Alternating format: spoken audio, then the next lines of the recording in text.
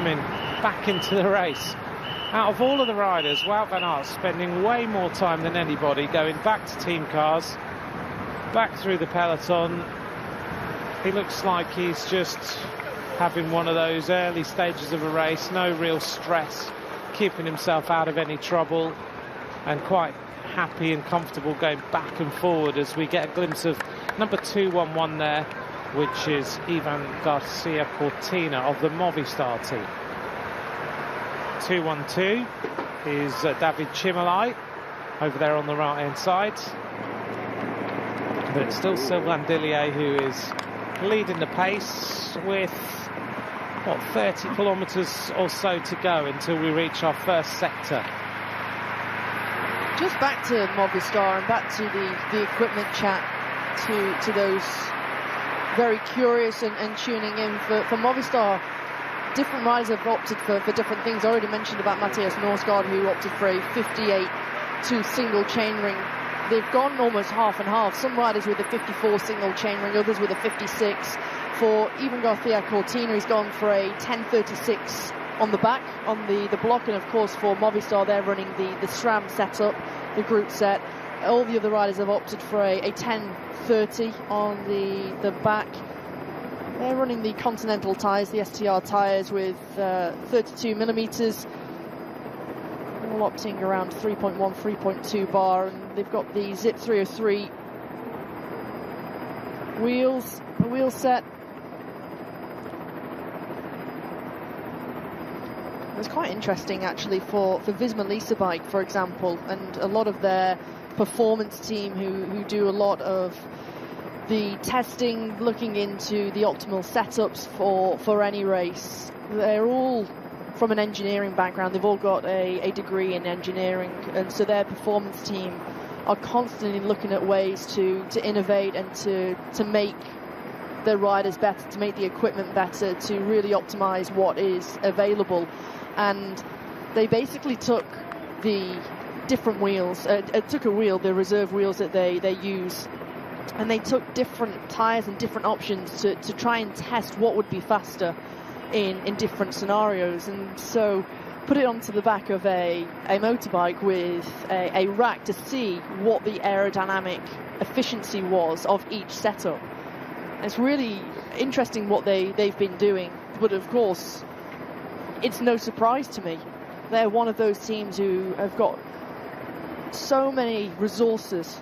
They've got so many employees within their setup, and I think one of the biggest in terms of employees within a team. And you take a look at their service course, and it's absolutely immaculate. It's incredible what they've been able to create and what they've built. We always talk about Formula One teams and the way that their headquarters are set up and how they're sparkling and all this research and development, and there's millions of dollars going into them.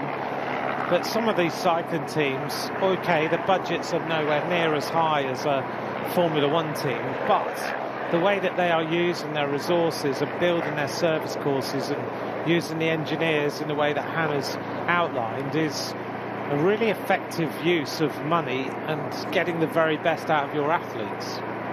And it's no surprise if you want to be one of the best teams in the world and you want to win the big races. And of course, for the last few years, their big focus has been on winning the Tour de France with Jonas Vingegaard. But of course, they've got several and lots of other riders, and they've won so many different races. They've won the Giro d'Italia with Primož Roglic. They've won the Vuelta a España with Sepp Kuss. Of course, Primož has won the Vuelta on several occasions when he was with what was then Jumbo Visma. And it comes as no surprise that this team leave no stone unturned. When you take a look at their performance side of the team in terms of their nutrition, for example, they've got the Food Coach app that they developed alongside Jumbo, which is a supermarket, a Dutch supermarket. They created an app specifically for the team, and so there's constantly innovating, and it really shows. As we just get a glimpse there of Mike Turnison, former top world cyclocross rider in the same vein as Wout van Aert and Mathieu van der Poel and others. Under 23 world cyclocross champion Mike Teunissen. He was the winner of the Paris-Roubaix Espoirs a few years back, so okay, very different to the elite race, but nevertheless, it's still an indication of what someone can do when they get into the elite ranks. That year he won. It was Bas Tietema, who now owns the Unibet Tietema Rockets, who was third. He was on the podium that year. But Mike Teunissen, he's one of those riders who's been a part of that Visma Lease a Bike setup. Absolutely. His yellow jersey in the Tour de France. He's won a stage in the Tour de France. Yep. On that day when Dylan Groenewegen crashed at the bottom of that drag up towards the finish, and Teunissen just turned everything around for the team of Jumbo at the time. Took the yellow jersey. This is this indication of these rolling roads. You can just see how fast downhill it is there. And the Red Bull Bora Hansgrohe riders wearing unique helmets for today. So are the team of VF. They're wearing some unique helmets, a different design that you can see today on some of their riders. Maybe not all of their riders choosing to wear it. But we're still at 3:06 and we are closing in on our first sector of Pavé. So you've probably got time to make one little cup of coffee if you're looking for one. And then you need to be back seated in front of your screens, because we are 23 kilometres now from the first sector of Pavé. This has gone extremely quickly, Hannah. Is there anyone else we need to mention? We've talked about Ganna, we talked about Pogačar, we talked about Pedersen, Mathieu van der Poel, Jasper Philipsen, Stefan Kung. Is there an outsider? Is there someone in here who could win this race that we haven't mentioned yet? Taking a look down, Max Walscheid. I'm curious how he will go. These kind of cobbles and this type of parkour suits him far better than some of the lumpier classics. Yep. In this early part of the season, he rides for Team Jayco AlUla, the 31-year-old German rider. Turgis, watch out for him. You never know if he can spring a surprise. Yves Lampaert of Soudal Quickstep. He's been in a potential winning move in the past, and that was only a couple of years ago where he got taken out by a spectator on the penultimate sector. And so for me, Yves Lampaert, the Belgian, he could have a good race. Finished on the podium before, hasn't he? 2019? Yeah, was that the year when Philippe Gilbert won? Yes. Yeah, 29. That was the last time that Soudal Quickstep won this race. Absolutely. So Lampaert, why not? Dylan van Baarle, can he win today? There he is on the screen wearing number 31. He's got the Aero hat on today. He won this race solo. The last three editions have been won solo by him, by Mathieu van der Poel, of course. And Van Baarle just rode into the velodrome completely on his own, took the victory for the team of Ineos Grenadiers that time, riding 19.5 kilometres solo, beating Wout van Aert and Stefan Kung. Outside of the others that you've mentioned, Lidl Trek, Jasper Stuyven, he's got a 100% finish record here. He's ridden 9 times at Paris-Roubaix. He's finished 9 times. He's in the form of his life, in my opinion. Yeah, You've seen good. How he does look. He looks fantastic. How Jonathan Milan might go, another rider too, as a real outsider for me. If things potentially don't go well at UAE Team Emirates Exergy with Tadej Pogačar, look out for Niels Pollitt. He's finished on the podium here, the German rider. He's finished 4th, as well as Florian Vermeers. He's been on the podium. Tim Wellens, no reason why he can't do a good race here. But of course, as we mentioned earlier on, at UAE Team Emirates Exergy, they've got a very different type of strategy, and they're one of the few teams who will have one outright leader. Jasper Philipsen as well for Alpecin Deceuninck. Absolutely. Watch out for him. He's had a bit of a turbulent spring, injury, illness. I think he's back on good form now, and of course he's been second the last 2 years behind his teammate Mathieu van der Poel. What about Tim Merlier? Tim Merlier is an interesting one, the European champion. He's coming from cyclocross. You can just see him now, actually, in the white jersey. He's just between the riders of his team of Soudal Quickstep and Picnic PostNL there. You can just see the former Belgian champion's stripes on the cuffs of his sleeve. he comes from cyclocross, and so there's no reason, particularly in these kind of conditions, Anthony, where the weather's been changing throughout the night, where there's no reason why he can't thrive today. You know, he's been one of the top cyclocross riders. For me, he's in good form. He won Schkelder Prize for a 5th time on Wednesday. Again, very different type of race. Shows the form is good. He's very motivated to be here and do a good race, but I think for him, realistically, if they were to come in and get a top 5 or a top 10, Soudal Quickstep will be happy. But I think he can, I do think he can be more ambitious than that. Because, as I say, on this type of terrain, these type of weather conditions where it's slick and it's greasy on the cobbles, it's chaotic, it almost suits him better than if it was dry. Rider down, this is Manlio Moro who is down, and that's a very big crash there. Michele Gazzoli is also down from XDS Astana. Wow, big crash there, and Moro looks like he may not be continuing now. Sliding off maybe in a corner, a touch of wheels, we didn't see the crash. Is he going to be able to get back on? He looks like he's lost a lot of skin on that left shoulder. And Hannah, this has caused a little bit, there's a sudden acceleration in this peloton. I mean, we've been going really quick, but there's a sudden race for that turn, and that's because right now they're starting to position the favourites to get ready for this first of 30 sectors. It's been averaging, and now we've still got the average of 52 kilometres per hour, but you saw moments before that crash happened, there was a lot of discussion. The riders from Alpecin-Deceuninck were looking across and saying, what are you doing? Why are you starting to move forward? There's a little bit of unease at the front of the peloton. So there's no surprise to me that with that comes nerves, comes crashes, everybody wanting to try and stay up towards the front. You see the way that the Ineos Grenadiers are riding as a bubble. So they've got Filippo Ganna, who is in the middle of that bubble there, number 41, and they're just protecting Ganna. Instead of riding as a team in one long line, which you can see, for example, Alpecin-Deceuninck are doing, and it means that Gianni Vermeers is sitting 6th, 7th row. For the Ineos Grenadiers, all of their team are sitting within the first 2 rows. Absolutely, yeah. And so in this chaotic fight, you're not losing any positions, you're not in that washing machine effect, you've got the control of the washing machine effect. Yeah, and you've got the riders like Ben Swift are so experienced at doing this.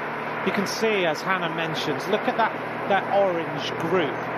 They're not riding in one line, they're riding in 2 lines. They tend to take either the far left or the far right hand side of the road. You very rarely see them ride right in the middle, and they are just surrounding their rider in a little bubble, as Hannah mentioned, just keeping him out of trouble and wholly dictating how that side of the peloton goes. It's quite a clever tactic by Ineos Grenadiers, and one that they adopt all of the time. And I know they've had loads of criticism, and I know everyone's said they're not the team they were, but teams ebb and flow and evolve, and this year you can't really criticise them too much. They've had 8 wins already this season in comparison to some of the other squads. I mean, for instance, Red Bull Bora Hansgrohe have got 1 more victory this season. Okay, UAE Team Emirates are way higher than everybody else. It looks like we've got a rider climbing off here, and this is the rider from the Cofidis team, Alexis Reynard, who looks like he's just got off. I think he's just having a bike change by the looks of things. Ah, okay. Let's see if he comes back in. Not far now until our first sector of Pavé. It's not too far away. It will be a 3-star difficulty at Troisville. We'll have covered 95.8 kilometres. And the first couple of sectors are 3-star before we go on to a 4-star sector. Now we see Tudor Pro Cycling coming to the front. Marco Haller up towards the front of the peloton, just putting himself in the right position. Right on the back, the team of Jaco Alula with Jelter Kreinsen.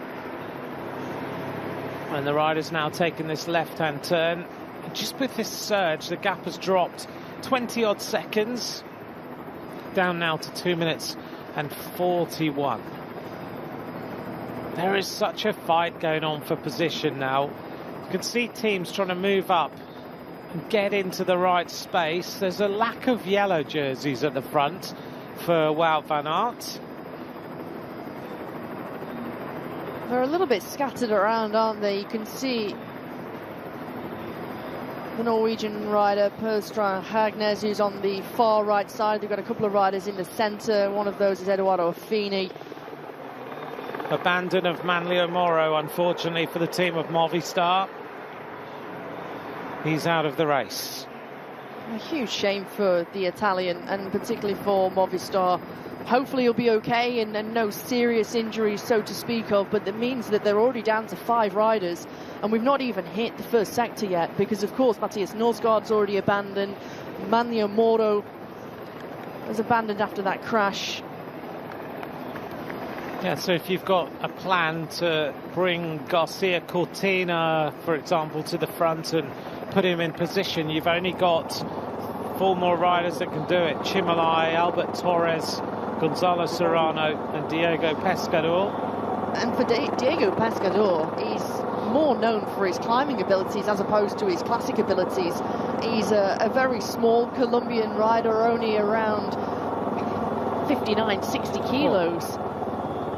But that's not to say he's not going to thrive. You take a look at Tadej Pogačar, for example, and you know, in terms of your body composition, it doesn't tell you everything.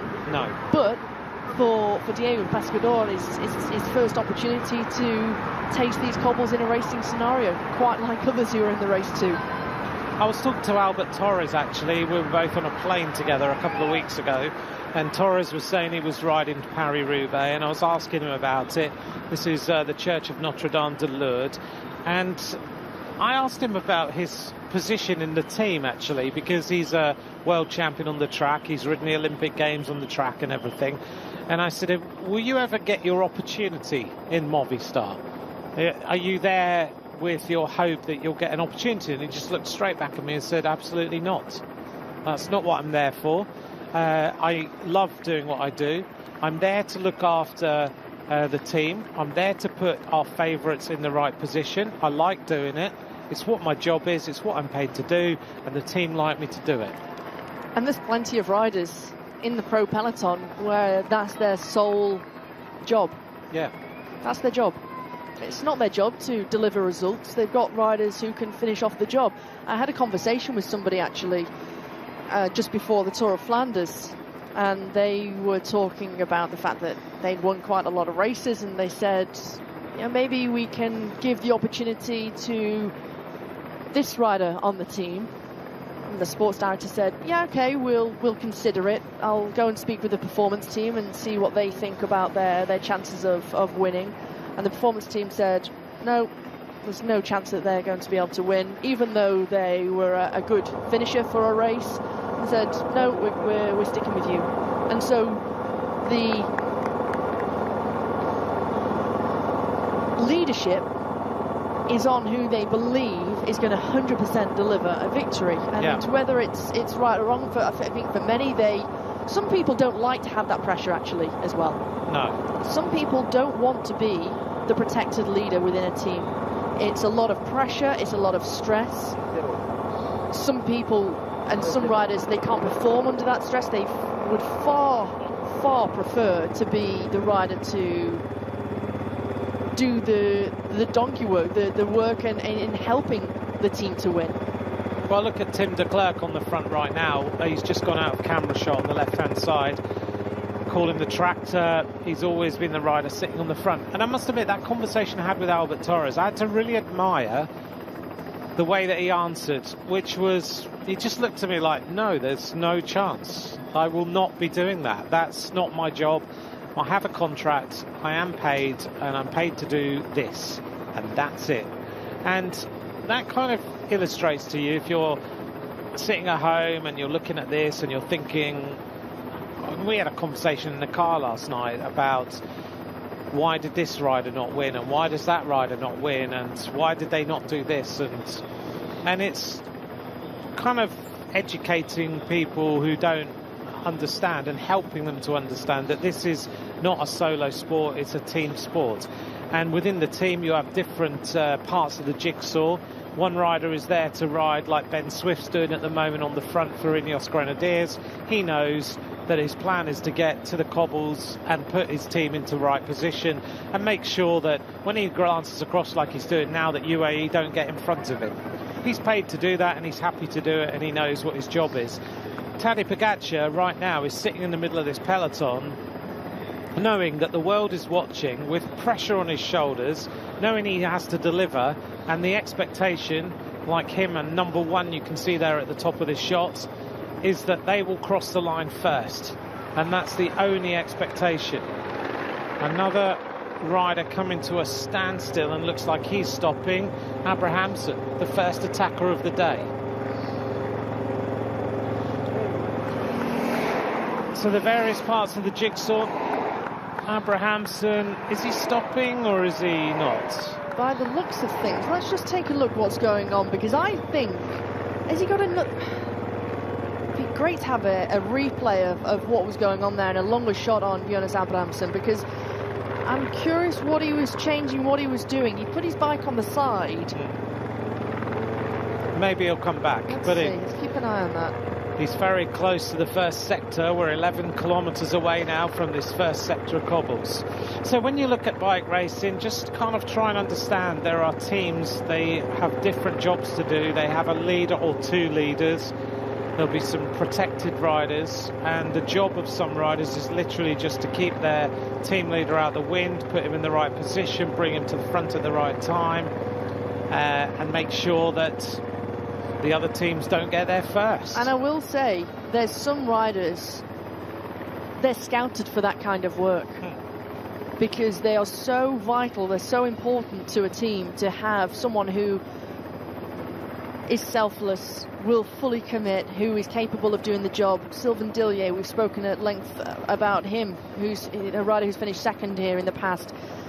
What he does for Mathieu van der Poel and Jasper Philipsen within Alpecin-de-Koning is nothing short of incredible. Without him on the team, they've got a big hole to fill when he retires. They do. Tim de Klerk, we see him on the front for Lidl Trek, for example, and you can see him here, the tractor. What he does for his team and what he's previously done when he was with Soudal Quickstep is nothing short of incredible. He's won a lot of races for those teams without being the rider to cross the line first. Absolutely. I remember he was in the Saudi Tour. He was in a position to win it, and I remember having a conversation with him, which was almost, he didn't really remember any scenario where he could win a bike race, and he wasn't really it wasn't in his comfort zone at all. His comfort zone is sitting on the front, towing this group along and setting a really high tempo. 2:49, lots of conversations going on. This is the group of 8 at the front. In the pink is Max Walker, British rider from EF Education Easy Post. Behind him is Zoe Lascano of the team of Red Bull Bora Hansgrohe. Kim Heidek is in here for Ineos Grenadiers. Marcus Holgaard, the Norwegian champion. Jasper de Bust of Lotto. Rory Townsend of Q36.5. And Abram Stockman of the team of Unibet Team Rockets. 172 kilometres to go. Still going along at well close to 50 kilometres an hour. The average speed is 52. The fastest ever edition of this race was last year, 47.802 kilometres an hour. And okay, we're at 52 at the moment. We will slow down when we reach the cobbles, but we might not slow down that much. Per Strand Hagenes coming back. Problem with his right hand.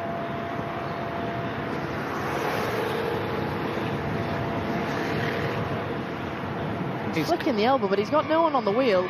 No, I wonder what's going on here for Per Strand Hagenes. What's happened to him? Oops. Oh, another Torres. Crash, Torres. Oh, dear me. This is disaster. Per Strand Hagenes was involved in that crash. You just saw him on the bridge.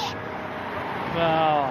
This is disaster for Movistar and for Visma Leasebike to lose someone as strong as Per Strand Hagenes at this point, having to chase right now. And look, the convoy is just going straight past. He's got no cars to use the bumper of as of yet. Problem up ahead on the left side. Problem on the left as well. Another big crash of a rider. A couple of riders down. And a number of riders have hit the deck. Mohoric. Is that Mohoric? Mohoric is down.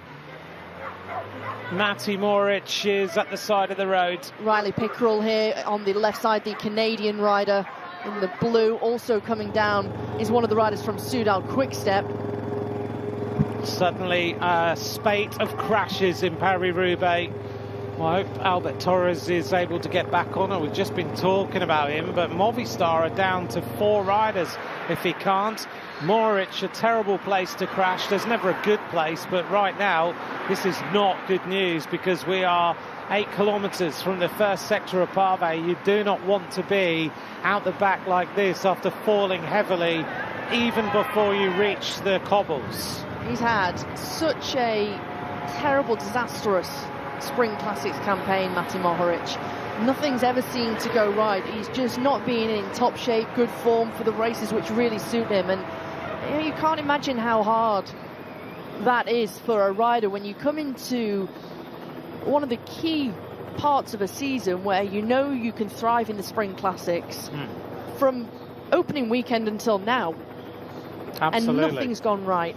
It doesn't matter whether it's Mohoric or otherwise.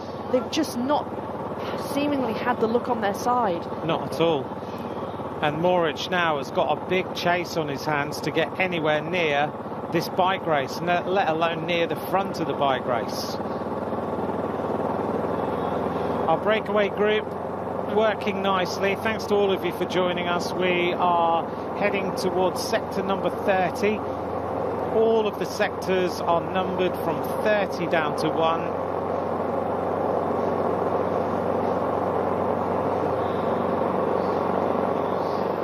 And here come the team of Visma Leasebike, bringing Wout van Aert back into the race again. Now, is this a bike change for Wout van Aert, or has he just got himself ready for action? Is that Hagenes? I think he's just joined up with him as well. Also there is Nicholas Behrens, the under-23 road race world champion from last year in Zurich.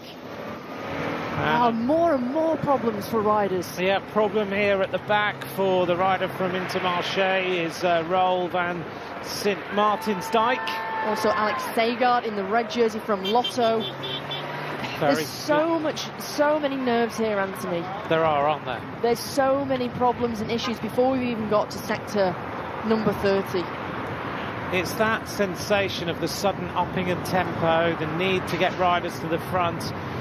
Riders are on their limits already in some cases. Well, they are. Look at Roel Sint Maartensdijk. The way that his body language, okay, he's been involved in an incident right now, but look at where the peloton is. 500 metres up the road. And for these riders, if you can imagine, you've got 25 teams as Wout van Aert, Nicholas Behrens and Per Strand Hagenes make their way to the back of the peloton. Dylan van Baarle on the right side, number 31.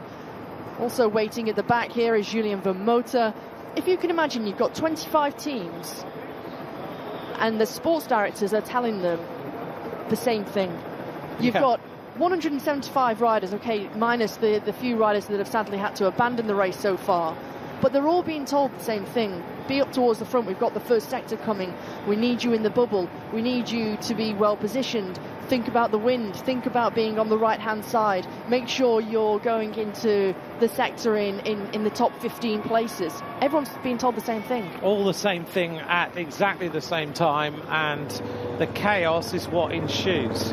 Tadej Pogačar, I just noticed, sprinting flat out on the right-hand side of this peloton, the left-hand side as we look, in the wheels of all his team. They're riding in a bubble. Wellens trying to move one of the Tudor Pro Cycling riders out of the way. Right-hand side is Ineos with Ganna. Ganna has literally been eating constantly since the start of this race. He is putting so much fuel in, Ganna, to just keep himself at the very highest level. I think he feels like today is the day. He is looking after himself, riding small gear, just spinning along. Tim Wellens not happy with that just then. No. From the rider from Alpecin-Deceuninck. That's Oscar Riesebeek, the Dutchman, who's just taking a drink right now. The fact that he's come on the right-hand side, had to bunny hop onto the road. And Wellens not happy with that. You'll see a little bit of discussion here. A few probably choice words exchanged. Our breakaway group is 3 minutes up the road. Kim Heiduk, Oya Lascano, Marcus Holgaard, Jonas Rutsch, Max Walker, Jasper de Bus, Roy Townsend, Abraham Stockman, and Jack Rootkin-Gray goes out of the back right now. Just trying to get himself back in. I saw an interview with Jack Rootkin-Gray yesterday, and he said this is the one bike race that he's actually a bit scared of. Really talented young rider, finished 4th in the under-23 World Road Race Championships. It looks like he's had a mechanical or something, because he is fighting his way back in on the car convoy, and we are about to get ready for the cobbles. When you take a look at this helicopter shot and you see how compact it is and how hard it is to try and move through the peloton at this point, because everybody's wanting to try and hold their position, nobody's wanting to give an inch to anybody, hence why we're seeing riders try and use the outside. And you can see here the rider from Decathlon Étoile Mondiale, who's sitting around halfway down the bunch right now, constantly taking a look around the right hand side. Also the rider there from Soudal Quickstep who's trying to move up. That looks like it's Bert van Leeuwenhoek. Albert Torres has abandoned as well for Movistar. They're having a dreadful day, unfortunately. 4 riders left in the Movistar team. Real shame for Movistar. Talking of crashes, Wout van Aert was involved in that crash with Matti Mohoric, although we didn't see him down on the ground. He must have been involved in it, maybe come down, but it was a very quick getaway, because of course we were following a previous crash from that at that point. So hopefully and that does explain why Wout van Aert at that point was being brought back. Well, let's hope he's okay and he's safely back in. We just saw the regulator just trying to dictate what happens with the traffic here to get everybody in. We are about to get to Troisville, and we are going to go on to our first sector. Sector number 30, counting down to number 1. A 3-star sector coming up after 95.8 kilometers of racing. Ineos Grenadiers with Ben Swift, left-hand side Milano looking after the interests of Pogacar, Riesebeek looking after Mathieu van der Poel and Jasper Philipsen, who sit second and third wheel behind the Alpecin-Deceuninck team. Meanwhile, this group of riders are going to have a nice ride onto the cobbles, because they've been on the attack for most of the race. The average speed right now is still well over 50, or just up at 50 kilometers an hour, 52, as we make our way towards our first sector, which is absolutely incredible. And we've got 1,000 meters until we reach it. It's certainly a lot nicer being in this breakaway once you go onto those first sectors, as opposed to being in a peloton where you're fighting, you're jostling, it's chaos. There's a lot of shouting going on, everybody trying to move themselves forward, move themselves up, keep the position. There's so much going on, and you'll see it from the helicopter shots how different it is from carrying the speed if you enter the sector first, or if you're in 50th position, and how you're having to avoid the absolute carnage that's about to ensue. It's incredible, this bike race, and if you've never watched it before, you're about to see something that is completely unique.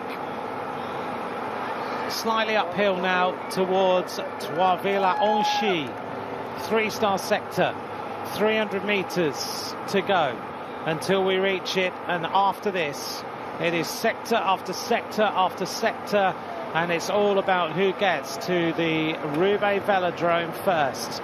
Who is going to win this 122nd edition of the Paris-Roubaix?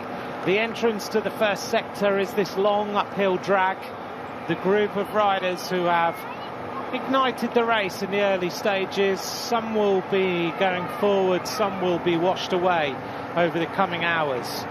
But as we turn this corner, we get ready, because we welcome you to hell.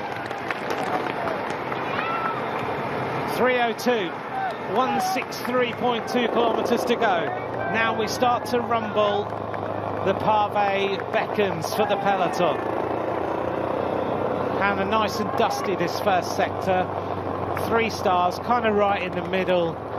A little bit of grass left and right, and no real indication of the rain of overnight. I think we've had, what, 4 hours, 5 hours without any rain, and with this kind of wind, it's dried it out somewhat. Other sectors aren't going to be as friendly.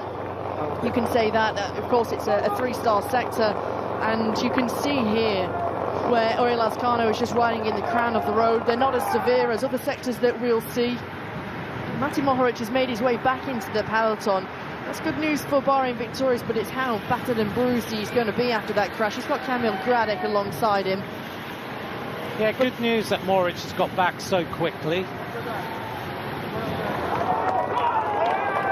1,300 metres to go on this first 2.2 kilometre sector. You can see Lazcano riding well. You can see the time marks where the front cars have already gone across this sector, and the tyre tracks that they've left. And if you can imagine that for yesterday, when it had big crash. Big crash now. A load of riders have hit the deck. Riley Sheehan is down for the team of Israel Premier Tech. Also down is Jasper Stuyven. Stuyven has hit the deck for leader. Oh, and another huge crash. And it's Jasper Philipsen who's fallen. Dear me. Also one rider from Red Bull Bora, Hans Grohe. Another crash. They're sliding out here on this corner. And one rider from XDS, Astana, has just come round. Oh, and another crash. Bob Donaldson caught up from Jaco Alula. Also Max Walscheid. Not good news for Stuyven, not good news for Walscheid. And this doesn't look good for Jasper Stuyven, and it is a wet turn. And of course, so far, look at the way that these riders just slid out. Look at Jasper Stuyven, the way he slid out on that turn. Deary me. And you can see how it's patchy, dry and wet roads as well. Yeah. That was purely just down to speed, sliding out. It's just absolutely chaos, but you can see how quickly your race can change. Ben Turner on the front as he hits the sector first for the Ineos Grenadiers. Well, Hannah, we've been talking, haven't we? Overnight, it poured with rain here. And yeah, the cobbles are dry, but as you indicated, there's little bits of mud and slippy sections, but you can't come that hot into wet corners. We all know that. But what are you going to do? There's You're carrying the speed. What are you going to do? You've been fighting for that position for the last 20 kilometres, and to hold that position, and of course you've had the big fight anyway throughout the whole race, and you're not going to go into that sector and think, okay, I'm going to start to break here. Normally, ordinarily, you'd be able to get around that corner, no problem. Yeah. We've seen how it's dusty. There's a lot of dust on the roads. Of course, since it's rained, you've had the patchy wet and dry roads, but also you've got a lot less pressure in the tyres than you'd normally have. So you've got 50 psi, whereas ordinarily you'd have maybe 75. It's very, very different. It's just, sadly, one of these racing situations, racing scenarios. Looks like being on an ice rink there. The amount. Oh, and a problem for Ganna. Ganna has a big issue. Ganna is going backwards so fast, it looks like he's just put an anchor on. But look at the difference now. You can see that's Ben Turner on the right-hand side who's speaking into the radio because he knows what's happening, and he's the perfect rider to have a bike change here with Filippo Ganna. So if Ganna can get to Ben Turner right now, they can have a bike change, they can swap, Ganna can get onto Ben Turner's bike, and then they can sort the situation afterwards. This is also not good news for Tadej Pogačar. The fact that Tim Wellens is at the back of this group, and look at how this sector's changed. There's so much mud, grit, grime that is on the cobbles right now, and look where Tadej Pogačar is sitting, the world champion in his first attempt at Paris-Roubaix. And look how he's just making this look effortless. He does look effortless, the way Pogačar is riding. So on the front is Dillier, Josh Tarling, Tadej Pogačar, Mathieu van der Poel.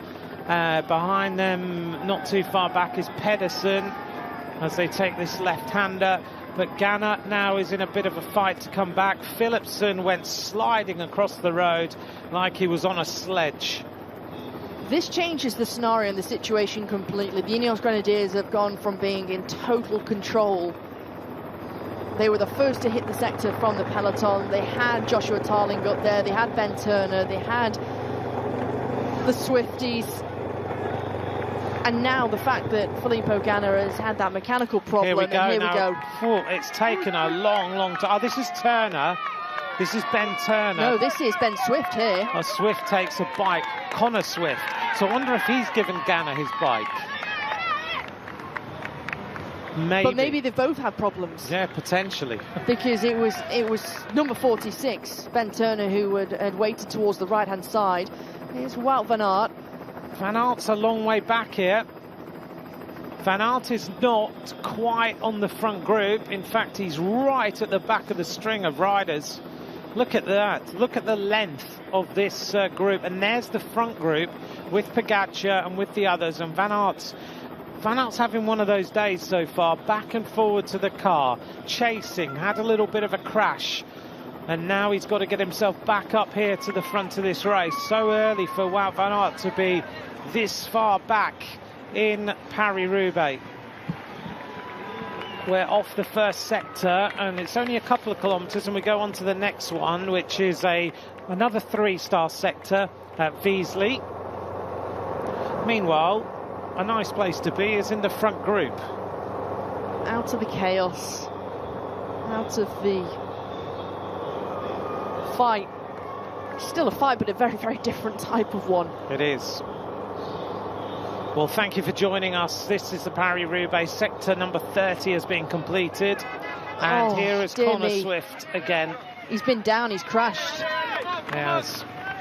Not his. Suddenly Ineos have gone from the front of this peloton to nothing. They've got Tarling up there. Tarling is with Sam Watson, who's riding with him. But they're going to be a little bit of a general regroupment as this group settles down before they get onto sector number 29. Right up towards the front, Hannah, I'm just going to mention at the end of the first sector of Pavé, the youngest rider in the race, the revelation of the season so far, are riding alongside Tadej Pogačar, Matty Brennan. As Pogačar looks at him and almost has a second glance thinking, hang on a minute, I've read about you somewhere. Not surprised. He's had a wonderful season. It was never on his programme to be doing Paris-Roubaix in his first year as a professional, but his performances, particularly at GP Denain, which is known as a mini Roubaix, takes on several sectors of Paris-Roubaix itself. He won that pretty convincingly, and that turned some heads. He already had a couple of victories at 0.2 level, which is the lowest level of UCI racing. He went to GP Denain, he won that, he beat some big names, and then he went to Volta Catalunya and won stages there. He could have won every stage he felt like winning at Catalunya. I was there and it was incredible. We're going on to sector 29 now. This is Wiesly, and this is a 1.8 kilometre section, a 3-star before we go on to a 4-star. Big crowd at the entrance to this as our front group of 8 make their way safely onto that sector, led by Jonas Ruch, and just setting a nice tempo. It's very dry out here.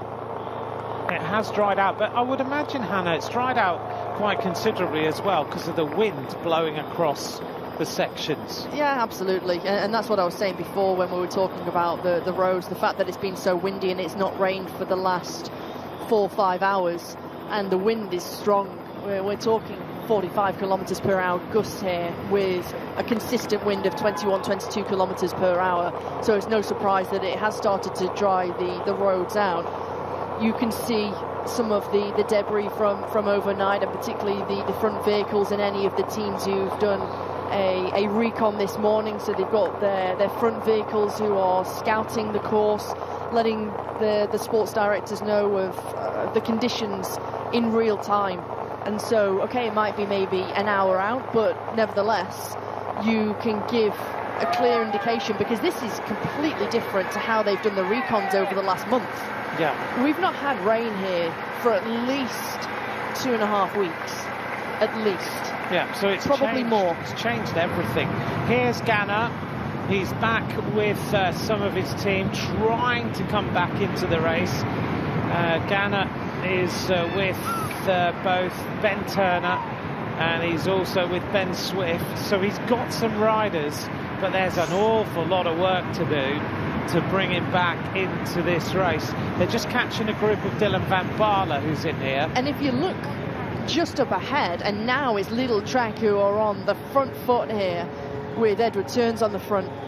They've got a lot of work to do, the Ineos Grenadiers, and they've got to be careful to be on the bumper of their team car for such a long period of time. We've seen it before, and we saw it last year. The UCI commissaires, they're not afraid to disqualify a rider immediately from the race. No, absolutely. The Big Brother truck is in the television compound, which is just behind us. It's wired up, taking all the TV feeds and everything else that it requires, and they will take action if they need to. Lidl Trek pushing on with Mads Pedersen sitting in there nice and comfortably, looking pretty good so far, Pedersen. Pogačar moves up on the wheel of Mathieu van der Poel. Now, this does change the scenario, doesn't it, with as we go on to sector 29 for Alpecin-Deceuninck, because in the last editions Van der Poel's been able to play the card of Jasper Philipsen, and Philipsen's been able to do the same, whereas now there is the Jasper Philipsen. We've seen him crash and we haven't seen him come back, as the team of Uno X with Varenskold now hit the front. Pogačar sitting very close to the front, Tarling sitting on his wheel, and a kind of general regroupment behind as we see a number of riders have come back. But Lidl Trek clearly want to look after Pedersen and force this pace a little bit. But take a look at the gap. There's almost a minute between the group, the peloton, and Filippo Ganna, and there's several other riders who are also distanced. Of course, we haven't seen Jasper Philipsen as to where he is, and so right now Lidl Trek are on the front foot. They've got several riders there. They've got Jonathan Milan, they've got Dan Holer, they've got Edward Turns, Mads Pedersen. They're in a good place, and they want to be up towards the front. They don't want to be sitting in 20th, 30th place right now. They want to be out of any potential chaos. This is the first of our 4-star sectors now. This is 3.7 kilometres in length. We're at Cuivy now, at Saint-Piton. 3.4 kilometres. Jasper de Bust is the rider on the front of the peloton. They are just ripping their way across these cobbles. 52 kilometres an hour, slightly downhill at that sector, and then now they start to drag uphill with a bit of grass in the middle to add a little bit more slippiness under the tyres. And Jasper de Bust just setting a nice tempo for the leading group. Ganna is almost a minute now behind this peloton, so it looks like Ineos are going to have to completely change the plan and start to just think about Tarling and Sam Watson, or otherwise this race is over for Ineos Grenadiers. They have to act fast, they have to think fast. The riders also have to use their instinct and just use their racing knowledge to think, okay, we need to stay here. We'll send the two Swift cousins back to try and help Filippo Ganna. They've of course got Kim Hajduk, who's in the front group, so he isn't able to do something at the moment because they've got the bases covered in the breakaway. Ganna, Connor Swift and Ben Swift are back along, of course, with Connor Swift. He suffered that crash. Ben Turner's with them, sorry, because Connor Swift was one of the riders who had a bike change and then crashed afterwards, so he's not with Ganna right now. It just shows how quickly things can change, and when you see how fast they take these cobble sectors on, it's so hard to replicate the speed in a recon, in training, to be going across these sectors at 45 kilometers per hour, 50 kilometers per hour. So you'll see when they've done the recons, and we've seen with Mads Pedersen over the last couple of years, he's used a quad bike, for example, to try and ride behind the quad bike to emulate the speed that you'll do on the cobble sector. We've seen Tadej Pogačar use a motorbike in the build-up to Paris-Roubaix here. to try and get the speed that you would expect in a racing scenario. For example, Red Bull Bora Hansgrohe, they used a buggy, something that you'd see in the Dakar rally with their team. So with Jordi Meus and the Van Dijk brothers, for example, in trying to replicate the speed on the cobble sectors. It was really interesting to me that Red Bull had utilised their Red Bull team and their performance team with one of those kind of buggies that you'd see in the Dakar. That's a great innovation, though. I've just noticed a rider from Ineos Grenadiers at the side of the road having a wheel change, and I don't know which rider that was, but it looked to me like it could be Tarling, because he's no longer there. I think so, because Sam Watson's still there. He's sitting in front of the rider from Visma Lease Bike, Eduardo Affini. You can just see the rider from the Ineos Grenadiers there. If that is the case, Ineos Grenadiers race is completely unravelling, which is incredible that they've had so many punctures in the first couple of sectors of this race. And that's either they're using the wrong tyres, they've got the wrong tyre pressures on, or something is completely wrong in that setup. Look at Lidl Trek then, taking this on with Pedersen. Milan is on the wheel of Pedersen. Dan Hula setting a ferocious tempo. Got 151.5 kilometres to go. Look at the crowd here, Hannah.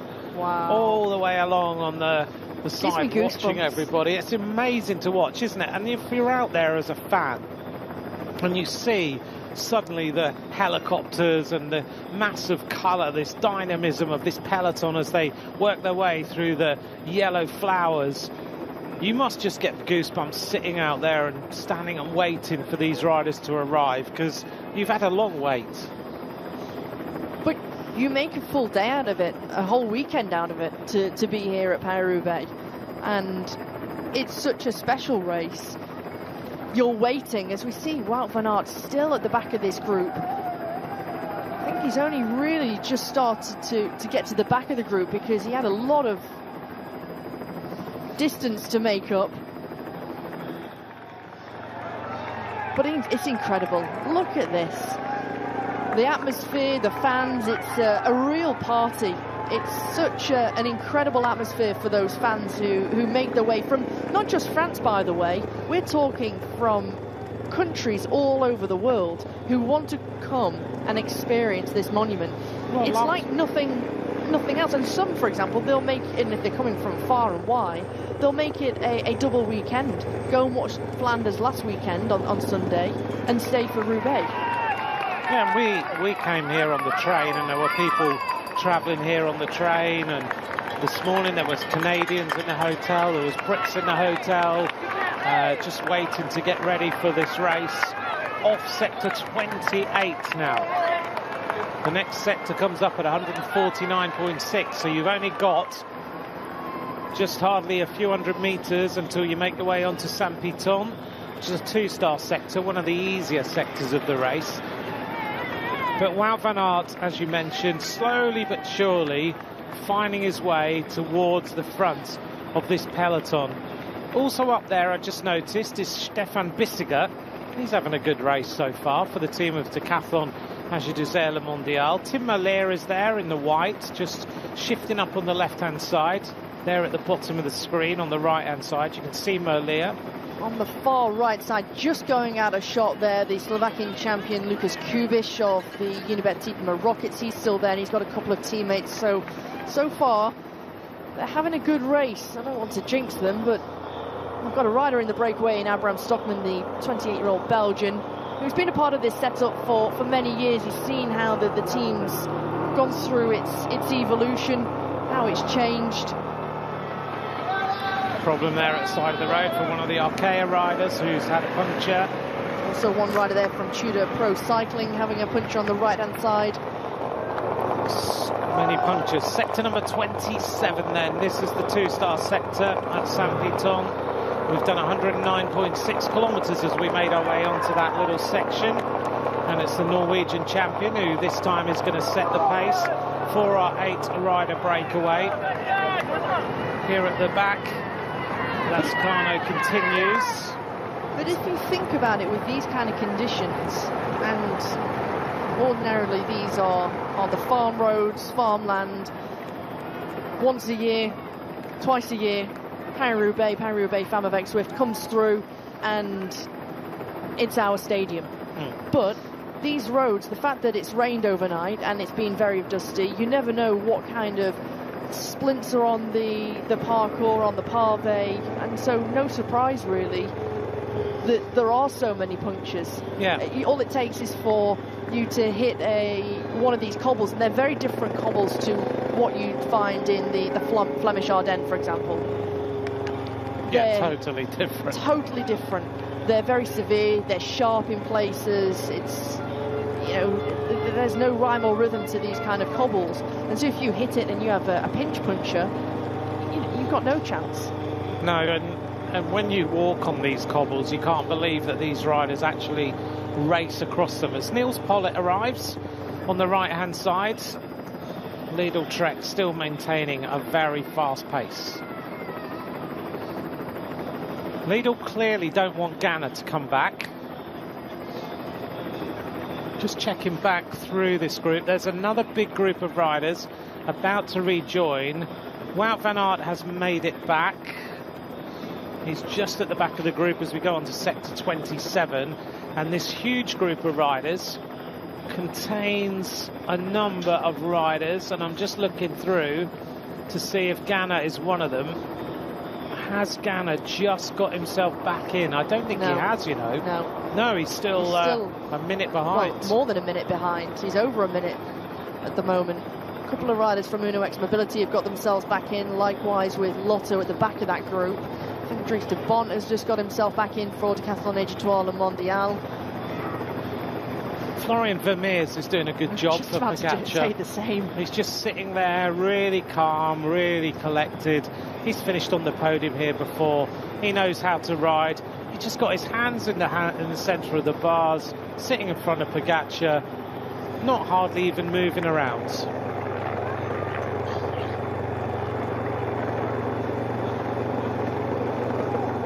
.9 kilometres to go. And then it's Lidl Trek with Pedersen, who have decided that they are going to take this race on very, very early.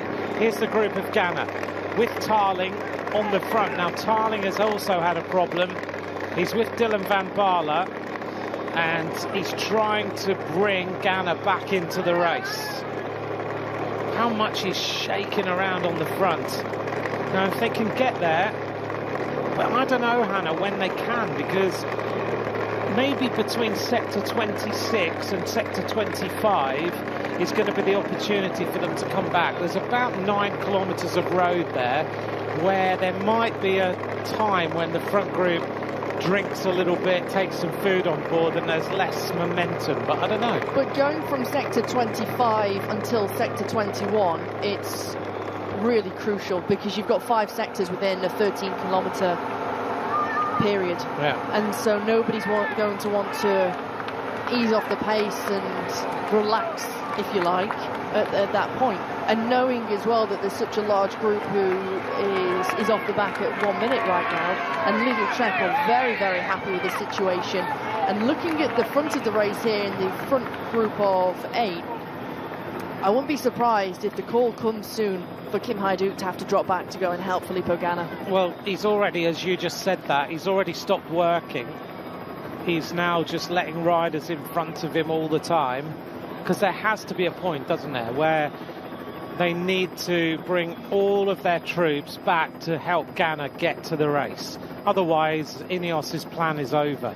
And with Tarling with him as well, they don't have any more options apart from Sam Watson, who's sitting in here. Now, Sam Watson is a very good bike rider. Very good.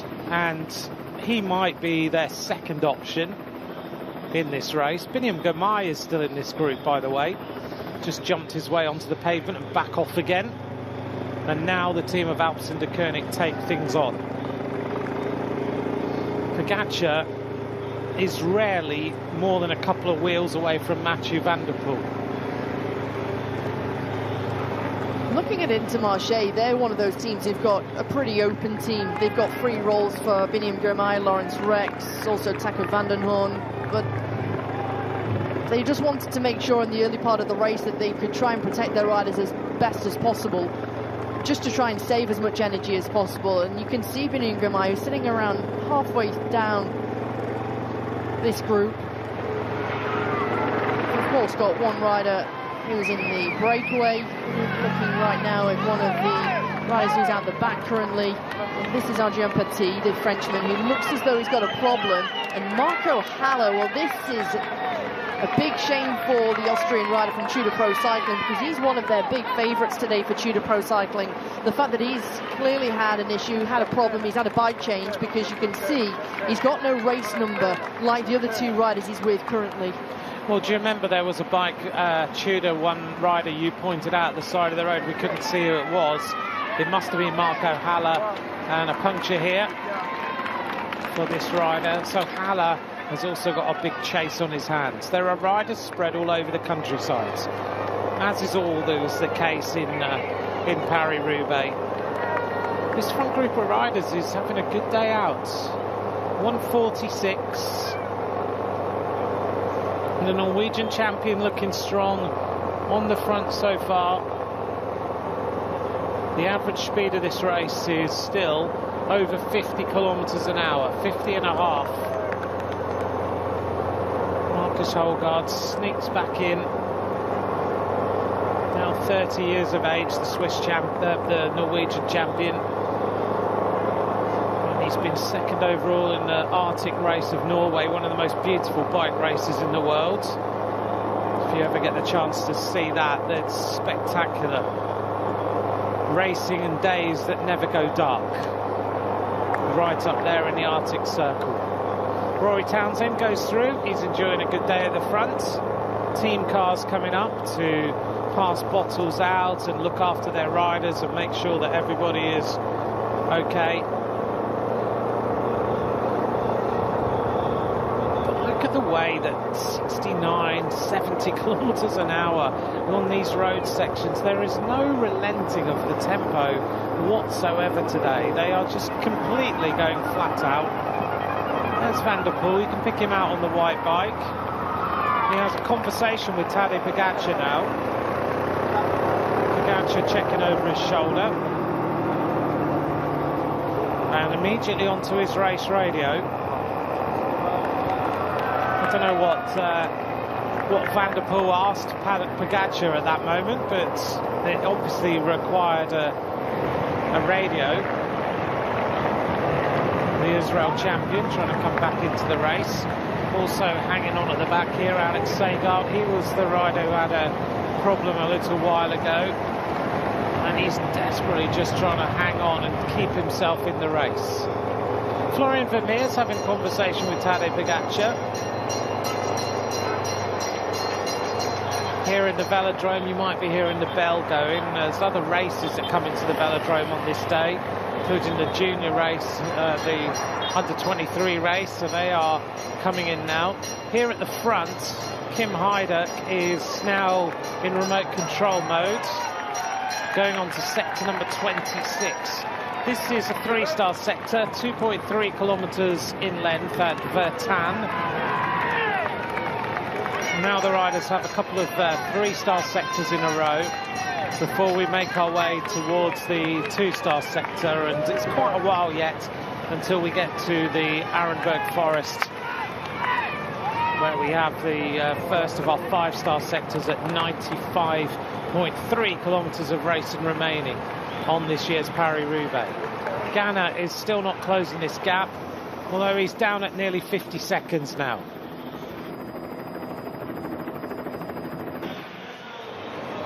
Here's Wout van Aert.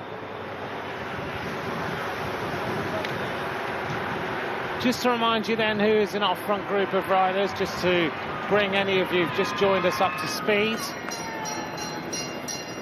Kim Heideck of Ineos Grenadiers, Oya Lascano of Red Bull Bora Hansgrohe, Marcus Holgaard, the Norwegian champion of Uno X Mobility. Jonas Ruge is also in there. Max Walker, Jasper de Bust, Rory Townsend and Abraham Stockman are the front group of riders. They've been on the attack for the majority of today's race so far.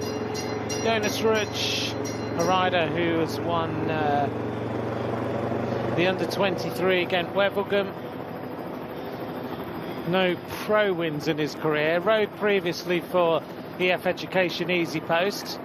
Has finished 11th in Paris-Roubaix back in 2021. Sector 26 for the peloton now.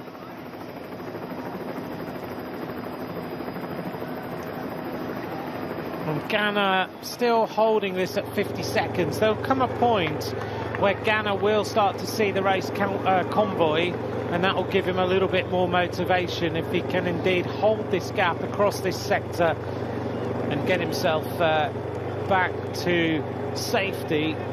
And that will bring back some of his teammates as well, because he's with Tarling, he's with the Swifts as well.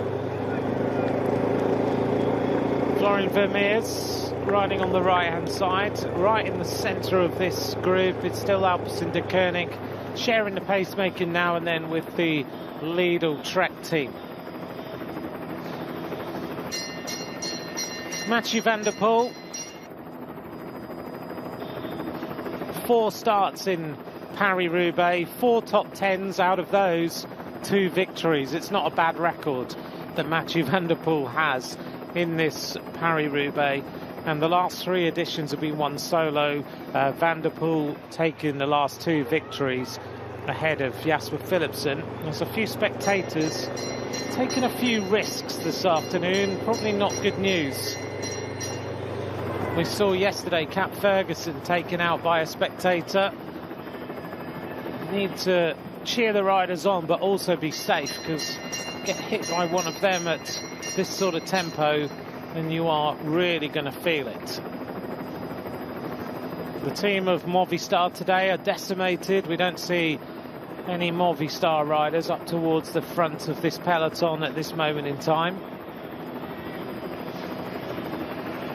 Well, thanks for joining us. If you'd like to keep in touch, at Spanner Walker, at Ant McCrossan. We've got 139 kilometres to go. This race is still going to write many more chapters on its way back into the Roubaix Velodrome. And Eduardo Affini having a problem, bumping that front wheel over the cobbles there. Decathlon Agi Desert Le Mondial are quite well represented at the front of this race right now. They're the team in the minty coloured kit with a light blue, and they've got some options for today's race. Bissegger's riding strongly. Oliver Naesen is up here too. Naesen has just renewed his contract for the next couple of seasons, but it may be that Bissegger and Naesen are their 2 big options to try and win today's race. Ed Toynes right at the back of the group, having done a huge amount of work, having a little bit of a bad patch. We've heard that Elmar Reinders of Jaco Alula, Ghana is coming back now. He's only and Philipsen is in the Ghana group. Only 20 seconds now between, maybe 30 seconds between them. We've heard that Elmar Reinders, as we see an attack at the front, and a bit of a move by the team of EF Education Easy Post. This is Colby Simmons. Well, he attacks to get a bottle and then doesn't get the bottle. Colby Simmons, right at the beginning of his career. The American rider decides, let's up the tempo a little bit more here, and makes a big move for the team of EF. Looks around. Decathlon Agi Desert a little bit further back with Bissegger, Alpecin de Koning up at the front. So we've heard Elmar Reinders of Jaco Alula has abandoned, also Bert van Leeberger of the team of Soudal Quickstep has abandoned, and we get our first shot for a while of the team of Ineos Grenadiers trying to close this gap desperately. There's a team time trial, and they've got a huge number of riders for company. So if they do bring this back, they're going to bring maybe 30, 40 riders back into the race, and that's the gap that they've got to close. And as everybody knows in Paris-Roubaix, never ever give up, because you just don't know what is going to happen. As we see an attack from Total Energy going off the front of this chasing group of riders. This is Anthony Turgis. Hannah Turgis now starting to up the pace. A rider who has done so well on the Sterati roads, and is good on the cobbles as well as he makes his way into this next turn. Yeah, good opportunity for Turgis, and as I said before, when I was speaking to Jeffrey Souk yesterday, Anthony Turgis' teammate, they wanted to make sure that they could look after him as much as possible, help him to save energy, but also they needed to anticipate the race, so they needed to be in front, and if they could get through the first half of the race by saving energy, and then start to do something before the, let's say, big five start to do something, then it would work well for Total Energy. And we saw already they were wanting to try and get themselves into the breakaway earlier on. They weren't able to do that. They missed the move. They were chasing valiantly. In the end, it didn't work, so they've had to just bide their time and get through these sectors. And so for Turgis right now, he just wants to try and have the sliding room at least, and to anticipate the race. You can see there Alex Segaert just passing his team car. It's not been good for Lotto, has it? Segaert, we saw already, he's been on the ground. He was in one of the crashes. 10 seconds for Turgis over the peloton currently. Alpecin-Deceuninck, well, they're very, very happy with the situation right now. There's nothing to worry about. Big crash, and several riders are caught up. Picnic Postinel with 2 riders down. 1 rider from Team Total Energy just holding his hip, and that's Alexis Brunel. Also Alexander Christopher of UNOX Mobility. 1 rider on the floor from Lidl Trek, and also caught up there is Artur Klukas. Look at this. Oh, dear me. Big crash. Arthijs de Vries was caught up of Unibet Tietmer Rockets on the right side. Just trying to avoid that was Joran Plumen. Went straight into the ditch. Here on the floor is Edward Turns of Lidl Trek. Lost a lot of skin on that shoulder. How things can change so quickly. Lukas Kubiš, the Slovakian champion, just riding alongside Mathieu van der Poel.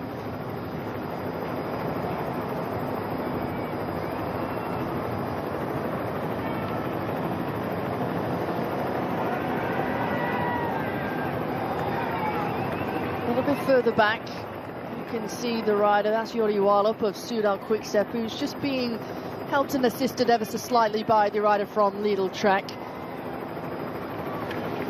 A little bit of discussing and chatting going on between Gianni Vermeers and Mathieu van der Poel. And never too far away is the world champion Tadej Pogačar in the rainbow stripes. Always to his right hand side is Florian Vermeers.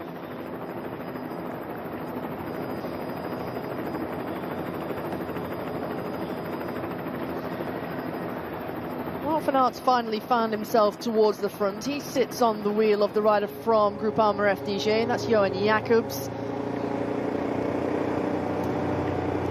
Just shows you how quickly this race ebbs and flows and how your look can change so quickly.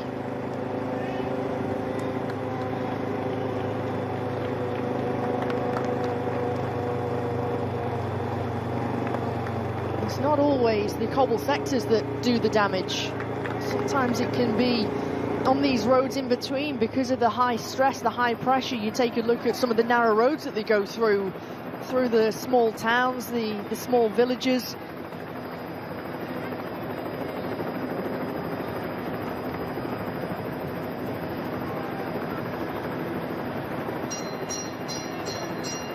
Around 20 seconds we're hearing on Radio Tour now, the gap between the peloton and that group containing Jasper Philipsen and Filippo Ganna.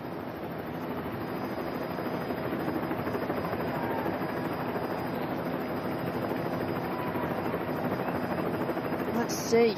Well, a reset from Radio Tour, 37 seconds.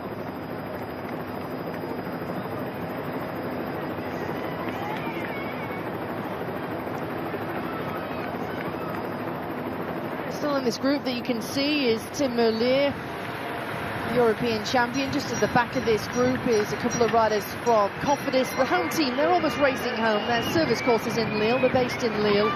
Number 123 here is Clement Izquierdo. He's also got the Belgian rider, that's Ludovic Robit, who's at the group just at the back here for Uno X Mobility, number 85, who you can see, and that is William Bloom-Levy.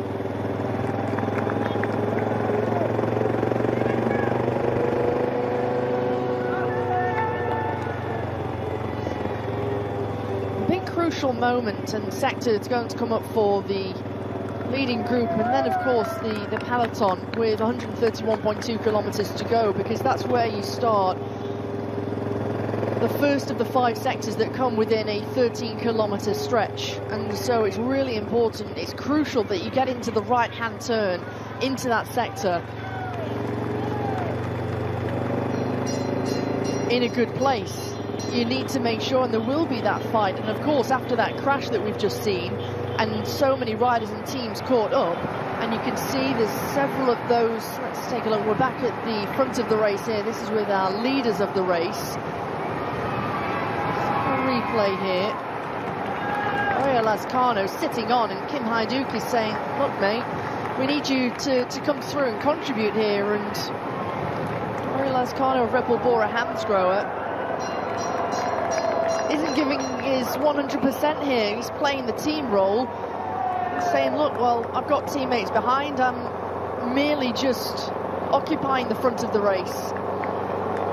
With 8 riders, and with Kim Hajduk, you would imagine not contributing all that much as well, the fact that the Ineos Grenadiers are completely on the back foot.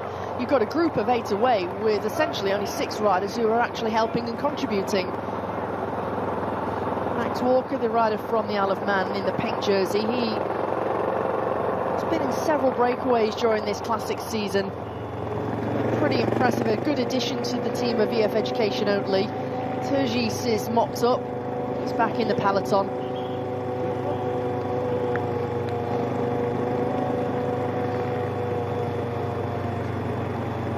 So stressful with the road furniture as well, particularly when you're going into a sector and you've got lots of traffic islands, the road furniture. Of course, you've got the security who are blowing the whistle. They've got the arrows to make the riders aware.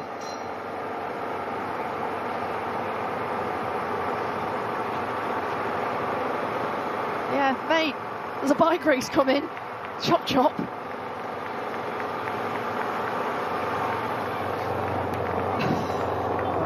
Rory Townsend on the front, the former Irish road race champion, flicks the elbow, hands over to Jesper de Boist, former European champion on the track. There's a large group that's about to rejoin. There's around 20 seconds between these 2 groups now, as we saw from that helicopter shot. So we could, in the next 5-10 kilometers or so, see a huge shift and change in this race. On to sector 25, the first of 5 sectors in this 13-kilometer stretch. Jasper de Boist in the red jersey. On the far left side, Oriol Lazcano in the group. Abraham Stockman goes on to the drops of his bars. The sector itself, as you can see, the cobbles in all its glory up close and personal. This sector, the 3-star sector, 1,600 meters long from Road to Quernang. Look at the vibrations. Hannah, I'm a little bit worried for the group of Ghana now, because my feeling was if they could get on before this sector on that road section, then it would be good news for them, but they're not quite there yet. And now, as you've just mentioned, all these sectors come so fast now that can they get this back, or is the chase of Ineos Grenadiers all in vain? They're so close. It's so close yet so far. I can't understate how hard this last little bit and this last push is going to be. You can see that the cars in the Shimano neutral service, they've found a place, a small little lay-by to pull over to allow the groups to come together so that the cars aren't in the way. It's so difficult. They've been chasing for such a long time, and we've already had such a difficult, hard race where you see the average of the race still at 50 kilometers per hour. Yeah, it's the fastest race in history so far. We'll see how it evolves. This is us coming on to that sector 25 with the group, and this is this 3-star sector. Pogačar still sitting at the front, tied to his wheel for a lot of the race is Matthew Brennan of the team of Wiesmann Leasebike, rumbling their way across with Jasper de Bust now in this front group at 45 kilometers an hour. You wonder how this race is going to start to shift and change over the coming kilometres with these sectors so close together, and whether Ganna can get there or whether Ineos have to just rely now on Sam Watson, who's at the front, and Kim Heideck, as you've been pointing out, now just not working at all, and having conversations with Lascano about which of those two is going to sit the last rider in the group. I don't blame them. If you've also got a scenario and a situation where you're on the back foot, you're not going to contribute all that much.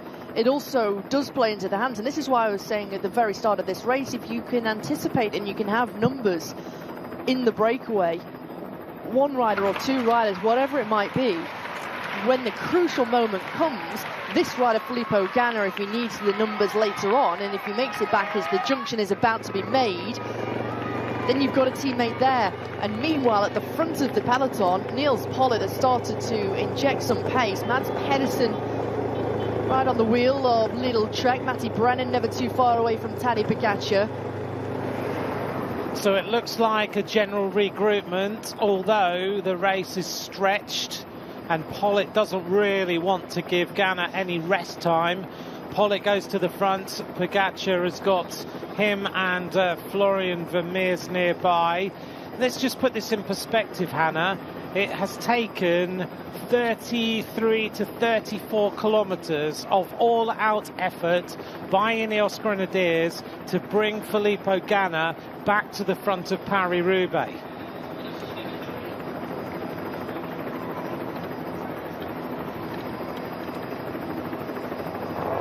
That's quite a long chase. It's substantial, of course it is. It's a long, long time. It's also a lot of energy, a lot of resources used up. There's a lot of mental stress.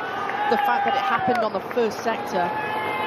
And this is the monument, this is the classic, the Spring Classic, that suits Filippo Ganna the best. He wasn't supposed to do the Tour of Flanders last week. He had such a good ride at E3 that I remember saying in commentary, the team should give him a shot at the Tour of Flanders. You never know what can happen. We've seen tall, strong riders win the Tour of Flanders in the past. You think to Alexander Kristoff, for example. Yeah. Well, it's not, oh dear me. Ben Turner off again at the side of the road, having just got back. They can't catch a break. Wout van Aert is the furthest up the peloton he has been since we left the start at 59.2 kilometres to go. He finally arrives alongside Mathieu van der Poel and Tadej Pogačar.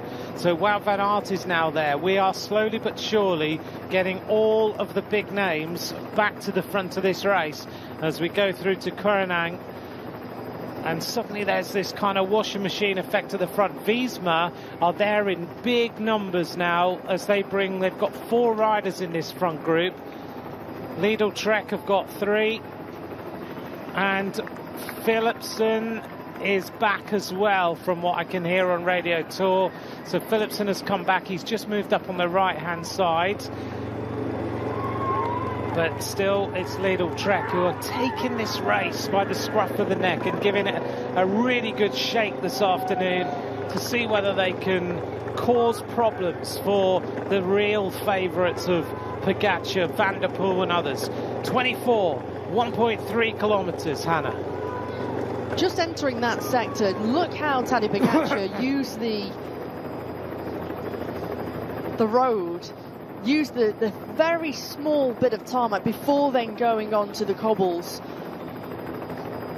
The way he's riding, the way he's positioning himself, the way that currently he's I don't want to say he's been doing it alone, because he's got a great strong team around him, but they ride very, very differently to other teams. They ride very differently to Lidl Trek, who move forward and they ride as a unit.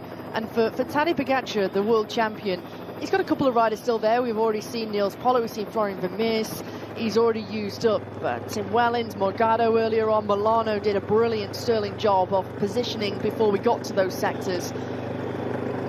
But you see the way he's just finessing these cobbles. Yeah, he looks easy, doesn't he? Easy. He does. He looks like he's ridden Paris-Roubaix about 10 times. Pogačar is just some bike rider. Oh, that's a massive crash. Hitting the deck is Nicholas Behrens again. And also down that time. What happened there? What on earth? Oh dear me. Sagan has a big crash and Behrens goes over the top. Sagan's having a bad day, isn't he? You can see the ridge between the cobbles and where the asphalt is, and where you've got this rough road where it's just shale. Sagan has only just come back after having a bike change, having chased for so long. He's already been caught up in a crash. That's at least the second crash he's been in. And he's got the front wheel caught. He's just gone flying, and Behrens has got nowhere to go. No. And that's a huge shame, because Behrens, we've seen already, he's done a great job for Visma Lease a Bike. Just shows you, though, in this race, why Pogačar is riding so near the front, because the nearer the front you can ride, the less issues you may encounter along your journey to the velodrome.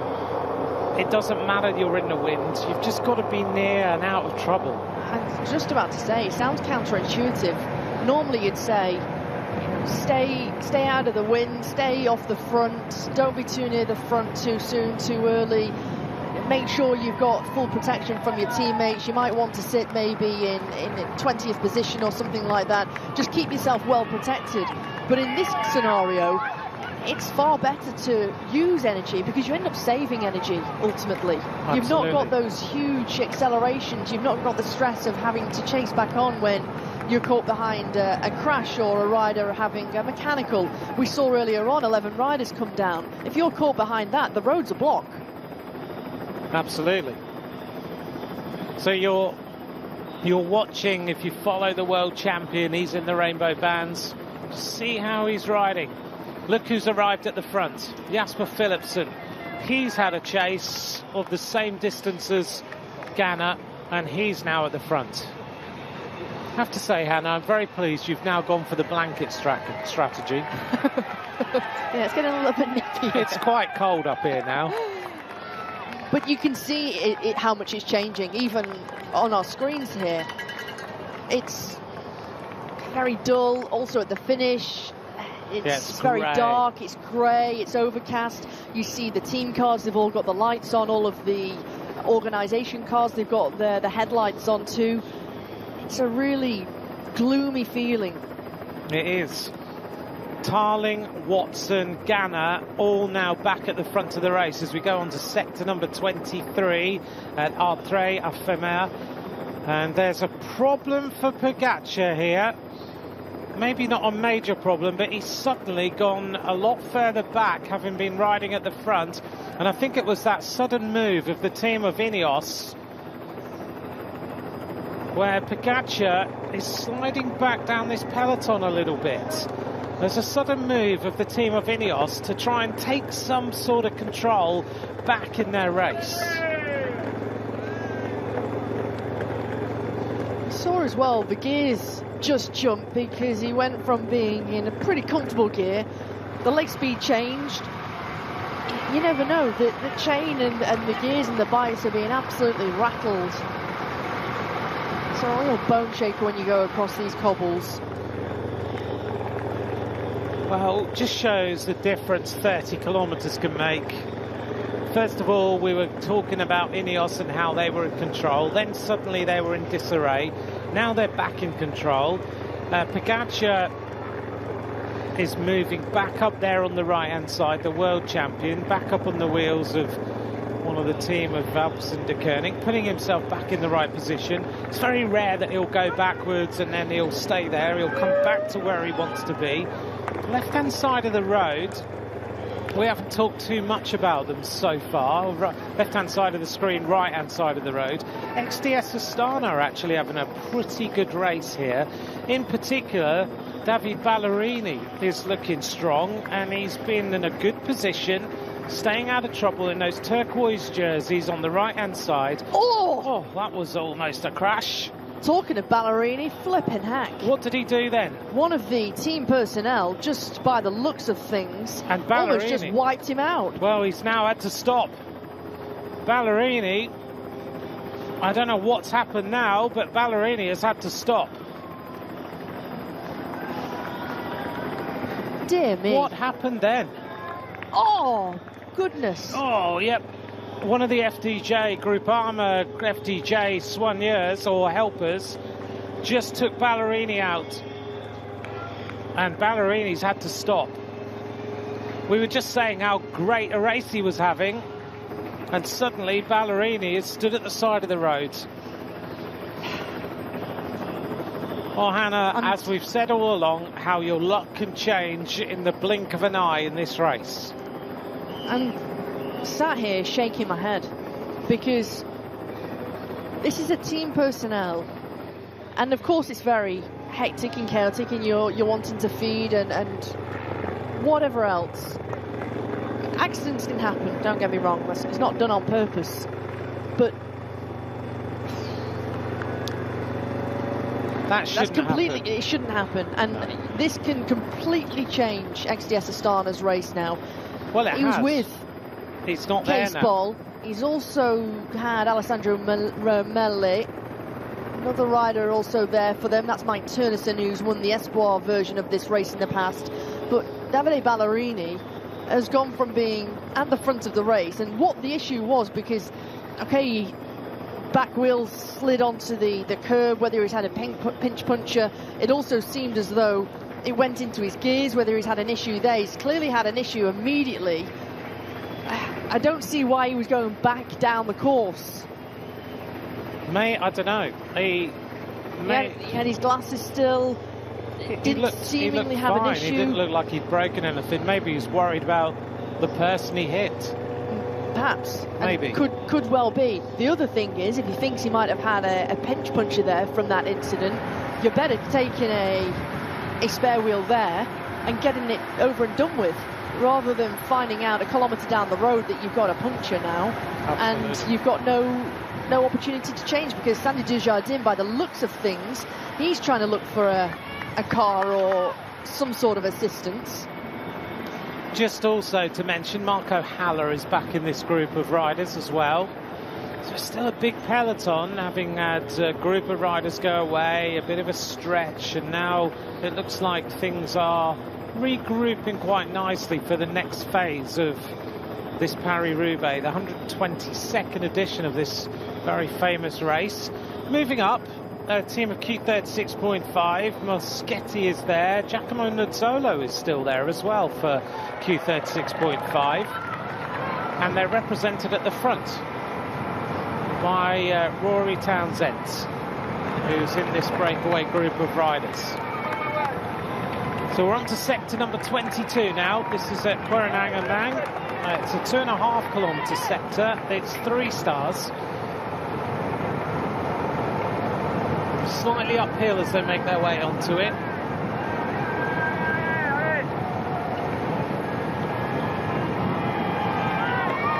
And let's run through this breakaway group for you, just to remember. Kim Heideck on the back in the colours of Ineos Grenadiers. Oya Lazcano.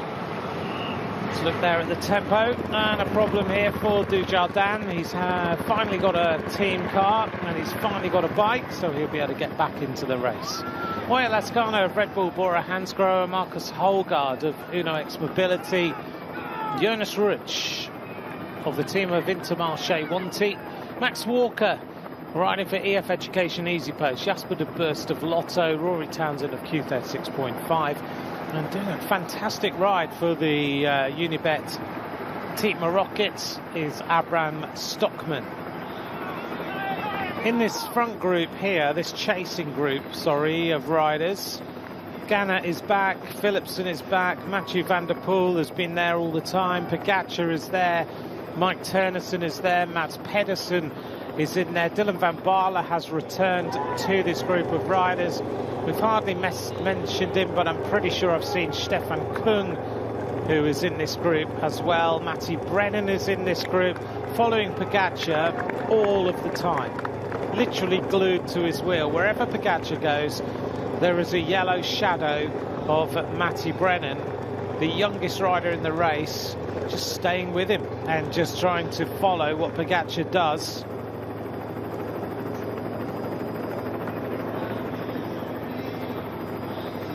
And it's now a lot more difficult on the cobbles because there are more riders and there's less room, and there are more mistakes to be made by riders in these groups who can just suddenly catch a cobble, have a flat tyre, slide off in the dust.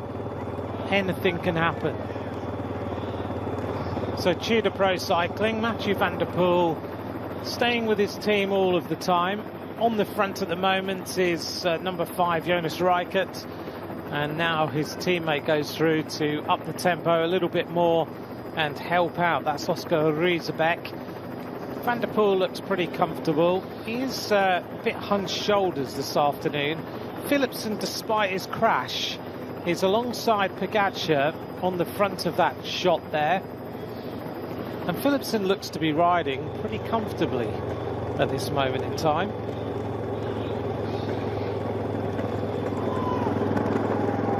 Israel Premier Tech moving forward.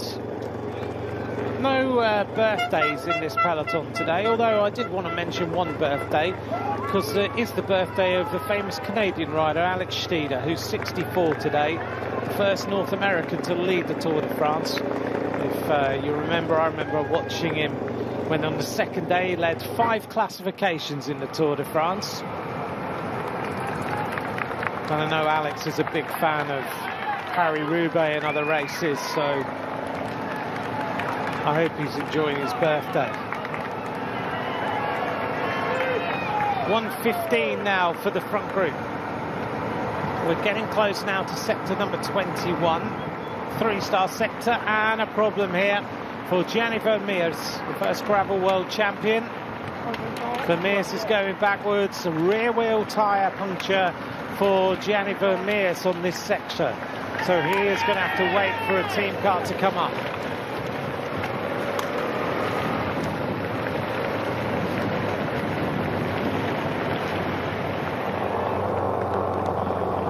Aiming to Ghent also at the back. Now it's not long now until we get to the Arenberg Forest.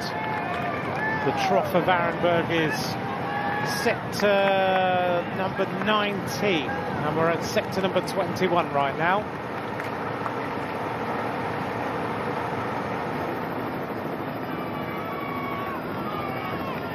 Off sector 22 for the peloton, and a crash here, hitting the deck is it's a little bit like one of the riders from the team of Total Energy. I think it was Ryan Boerlehout.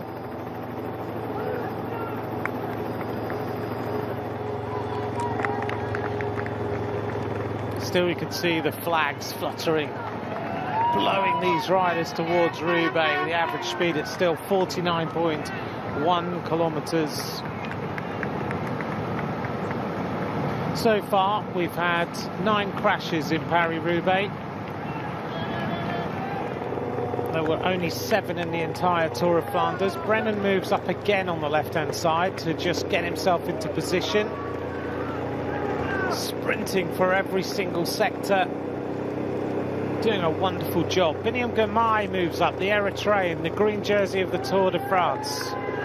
Girmay, you can just pick out, if you look to the left-hand side, you'll see Girmay in the colours of Intermarché, the red and white and yellow coloured kit. So Biniam Girmay still in contention in this Paris-Roubaix and having a very, very good race so far. Brennan sprinting into that corner, making sure he's right on the wheel of the place he wants to be. The right-hand side then, we see Oliver Naesen. We also see Stefan Bissiger of the... And another problem for the Groupama team. One of their riders left at the side of the road.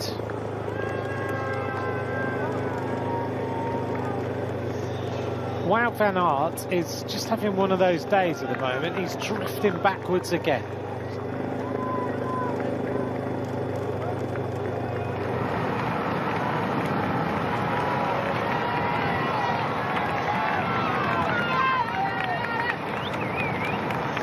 Off sector number 21.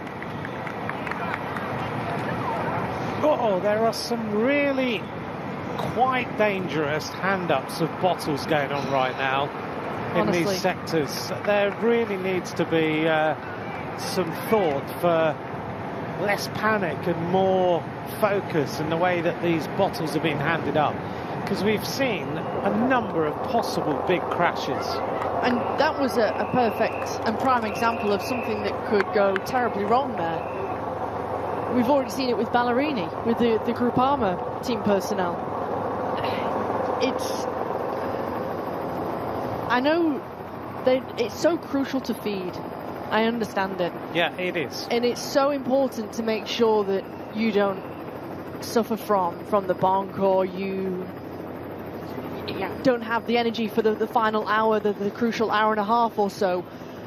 And you need to make sure that you're on top of your carbohydrate intake, make sure that you keep the fluids, get the fluids down you.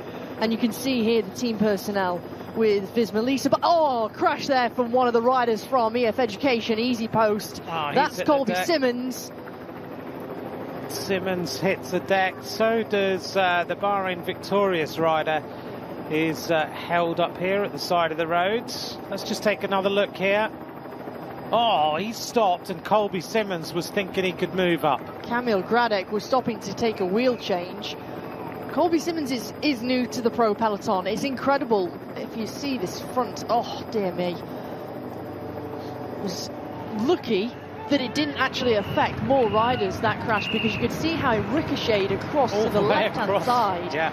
But for Colby Simmons, as we see here, Arnaud Démare, looks as though he's got a rear wheel puncture. He's speaking into the radio, the former French champion. Nearing 100 professional victories, Arnaud Démare, but look how he takes this right-hand corner so gingerly. He almost slid out there, Arnaud Démare, looking for a wheel change. Démare, we haven't mentioned him at all today. He's been staying out of trouble, nice and quietly. Meanwhile, it looks so comfortable. Let's talk a little bit about the rider on the left-hand side in the white shorts. He's having a great race so far, isn't he, the Slovakian champion, Lukas Kubis. Well, the team of Unibet Tietma Rockets, one of the invited teams, right now they are in a wonderful position. They're in a great position. They've got a rider in the breakaway in Abraham Stockman. Lukas Kubis, for me, when I take a look at him, the way he positions himself, the way that he's ridden the whole spring campaign, has been nothing short of remarkable. He's got a great team around him, but since at least the last 50 kilometers, he's always been in the top 20. He's never slid further back than that. But it's a case of constantly, when you do start to lose your position, you immediately start to gain positions. You can't be complacent thinking, right, I'm at the front now and that's it, I'm going to stay in the top 10. No, because the washing machine effect is in constant use. And depending on where you are in the race and where you are in the course, you've got to make sure that you're constantly moving forward. For me, Kubis, I know he's a good friend of Peter Sagan. He's of course won this race back in 2018. So for me, Kubis is a huge talent. It's taken a lot for him to get here. He was racing for lower level teams over the last few years, and this is his first year at pro team level. And so for Kubis, he's already made a huge impression. And I know for many teams, they've been really impressed with Kubish.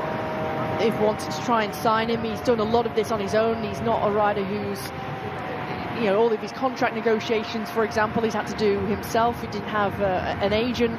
And I know there's a lot of teams who are wanting to try and get his signature. Sadly for them, they've got to wait until 2027 because he's signed an extension with Unibet Tietmer Rockets.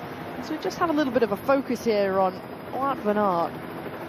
He's either at the front or the back for me today, which I don't think is necessarily a bad thing. We've seen him already caught up in a crash, including a couple of riders earlier on, Mati Mohoric being one of those. It's not necessarily a bad thing, but it's what is the issue? Has he an issue? Is there something more to it? The one thing that I have noticed, he's always got someone alongside him. Oscar Riesebeek on the front for Alpecin-Deceuninck.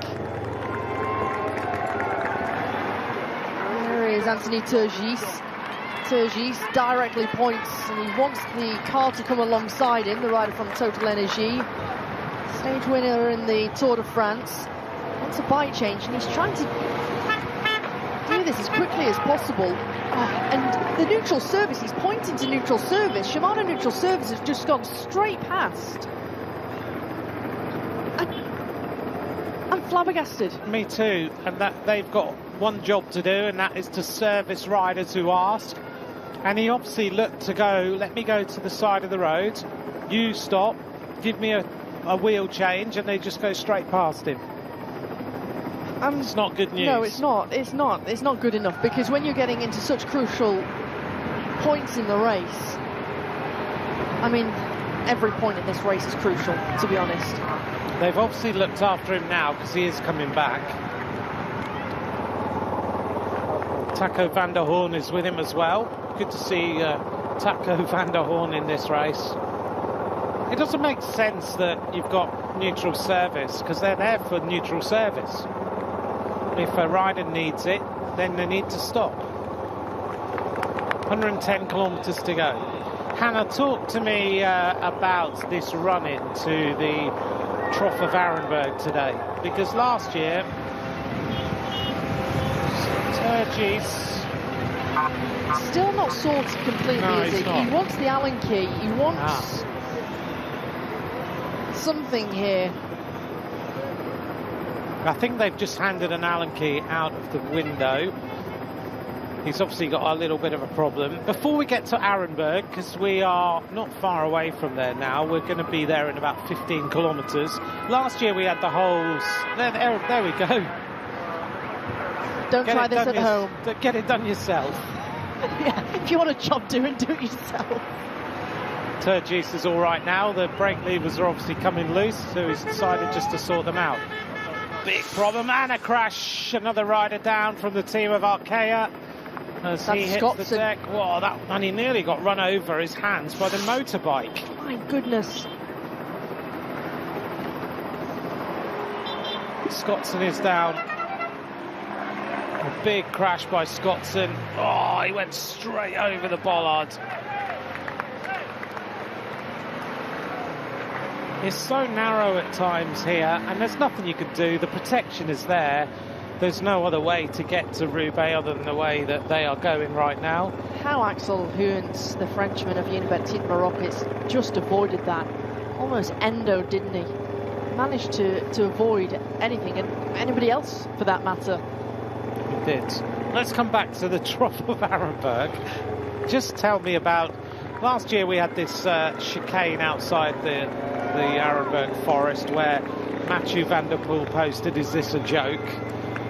Because he couldn't believe that there was being a chicane put in before Arenberg. But there's been lots of talk about safety and the speed at which the riders approach that long, straight road into Arenberg. It's very different, isn't it? And I think they had to trial something, because if you think back to previous years, they were entering the Truhe de Arenberg at 60, 65, 70 kilometers per hour. And as things are starting to progress and you see equipment start to change, as we see that the speeds of racers get faster and faster and faster. In the last two editions of this race has been the fastest we've ever seen, and it's only getting faster. Well, today's going to be as fast. Yeah, exactly. Today's a perfect example. So they realised that chicane wasn't going to work, and when I was watching the replay and the highlights from last year in the build-up for this race, you saw that only a handful of riders of the leading group, the front group of riders and the big favourites, got through with some sort of speed and relatively unscathed. You saw other riders who were a little bit further back, and they almost came to a standstill, and they had to almost come from a standing start into the Truro d'Arenberg, which also isn't ideal. No. Because you want to come with some speed. You don't want to go across those brutal, horrible cobbles coming from a standing start, 20 kilometres per hour. Yeah. You need some kind of speed to get you over the cobbles. You want to glide across as best as possible. So now, what they've done, as we see this replay of Miles Scottson of Arkea B&B, the former Australian road race champion. So what have they done now as we get towards this 4-star sector now, which is the one before Arenberg? This is at Avali, and this is important. Positioning here is critical for Arenberg. You need to be at the front, and Ineos Grenadiers are taking control. And a problem here for one of the riders from Alpecin de Koenig is this. I thought it was Philipsen, but it's not. Is it not? It's not Van der Poel. Keep an eye on that. Yeah. The run into Arenberg. Let's come back before we get to this bit. What is happening at Arenberg? Within 600 metres in the run into Arenberg, you've got 4 right-hand turns, so it should be a lot smoother, a lot better in terms of the approach and the entrance into the Arenberg, as opposed to that hairpin. You've also had 2 new sectors which have been added into the route before the Arenberg, which is sector 24 and 23, which we've seen, and then we've also removed 1 sector. So this race isn't the same each and every year. On the whole, the basis is we always have the key sectors, particularly Arenberg, particularly Carrefour de l'Arbre, and particularly the final part. But around this area, there's sectors added in and removed each year, so it does chop and change. I'm curious to see how this change this year will have a difference on Arenberg. But I have to say, in comparison to what we've seen in the past, particularly in the last couple of years, and last year in particular, this is a much larger group. Huge group. Because last year, well, it was a lot smaller than this, and this also has a huge bearing on the approach to Arenberg. There's a lot more stress, a lot more nerves. It only makes things faster anyway. It does. So you're seeing why things are happening so early, because the riders are heading now towards this 4-star sector, and they realise that this is basically early positioning for Arenberg. Arenberg, for those of you who've never watched Roubaix before, is a fearsome stretch of cobbles, 2.3 kilometres in length. It is rapid into the run-in, and that's why they put a little chicane in place to make sure that the riders get safely into the Arenberg forest. So Groupama move up. We haven't mentioned Groupama much at all today, which is probably very good news for Stefan Kung, because as we approach now the final 100 kilometres of racing, Stefan Kung and his team have come to the front. And you can see the former Norwegian champion Sven Erik Bistrom, the 33-year-old who's on the front right now, just keeping and maintaining that pace as high as possible. They've also got Lewis Askey, who is within their roster. But for me, today is a brilliant opportunity for Stefan Kung. When I take a look at his Spring Classics campaign so far, the way he raced at the Tour of Flanders a week ago, this race really suits his attributes as a rider. The last 3 years he's been in the top 5. He's been a podium finisher. That was back in 2022 when Dylan van Baarle won ahead of Wout van Aert. He knows what it takes to be in this race and to be a potential winner. And you're quite right. It's probably a good thing we haven't spoken about them. We haven't seen too much of them so far. He's hidden so far. He's hidden himself well. They've been well protected so far. They're seemingly coming out of this unscathed. We've seen Johan Jacobs, who's done a great job so far. Clement Rousseau before. Well, we're about 9 kilometres from Arenberg. We're onto the sector just before it. They're about to enter sector number 20. This is Avali, and this is not an easy sector either. And a little group of riders, 8 riders at the front, who've dominated this race so far, take the entrance to sector number 20, still flat out. Hajduk is still not working, even although Ganna came back quite a few kilometres ago. Hajduk is still kind of taking up position. He's obviously been told by Ian Stannard in the team car and Zach Dempster, we don't want you to work anymore. Or maybe he can't work anymore. Or maybe he's just playing games. We'll never know in a bike race. But there's something happening as far as Ineos Grenadiers are concerned. Big move on the left-hand side in the peloton as they enter that sector, and it's UAE with Niels Pollitt also moving up towards the front. Ivan Garcia Cortina, who's only one of the last remaining Movistar riders in this race, and right up at the front also is Johan Jacobs of Groupama, who leads. Right on time for Ivan Garcia Cortina, the rider who sits now in fourth. Here goes Pedersen. Here we go. Mats Pedersen has decided now is the time to start the moves. 103 kilometres to go, and Pedersen attacks. This is a big move here, Hannah, by Pedersen. A huge, huge move. And for Pedersen, he knows he wants to try and anticipate things. He knows that this is a really large group going into this sector, but also, of course, with the Arenberg coming up with 95.3 kilometres to go. And why not test things? Why not try something here? We've seen the form that Pedersen is in. In Gent-Wevelgem, for example, he was on a 70-kilometre solo attack. Absolutely. Okay, different kind of race. But nevertheless, to try and carry that form, and when you see his approach to this race, he wanted to replicate the same build into the Tour of Flanders and in the week before. So after Gent-Wevelgem, he had a rest day on the Monday, he had a 3-day training block Tuesday, Wednesday, Thursday, a rest day Friday, a pre-race ride with openers on Saturday, Flanders, which he of course finished on the podium. Oh, here comes the attack. Pogačar has decided he's now going to mix this up a little bit as well. He's getting involved in the action with 103 kilometres to go, and Pogačar now starts to rip it up. Here goes Mathieu van der Poel. He's trying to close the gap. Pogačar has decided to ignite things very, very early. Pedersen has managed to go with the move. Also moving up comes Evgeny Fedorov of the team of XTS Astana. Philipsen pedals his way across as well.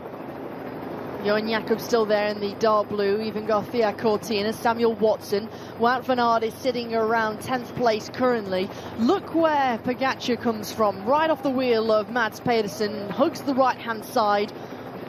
Look at that immediate acceleration from Pogačar. There was a reaction, and now Mathieu van der Poel has decided, now let's up this tempo even more. Wow, we're over 100 kilometres from the finish, and these riders are already starting to take pieces out of each other. Van der Poel, Pogačar, Pedersen, Fedorov, Philipsen.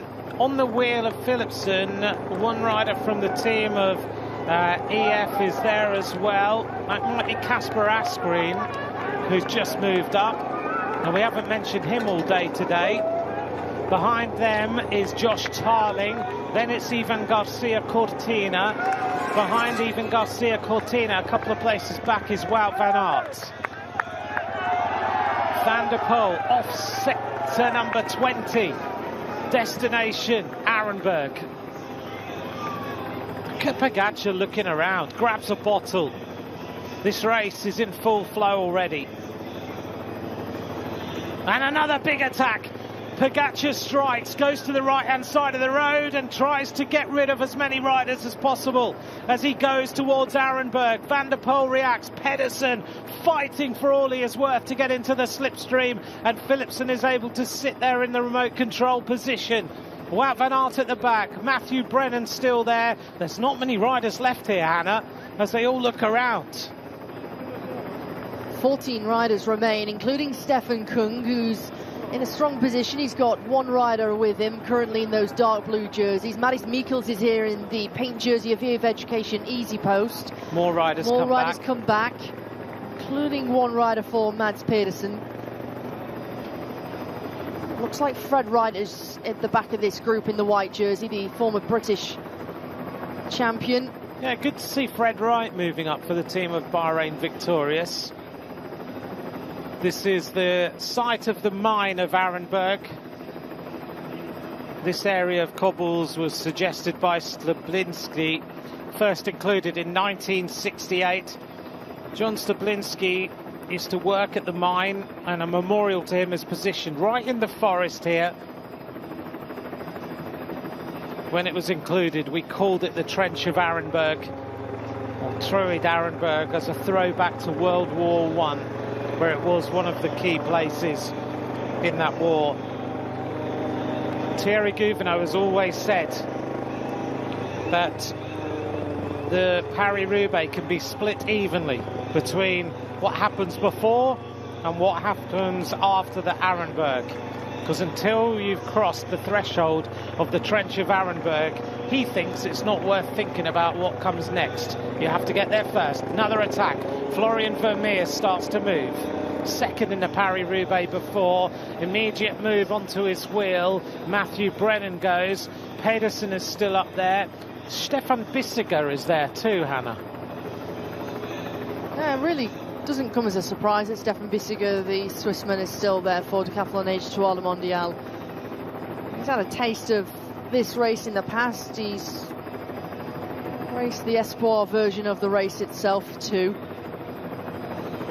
Ineos Grenadiers are riding with Sam Watson currently. There you can see Filippo Ganna just keeping a really high cadence, sitting around 7th place. There he is, highlighted immediately.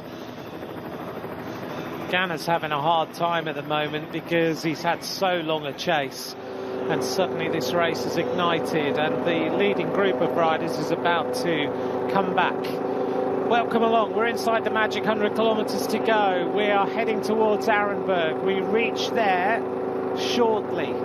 The first opening to that is at 95.3 kilometers to go. Everybody checking over.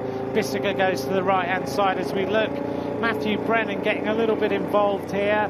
The Ineos Grenadiers are well represented as Josh Tarling tries to go across to Stefan Bissiger. Pogacar looking for a wheel to jump onto, and he follows Jasper Philipsen. The other Lidl Trek rider who is with Pedersen is a little bit further back. I'm just trying to see who it is. It might be Vacek, I'm not sure.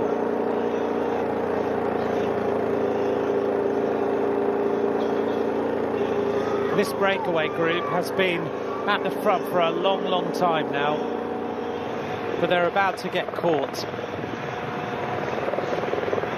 This is the group of Marco Haller, Tim Merlier, and a number of others.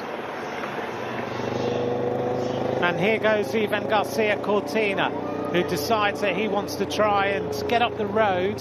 Hannah, there's some tactics involved here, isn't there? Arenberg is a fearsome stretch of cobbles, and there will be some riders who just prefer to just not have any riders around them and ride it on their own. And I don't blame them. And there you can see this is what awaits them, the Truid Arenberg. It's such a severe, brutal sector. It's one of 3 5-star sectors here. 2.3 kilometers long. It's one of the worst, roughest, hardest sectors.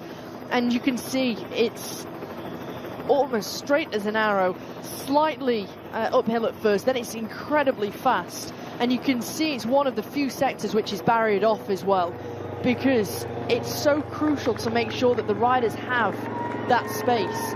And we've seen issues happen there in the past, but I don't blame for Johan Jacobs and Ivan Garcia Cortina right now, just to have a gap, some distance, to anticipate what's about to happen, because I can bet that there's going to be a move from one of the top 3 right now. Absolutely, I think you're right, and they're not barriered back at the beginning. They're taped back, but because there's been all sorts of discussion about this Arenberg area, because some people say that actually by putting posts and the riders the space, it's not good, because before great to see this youngster sprinting along trying to keep up with the riders, but before you would see the riders jumping on and off the grass and being all over the place. So there's elements of safety put into it, but Arenberg is just a brutal area of a bike race that brings some people to their knees, and we're about to hit it. We're only 300 meters from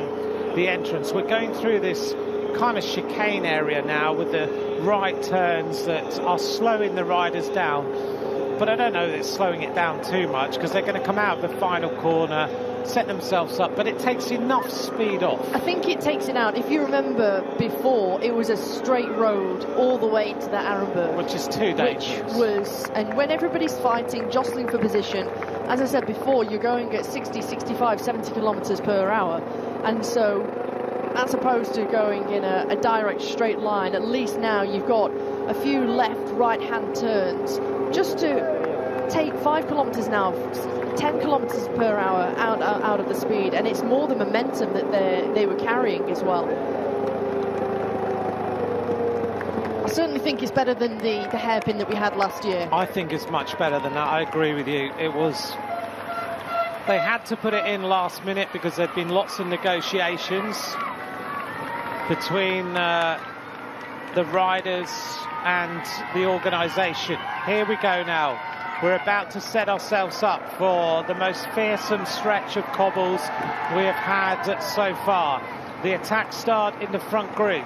Arenberg beckons in the distance. We're making our way past the famous mine, all the camper vans at the side of the road on the right-hand side where the fans have come. And now we make the left-hander, and then we take the right, and then we'll make our way into the trench of Arenberg as the peloton is about to close the gap on the rest of the riders. It's Ineos Grenadiers who've really managed to take control and bring this back together. Here we go then, sector number 19, the trench of Arenberg. Troy Arenberg beckons for the riders in the 122nd Paris-Roubaix. Hold on to your hats, Hannah. Here we go. Even Garcia Cortina and Johan Jakob still with that slender advantage. Ineos Grenadiers with a couple of riders, and now Matty Brennan and Wout van Aert both up towards the front as they both enter the True de Arenberg. Notice where Wout van Aert is for the first time in this bike race. Here goes Pogačar. Moves up on the right-hand side. Pogačar is about to go, and Wout van Aert goes with him immediately and fights Pedersen for his wheel. On his wheel immediately goes Mathieu van der Poel, who's trying to move Van Aert out of the way. And Brennan is there too, as Wout van Aert has to freewheel and get himself reckoned. But the world champion leads across the Arenberg forest. Look how Wout van Aert just gives himself a little bit of space as soon as a rider starts to come round, and this could be the undoing of Wout van Aert right now, because he's gone from being on the wheel of the world champion, who makes another acceleration now, and Wout van Aert, seeing Van der Poel come through, seeing Yevgeny Fedorov come through, seeing one of the riders from Red Bull Bora Hansgrohe, he's given the door to them. He's letting them through the door, and in turn he's just losing places, losing spaces. And he's taken Brennan with him. I'm really surprised, because normally you see Wout van Aert fighting for position, and today he's not doing that. So as we go into the trench of Arenberg midway section, it is Pogačar from Pedersen, from Van der Poel. Behind them is still riding well Evgeny Fedorov. Then it's Josh Tarling. Behind Josh Tarling is the Red Bull Bora Hansgrohe rider, and that is Tim van Dijk. No surprises that Tim van Dijk is there, as Mathieu van der Poel loses a bottle. So there's some really strong riders now at the front. Van der Poel starts the acceleration as he now starts to pull and see whether he can line this out a little bit more. It started to dry out as well when we saw images of Arenberg this morning, where there was lots of standing water, particularly on the approach and into the entrance of the sector, whereas you can see now, as the day's gone on, it's practically dry. hearing from someone on the ground, they're saying it's dry on this sector. And when they saw it this morning, it was completely different. And when we saw the images, as we see the line and the elastic starts to snap from Matty Brennan to Wout van Aert. Van Aert not having a good moment on this particular stretch. With him just on his wheel is Mateusz Wałczek, so it was Wałczek who was there. But Van Aert is just missing something at the moment, missing that little extra percentage that he needs. Look at his head, the way his head starts to fall ever so slightly, a little bit, maybe a little bit of a change in his body language. I have to say, this is very different to how we've seen the Arenberg over the last few years. It's certainly a lot more together. Need to get that bike out of the way, as now they catch Rory Townsend from the breakaway. Another injection of pace and acceleration from Van der Poel. Pogačar immediately reacts. Van der Poel is just testing these riders out now. Comes out of Arenberg. And now Van der Poel starts a little bit of an acceleration. Look at Van der Poel go now. Looks round, saw the gap to Pogačar, and Pogačar is going to sit down and just try and ride his way across. Pogačar goes to close the gap. Van der Poel attacks again. Van der Poel puts in a massive attack on the left-hand side. Pogačar cannot quite close the gap on Mathieu Van der Poel, which is really interesting to see. Oriol Lazcano straight onto that move of Van der Poel, Pogačar, Pedersen, Abraham Stockman. Brennan's trying to fight for all he is worth here, and a problem at the side of the road here for Jonathan Milan. He comes to a standstill. Rear wheel puncture for the Italian. Front group of riders. There's only, what, 4, 6, 8, 10 riders in here. Brennan is trying to close the gap to give Visma Leasebike one rider up at the front. Tarling is with him, so is Tim van Dijk, and a complete removal of a front wheel for the rider from Groupama, Clement Rousseau. Problem also at the front for Niels Pollitt, who stopped at the side of the road. And look at that rear wheel of the German rider, completely ruined, just trying to get to the end of the sector before he can have a wheel change. And that, okay, Pogačar's still got one rider in this group that's trying to come across, but to lose someone like Niels Pollitt, particularly for this final 90 kilometers, as you can see Pogačar speaking into the radio, to lose someone with the strength of Pollitt and the experience of this race, it's not you good get news, the feeling is it? It could be crucial. It could be. Or is it? Is Florian Vermeer still there, I think? He is. If it is, that's good news for him. He's also been on the podium. He's also got the experience. Big attack from Stefan Bissiger. He goes clear. Brennan follows, having just closed the gap. Josh Tarling is there. Vermeers goes with it. Lazcano tries to close the gap. Philipsen rides across. Pogačar with Pedersen right on the wheel. Don't see Mathieu van der Poel right now. Where is he? There he is. Van der Poel moves up. Positioning right now, Hannah, seems to be everything, because they're trying all different ways of just testing each other out. What was noticeable, I just want to come back to that, when we came out of Arenberg, Van der Poel attacked really, really hard, and Pogačar couldn't quite close the gap immediately. And I wonder, as we see Van der Poel now make another big acceleration, and Van der Poel now stretches the race with 90 kilometers to go and goes clear, and Pogačar is fighting to try and stay in the wheel. He hasn't got the snap after the cobbles. I wonder whether, I was just going to ask you the question, whether Van der Poel knows that there's one thing having that snap on smooth, flat roads, but coming off the Arenberg and being shaken to pieces, Van der Poel's used to it. He can recover quicker, and Pogačar might be suffering a little bit more. It's very rare that we see Pogačar grimace. And right now he's got a grimace on his face. Absolutely. Immediately having to take bottles. Wout van Aert likewise having to take a bottle. For me, you know, for Van der Poel, he knows that he can put lots of riders under pressure. And he knows that he's one of probably, if not right now, the only rider in the world with the best acceleration. Yeah. When you see how he's able to come from very slow speeds and he's got that immediate snap, you take a look at Mads Pedersen, for example. He needs things to be rolling from a high speed. He can challenge Mathieu van der Poel when they're going from a high speed. If they're coming together and it's from a low speed, Van der Poel's got the upper hand immediately. It probably comes from his cyclocross background, no doubt. Yeah. But he's got that recovery that he seems to have today. Problem at the side of the road for the rider from Lotto. Is that De Bust again or Bullens? Is it Bullens? Look like Cedric Bullens. Thanks, Hannah. 89 kilometres to go. On to sector 18. Just to update you then, things have kind of configured themselves. We no longer have the front group of riders, although a couple of them are still here in Lascano, still fighting. Also, the rider there, Stockman, is still there for the team of Unibet Tietmer Rockets. He's having a good day out. So that front group of riders have still managed to get 3 of them in here, despite the accelerations of Pogačar, of Van der Poel and others.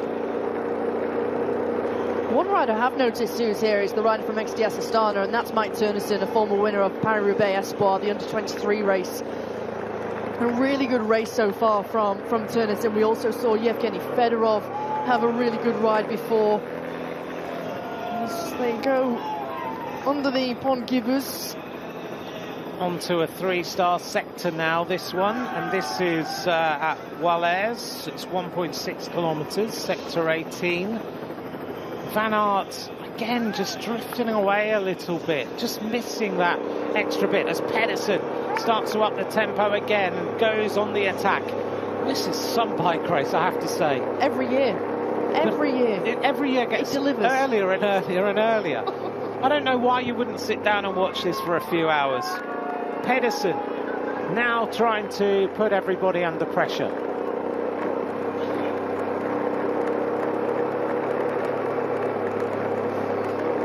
Pedersen clearly has got the best legs of his career right now. He's looking fantastic. Brennan is still there towards the back. Florian Vermeers as well. But slowly but surely we are getting a smaller and smaller group, and as we have a problem, and this is an issue now for Yevgeny Fedorov.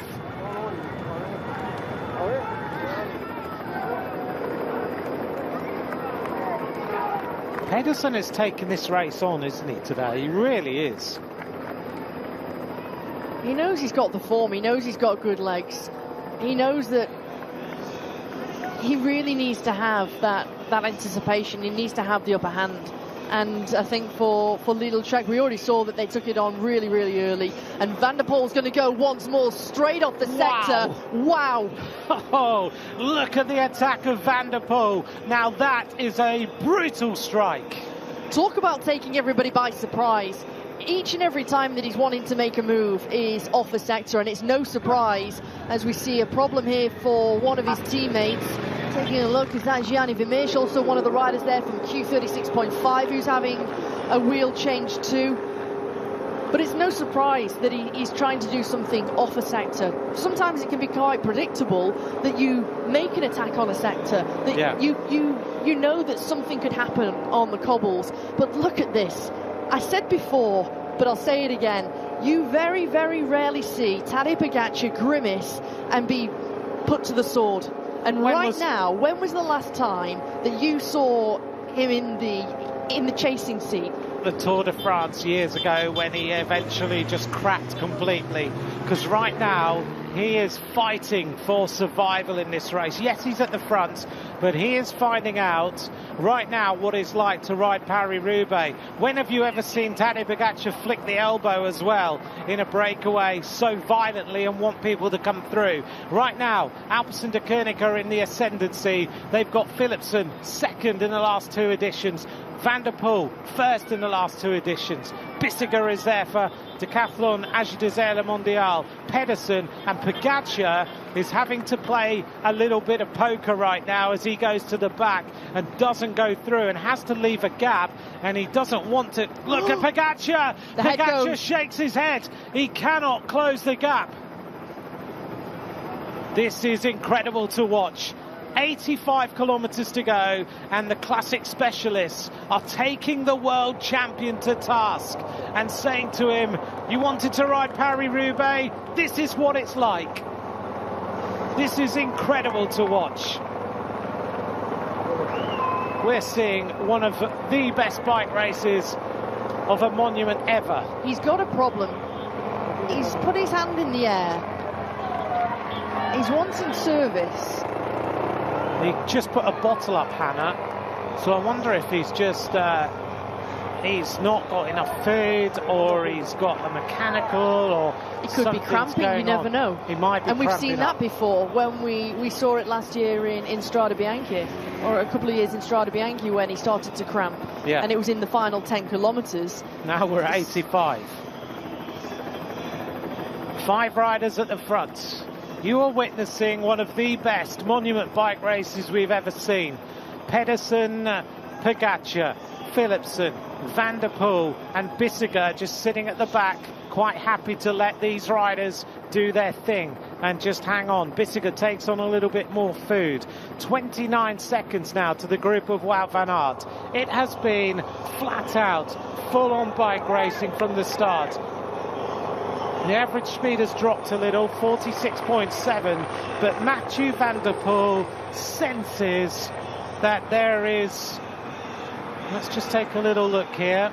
Is there a problem or is there not? Doesn't look like he's got a puncture or anything, but Mathieu van der Poel fancies taking the world champion apart. And look at how the weather conditions are starting to change. Look how grey and dark it is up ahead. Fair play to Pogačar though, despite having problems, despite grimacing like crazy, he's still working. He's still going to the front. He's still prepared to do as much as he possibly can to keep this group going. Such is the way that this rider rides a bike race. It's all heart, it's all soul, and it's full on. He asked for the team car again, but it's still not coming up to him. Here comes a neutral service bike. What does he need? He wants a drink. Wants a drink. So he hasn't had service for a while, I'm sure, because the team cars, Hannah, in Roubaix, they're just not there. And you never want to see them, put it that way. And also with riders scattered all over the countryside, they could be a few minutes behind. There's no way that you could wait all that time for a bottle. And particularly the fact that Van der Poel keeps attacking off a sector. You've got no time to take a bottle post-sector from one of your team personnel. No. And because if you do, you've perhaps given Van der Poel 12 seconds, yeah, which then continues, and there's the team car. The team car toots its horn, passes the group of Wout van Aert. How long has he got to another sector here, Hannah? Let's have a look. He's got about 900 metres. If the team car can get to him in this 900 metres, he's going to be all right. If not, he's going to have to wait another 3.7 kilometres on the John Degenkolb sector of this Paris-Roubaix. This car is in a race against time. It's an emergency for the world champion, and the car's trying to get there. It's whether they'll get there in time. You're quite right. You've got 700 metres now, 600 metres now, until they'll get to that sector. It comes flying round that left-hand corner. Flat stick. Marco Mercato in that car will be desperately trying to get there. Pogačar looks around, he knows there's another sector coming up. Here it comes, emergency supplies for the world champion before the John Degenkolb sector. He senses, here he goes, he gets a drink just in time, takes that drink very, very quickly. Oh, dear me. The world champion Tadej Pogačar is seeing stars right now. And they're not stars of glory, they're stars of pain, and wow, that was close. I think that was a little rescue bottle of that Tadej Pogačar had. Do you remember he had it in Strade Bianche? He talked about it afterwards because he needed desperate nutrition. 3.5 kilometres now on this sector. Pogačar almost gets hit by the car. There's all sorts going on in this bike race. Wout van Aert fighting to try and come back. Van Aert has been a bit of a shadow of himself, unfortunately, today. He's always been on the back foot. Mathieu van der Poel knows he wants to make sure that before that nutrition gets into Pogačar, that Van der Poel puts him under even more intense pressure right now. You can see, how often do you see Pogačar a metre away from the wheel in front? He's just hanging there for dear life. It's like his fingernails are on the edge of the precipice and he's about to fall off. But look at the way he's pedalling as well. It's almost just yanking the pedals and the cranks over. He always has this kind of style where he's right on the rivet of the saddle. But it was quite a telltale sign, and I think that moment there as they go on to the sector with the car, it was also the fact that they were having to take that and bear to the right, and the fact that Pogačar hadn't moved with the car. It was just, it was a combination of both there. Yeah. And that could have been a scenario that we saw a couple of years ago in the Vuelta a España with Jay Vine. Absolutely. When he was in the breakaway. He took a bottle from the car and he ended up crashing very, very hard. I'm so glad he didn't. We don't want to see any problems for the world champion with crashes or anything like that, because we want to see this fight continue, because it is the most enthralling Paris-Roubaix we have seen for years. We knew that having Pogačar here was going to be special, but the Alpecin-Deceuninck boys are saying, we're going to show you how to ride this race. Here goes Van der Poel again as he goes through. Philipsen and Van der Poel are in their playground and they've got all the toys. And what a dynamic duo they are. Let's not forget, for Van der Poel, he's always been in the peloton. He's always been out of trouble. For Philipsen, he's had a minute chase back to get to the front of the race. And he was in that group. 30-odd kilometres, Hannah. It's incredible. You can see the torn lycra, the torn skin suit on the left side there, and the fact that he's in the front five. It's amazing to watch, isn't it? It is. He's some bike rider in this race. Well, let us know what you think, because this is something else. It really is. Van der Poel goes to the front yet again, ups the tempo, puts on the pressure. Pedersen is still seriously focused in second place. Stefan Bissegger benefiting from all that's going on. Pogačar is starting to ride a little bit more fluidly right now. Van der Poel sneaks onto the back. He'll take a look at Pogačar and look at Stefan Kung as he tries to come back. That this gap now is 41 seconds between the group of Van der Poel and Pogačar and the group of Stefan Kung. Groupama, Hannah, today, we talked about them right at the start as the possibilities of Kung winning this race. They've never been in the bike race today. Have they, or am I being harsh? I think that's a little bit harsh. I think going into just before the Arenberg, they had three riders. They had Clement Rousseau, they had Stefan Kung, they also had Johan Jacobs, they also had Sven-Erik Bistrom, the former Norwegian champion, and I think they'd come to the fore at the right point. For me, it was when the move started to go on the Arenberg. Kung was too far back, sadly. Yeah. And positioning has been everything. So you've been in the race going into the sector, but on the crucial moment, when the accelerations came from Van der Poel, Pogačar, from Mads, you found yourself with 46 seconds of a chase to do. The question now is, who's there to help? Because you're also surrounded by riders who've been in the long breakaway all day. How much have they got left in the legs? Probably not much. We've seen them hang on for a long time in the past and gone on to be on the podium. But how much have they got? It's been such a hard race so far. Who's going to want to contribute? I do think Kung is doing the right thing, and he's riding. The longer you leave it, the more you've got to do. Pogačar comes out of that sector on the front. Mathieu van der Poel misses a bottle and looks for another one, which will be further up the road. He takes that one. Philipsen takes a bottle. Bissegger misses a bottle. And immediately Van der Poel goes to the front. No bottle for Pogačar that time. Is there a... This is not a harsh question on UAE, but I'm going to go back to an interview that I read a little while ago, and Art Verhouten said, just take a little look here. Here's Van der Poel, he misses that one.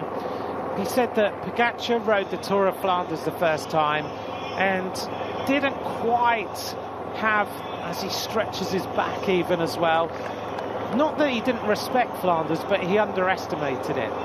And maybe UAE, because they've not really gone out to win Roubaix before, don't have, as Bissiger gets his glasses cleaned by Shimano Neutral Service.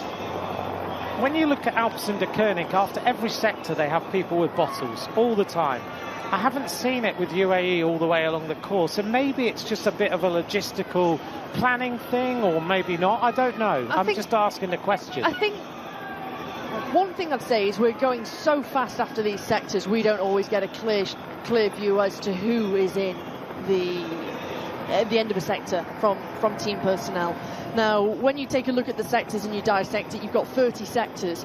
You should be covering at least 23 or 24 of those sectors, because you take away the final sector, which leads you into the Roubaix Velodrome. That takes you down to 29. There's a couple of other sectors which you can get away with feeding only. For example, you've got a double sector which is in half on Templeuve, so you can get away with perhaps just feeding at the very end of Templeuve rather than on the first part of the split sector. Yeah. I would say, and I know for UAE Team Emirates they've got a lot of team personnel, as Tadej just shakes the legs, just tries to shake the muscles. I think he's getting cramped personally, and that's what I thought before. It does look that way, doesn't it? In his right leg, as he gives his right calf a shake, he's also stretched his back. Look at his face. Everything is hurting. Gives the legs a shake as well. The body doesn't feel like it feels in Milano San Remo. It feels wholly different. Because after that sector there, he didn't take a bottle. We saw Mathieu van der Poel attempt to take a bottle, but there was one of the team personnel, the osteopath of UAE Team Emirates, Dario, who was at the sector, but Tadej's on the left side of the road, so he's not even trying to take a bottle. So for me, I feel like maybe he's gone too long without taking something. I mean, you're not seeing him take a bottle other than what he's taken from the car for a fair while now. Yeah, which is unusual for him, because also when you look at the back pockets on this jersey, Hannah, he doesn't seem to me to have any gels in that back pocket either. When you look at a helicopter shot, the back pockets are just flat. There's no bulges in them either. And Pogačar's always said, okay, he's got carbs in the bottle, but he's always said bike racing is a nutrition game now. It's all about how much you get into your body and making sure you're fueled. Whereas here he doesn't seem to be. Normally we're seeing Pogačar taking gels, taking bottles all the time, and we're not seeing it. But if you're going through this kind of rough patch and a rough period in a race, and with such desperation before getting to that sector of Ornano-Wandeni, for me I'd be taking as much fluids and gels as possible right now, because right now it's already too late. In actual fact, it's already too late. You as bike riders always say, if you're hungry or you're getting to this point, it's way too late, don't you? Yeah, and you can't wait until that moment.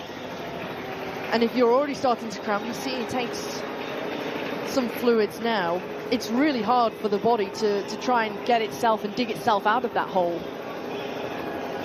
He's still going through, he's still working, he's still prepared to contribute to what's going on. The under-23 race is coming in with a couple of Lidl Trek riders on their own, by the looks of things. On to sector number 16 at Hoa Lang. This is 2.4 kilometres. This race has kicked off so early at Hoa Lang, 2.4 kilometres, 3-star sector. It's starting to get a bit brighter here in the velodrome. It's still cold, very, very cold. But Pogačar trying to set his own pace with Pedersen on his wheel. But are we going to see 5 riders? It looks like it will be a fight between 5 riders, because the chasing group is at 57 seconds already and going backwards. Is this tactical from Pogačar to ride at his own pace on these cobbles? I would say so. try and deter any attacks, or accelerations at least. That's the last thing he wants. The last thing Pogačar needs right now is for a big jump. He'd rather keep the pace, the tempo high, but without the big, powerful accelerations and injections of pace. Because those are what rip your muscles when you're just trying to sprint all the time, back on and close gaps. Well, particularly when you're clearly have got an issue and you've got some cramp. And we've already seen, realistically, in head-to-head between Van der Poel and Pogačar, particularly in this kind of scenario, Van der Poel is head and shoulders above. He's got one of the fiercest accelerations in the peloton. So if you're already under par right now, there's no chance you're going to be able to react to that. Van der Poel is testing him at every possibility. The next opportunity will be when they come off this sector. Wout van Aert's trying to rescue things. Matt Brennan is at the back. Unibet are still represented in this group.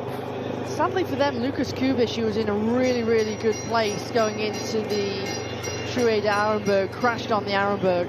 And so that's a huge loss, because we saw how well he's been riding, the way that he's been well positioned so far. They've still got Abraham Stockman, who was in that early breakaway, represented. Let's not forget they're a wildcard team, let's not forget. They're one of the invited teams. Yeah, and they've got a chance of a top 20 here. If they were to get top 20, that would be a superb result. So there's Bissegger. Bissegger having a wonderful day out on the pavé. Coming towards the end of this sector. Van der Poel is a little bit further back. Maybe about to launch another one to test out these riders again. Every time he does, Philipsen seems to go to the front and try and just set things up a little bit. That seems to be tactically the way they're playing things. Van der Poel doesn't want to come from the wheel of Pogačar. He wants to come from even further back when he does make his moves. So we're about to come off sector 16. Let's see what happens next.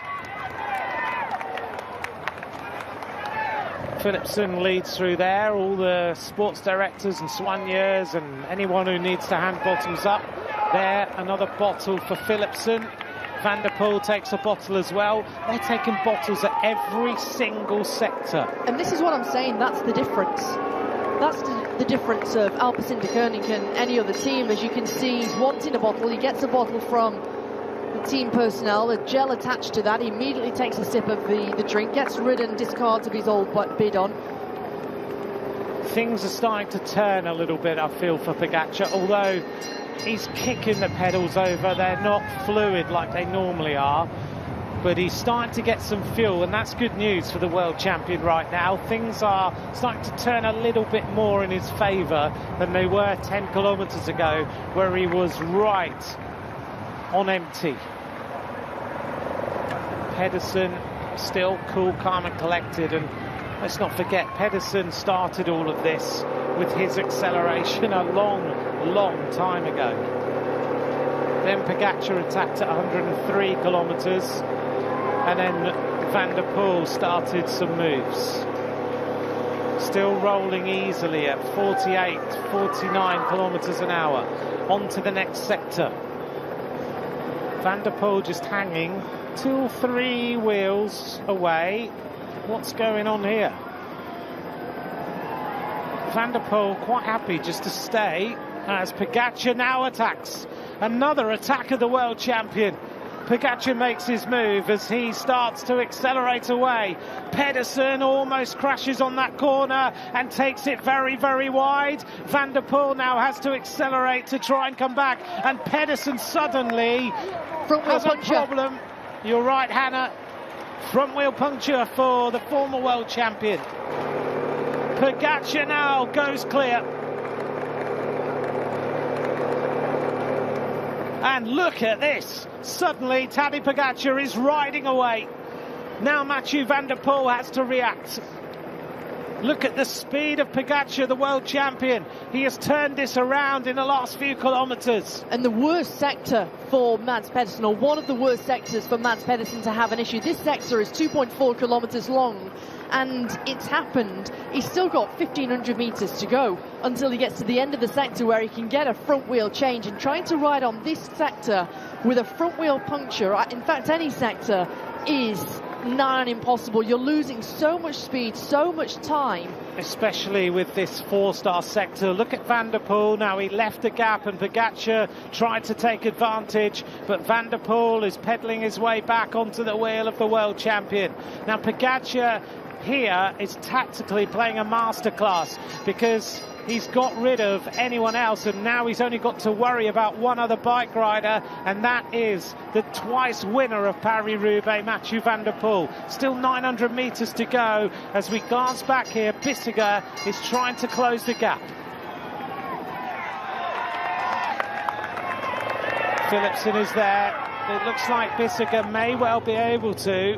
Pedersen has he had a wheel change or not? Doesn't look like it. Looking at the way he's riding, I think perhaps they might have had someone halfway on this sector.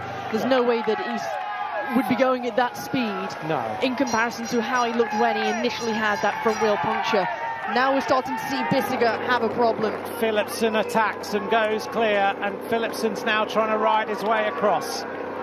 Riding his way across to his teammate Mathieu van der Poel and one of his best friends Tadej Pogačar at the front of the race. Philipsen has had a day of chasing in Paris-Roubaix. He had a crash just before the first sector at just over 165 kilometres to go. He chased for over 30 kilometres. Pogačar is looking around at Mathieu van der Poel and realises he cannot get rid of him. But look at that glance over the shoulder that he just did. It glanced over the shoulder, see Van der Poel was still there, another acceleration, another dig, and meanwhile Van der Poel is cool. A little writing as he came out of that turn there by Pogačar. He realised that there was that bank in the middle of the road. Let's take a look at it.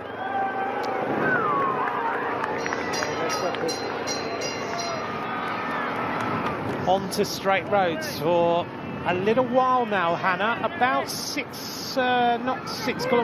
kilometres, and Van der Poel doesn't want to work. He's not going to work. He knows that his teammate Jasper Philipsen is trying to come across right now, and so this is going to play against Tadej Pogačar. The fact that Van der Poel and Philipsen will be here, now Pogačar's got a huge task on his hands, because you can expect the 1-2 attacks to come now.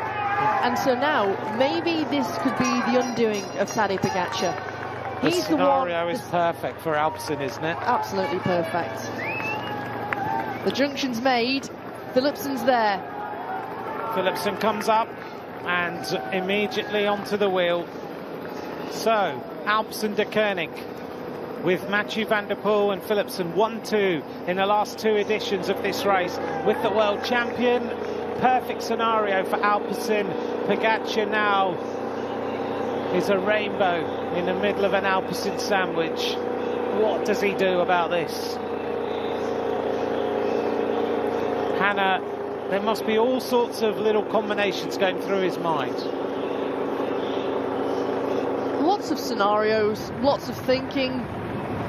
Christoph Roodhoof, the sports director, one of the team owners, along with his brother Philip, just having a little word with Van der Poel and Philipsen. Now they've got the luxury, the fact that they've got such an advantage to the chase group behind, that they can have their team cars there. He's always such a straight-faced kind of guy, very serious. He's hard to crack. When you crack him, he's got a good wry smile on him. Has he? Have you ever seen him smile? I have. Have you? I wow. have. You must be one of the only people in the world.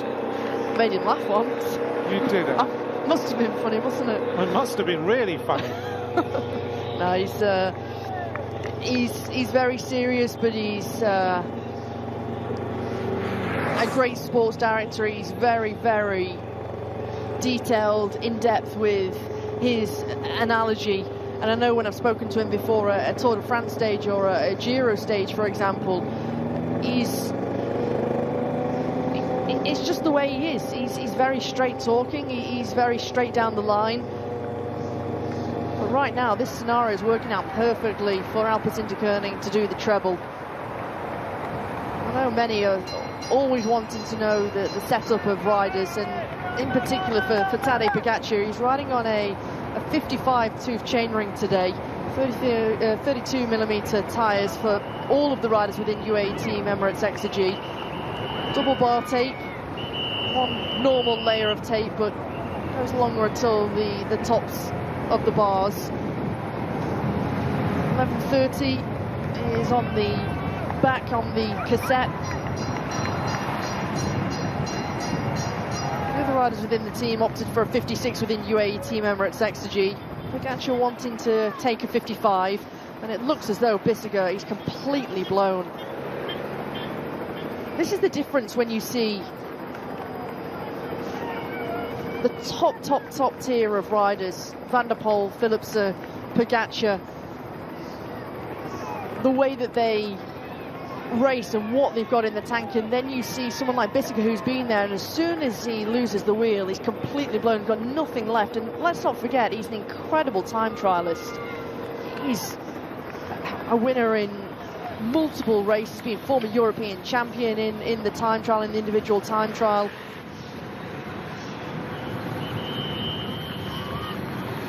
And this man doesn't shy away from speaking his mind. No, not at all. Mats Pedersen is saying, get to the front, get working, you're not having a free ride to this finish line. There's some riders on their last legs in here, but Pedersen doesn't care. He wants to use every little bit of energy they have left in those legs to try and close this gap. It's 107, it's a massive ask, but they're not going to give in. They're going to keep trying. Pogačar talking into his race radio. The team car is now behind him, so he's got what he needs as far as reinforcements are concerned in nutrition levels. Van der Poel and Philipsen, they just look mean this afternoon, don't they? They have got their race faces on. But look at Philipsen. Barely a grimace. Even Van der Poel is grimacing. Yeah. And Philipsen's the one who's been on the back foot today, having to chase for over 30 kilometres, having come down in a crash. And he's the one, actually, for me, Anthony, who looks the freshest of these three. He does, doesn't he? I would agree with you. He looks very, very comfortable. He's freewheeling along. He goes to the back of the group. And now we are getting towards sector number 14. They're about to turn on to now. This is the sector that's named after Marc Madiot. There's Bissegger in no man's land, and here's the chase. Right, we're on to sector 14 at Vouvray. It's a 1,400 metre sector. Pogačar decides to up the pace even more on this particular area. Van der Poel fighting a little bit on the right-hand side. Is he having a little bit of a hard moment? Because he's not holding the wheels. He dives across, back into the slipstream. He's quite happy to take his own line on these sections, isn't he? He just rides differently. Same as when you watch him in cyclocross. There are moments in the cyclocross race where Van der Poel rides a line that you just never would expect anybody to ride. He knows exactly where he wants to be. He wants to give himself a free line, free space, good vision, good view of the line he wants to take, make the use of practically, I wouldn't want to say the sidewalk, but you can make use of the dirt there, get yourself off the cobbles momentarily before you've got to dive to the right-hand side to take the corner. It does come with its own problems, though, because along the way you never know if there's going to be a divot. You've also got to think quick and have quick reactions in case you get to a point and there's some fans, or you just never quite know. It does come with its own risks. As you can see, for Jasper Philipsen pushing on. Van der Poel was out the saddle then, and then he didn't quite close the gap, but now he's riding back on. Is he about to launch one at the end of this sector, or is he just having a little bit of a rest? Pogačar comes back onto the wheel, and we're about to go off this sector. Sector 14, a little bit of water on the ground after the rain last night. And Philipsen looks around, and Van der Poel just rides easily back onto the wheel and takes up position yet again. How long is this going to continue for?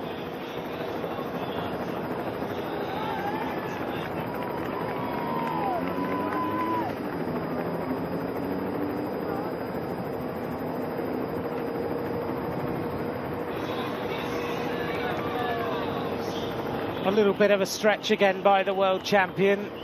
Over 90 wins in his career so far. And now the sun, for the first time, starts to glow off the pure white shoes of these riders and the white bike of Mathieu van der Poel. Philipsen has hardly shown any sign of emotion at all today. Van der Poel goes through to the front. Pogacar's head just bobbing side to side as always. A little bit of an aero helmet on today, so he hasn't got the usual as many tufts out of the top of it, but one is definitely there. It wouldn't be Tadej Pogacar without a tuft of hair out the top of that helmet, would it? There he is, and here's Pedersen coming off that sector, looking for a bottle, an aero bottle that he puts into the bike. Fedorov goes through, Turnison goes through to the front. He's having a good Paris-Roubaix today. Bissegger's back in this group now. Stefan Kung is still there, but the gap isn't diminishing. It's still 1 minute and 12 seconds even now. As Pedersen looks around at the rest of the riders, leaves a gap and tells them all to just get, in the nicest possible way, do something about it. Get on with it. And he won't shy away from it, Anthony. No. He's so direct. I wouldn't mess with Mats Pedersen at all, would you? No. He's in the form of his life. You've got to feel from each and every time that he's been in a position of winning this monument. And don't forget, he's been on the podium before here at Paris-Roubaix. Last week he was on the podium at Tour of Flanders. And a mechanical or a crash takes you out. It's look at the draw, isn't it? It is. The problem is now, they were on the front foot, they used all of their riders up at Lidl Trek, and there's no one there left. We did see Vacek, the rider from Czechia, who was there for a long, long while, but sadly for him, you know, at some point, you've run out of legs. Did they take it on a bit too early? Did they not? There's always going to be a discussion afterwards. Well, we always knew it was going to be a blockbuster of a Paris-Roubaix. That's exactly what we're getting. Popcorn on the pavé, as we see Tadej Pogacar on the right-hand side going up and slotting in on the third wheel, the first outgoing Tour de France rider, winner to ride the Paris-Roubaix since Greg LeMond in 1991. Little conversation going on between Pogacar, between Mathieu van der Poel. What do they talk about? I don't even know what the discussion would be. Between the three of them?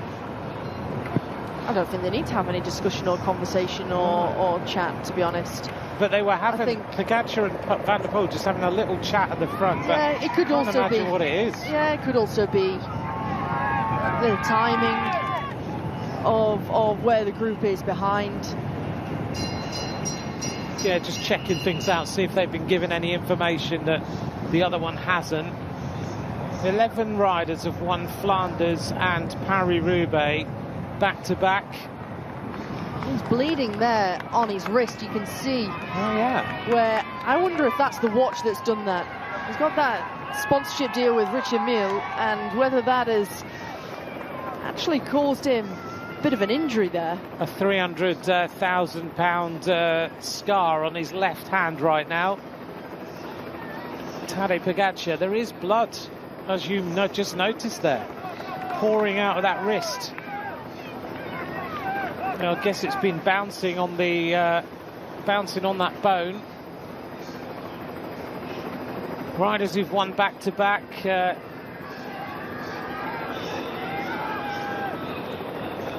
Not many of them, only 11. If Van der Poel wins today, he would put him on par with Octave Lapise, Francesco Moser, the only riders to have achieved 3 victories in a row.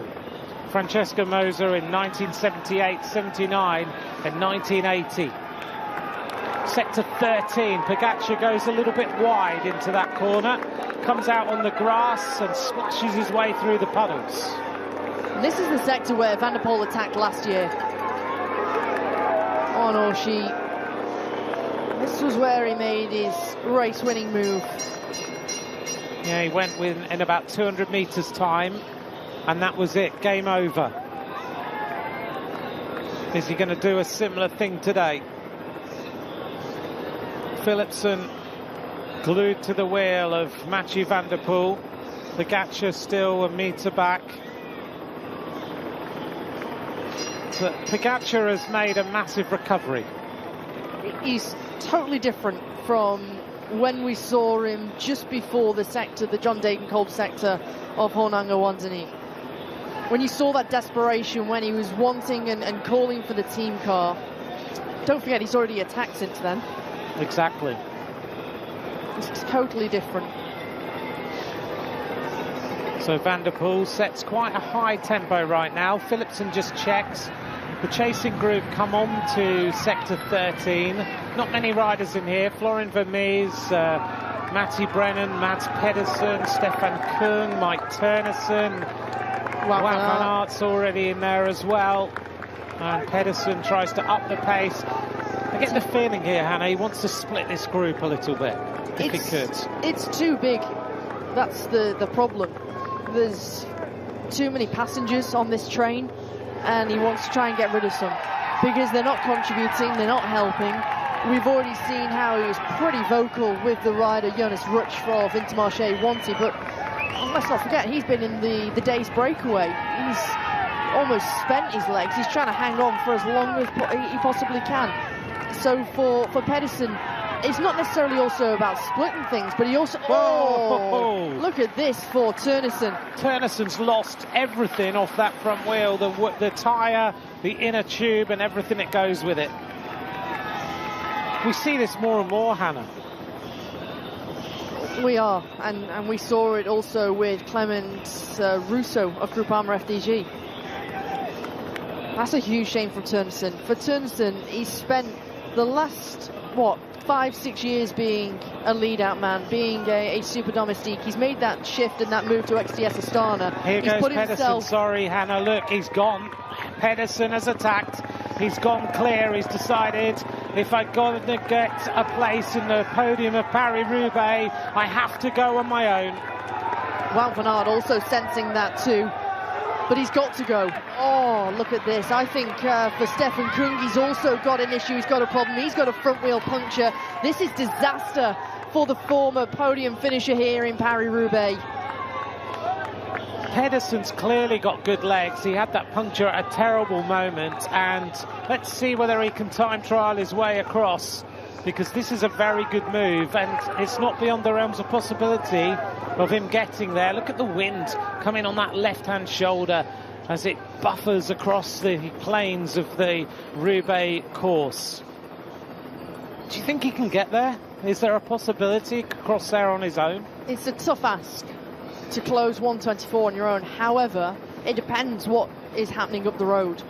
And the fact that okay, they're rolling through, they're sharing the workload between this trio. You never know.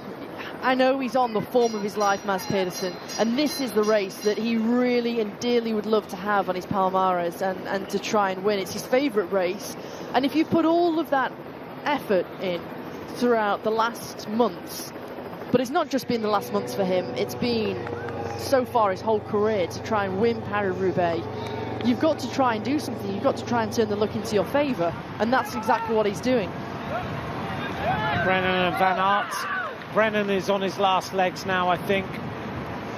He made some big moves at 100 kilometres to go to follow the accelerations and put himself in this position. The youngest rider in this bike race is still at the front in the chasing group, 19 years of age. Matthew Brennan talking into his race radio, shakes his head, tells Wout van Aert, I don't have it, I can't help you anymore. Alex Dowsett on the right side there, the former pro rider, now part of the performance team at XDS Astana. He's been sector hopping on the motorbike, an easier way to get around with wheels and bottles to go through some of the smaller roads. It's just 1 kilometre too late for Mike Turnesen. I think Mike Turnesen might want to have a word with Alex Dowsett when he gets there, unfortunately. Thanks for joining us. 56.2 kilometres to go. We've got 12 sectors remaining in Paris-Roubaix out of 30. So still a long way to go. Anything can happen in this bike race. If you've just joined us now, you've missed some race. We've seen Pogačar grimacing, shouting for food, looking for bottles. And suddenly Van Aert has blown up, and Brennan has gone with the move, having said, I think, and shaked his head and said, I can't go. And Van Aert is having just one of those days. It's such a shame to watch. He just doesn't have the legs right now. They say some days you're the hammer, some days you're the nail. And right now, he's being hammered by everybody else. He is, absolutely. He's having just one of those days where the legs are not responding. And I know how much criticism Wout van Aert is having right now, but class is not temporary, and this rider exudes class. He is some bike rider, and he will come back. He's had the most horrific crashes. He will fight his way back, and at some point Wout van Aert will come back and he'll win massive, not just big. It will happen, and I'm absolutely certain of it. 1:17 to the group of Pedersen. This group is not relenting in its tempo. As we come up towards the next sector, this is going to be sector 12. Philipsen asking for the team car, I think. We're coming up to Orchy. It's a 2.7 kilometre sector, and it's sector number 12. 900 metres till we reach it. Pogačar slots in on the back.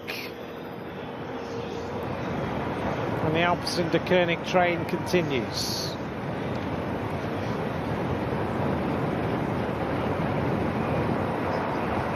Well, I hope you're enjoying this Paris-Roubaix. If you'd like to be in touch, at Ant McCrossnut Spanner Walker.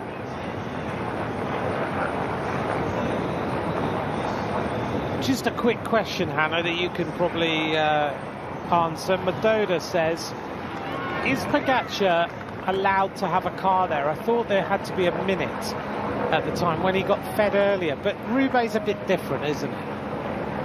It is a bit different, and quite right, but you've got groups all over the place at that point. It's not like a traditional race where you've got a breakaway and the gap might have only been 40 seconds and you wanted to bring a car. There's going to be riders scattered all over the place, and in which case you'd never be able to use your car. You're quite right in thinking that, and hence why quite quickly, as soon as Pogačar was done with his car, it was pulled out of that gap, and it does bring a surprise to me that Pogačar hasn't utilised when the car was there more in getting gels, in getting bottles. The fact that he'd gone through such a rough moment, to be quite honest, I was starting to think the race was done. It was over for him. Me too, but he's recovered now.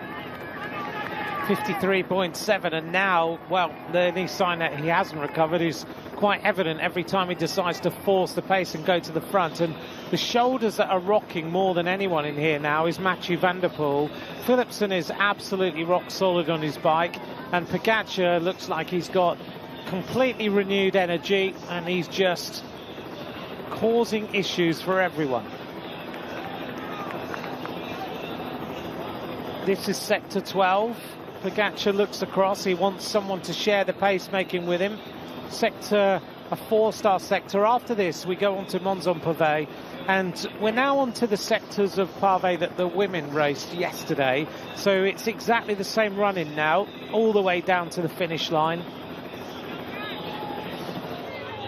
As we look here at the group of Wout van Aert, Matthew Brennan, Pedersen, Vermeers, Bissegger, and there's couple of more riders there at the back. Two riders who were in the original breakaway, Marcus Holgaard, the Norwegian champion, and Ruch. Those two riders still in here, still in the group, still riding well, having been in the initial attack of the day, which numbered 8 riders. And back to the question before to Mado? Sorry, I've cleared that now. Right. I'll come back to you. Talking about feeding. Madoda. Sorry? Madoda. Madoda, sorry, Madoda. Talking of feeding, We saw the rule change this year where you had to feed in these set feed zones which were in the road book. You couldn't feed anywhere on the course like you have been able to since 2020.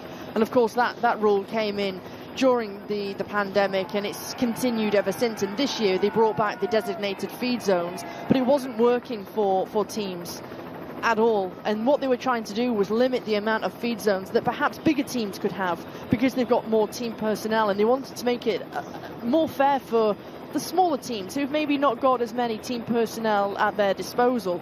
However, what they were finding was, and there was lots of discussion between teams, but also for riders, it was actually worse for those smaller teams, because trying to get to some of those zones, it meant that it ended up having a detrimental effect to them.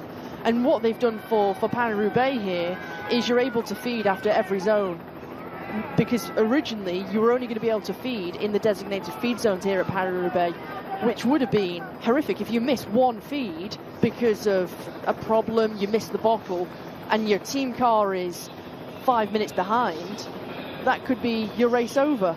And so what they've done is said, okay, after each sector you can feed as well as have wheels there, and you can feed in the designated feed zones, which I think is totally right. Makes total sense. Little acceleration by Mathieu van der Poel, because otherwise how do you feed if you haven't got cars able to come up? You need to plan all your logistics, which makes total sense, as Van der Poel just leads around this turn. 500 metres to go to the end of this particular sector, and then we go on to sector 11, which is the next of our 3 5-star sectors. Here is Stefan Kung, who is in Group 3 now, with on his wheel Mike Turnison, who's got himself back on, and Tim van Dijk in the colours of Red Bull Bora Hansgrohe. Only 300 metres to go for the front group to reach the end of this sector. Then we'll take you through Mons-en-Pavé, this 5-star sector, which comes up at 210.5 kilometres of racing. There's how it looks out across the countryside. We're about to take this left-hander.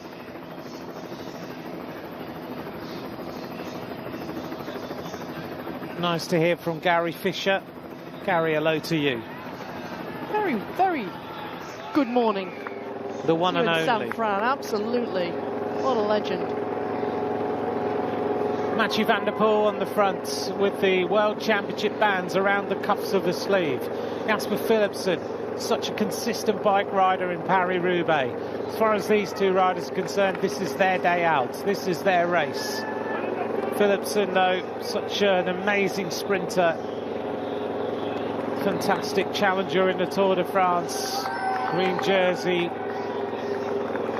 It's good to see him back at his best after a few weeks of trials and tribulations. But he's got himself on the best form possible, and he's put himself in with a chance of winning the Paris-Roubaix.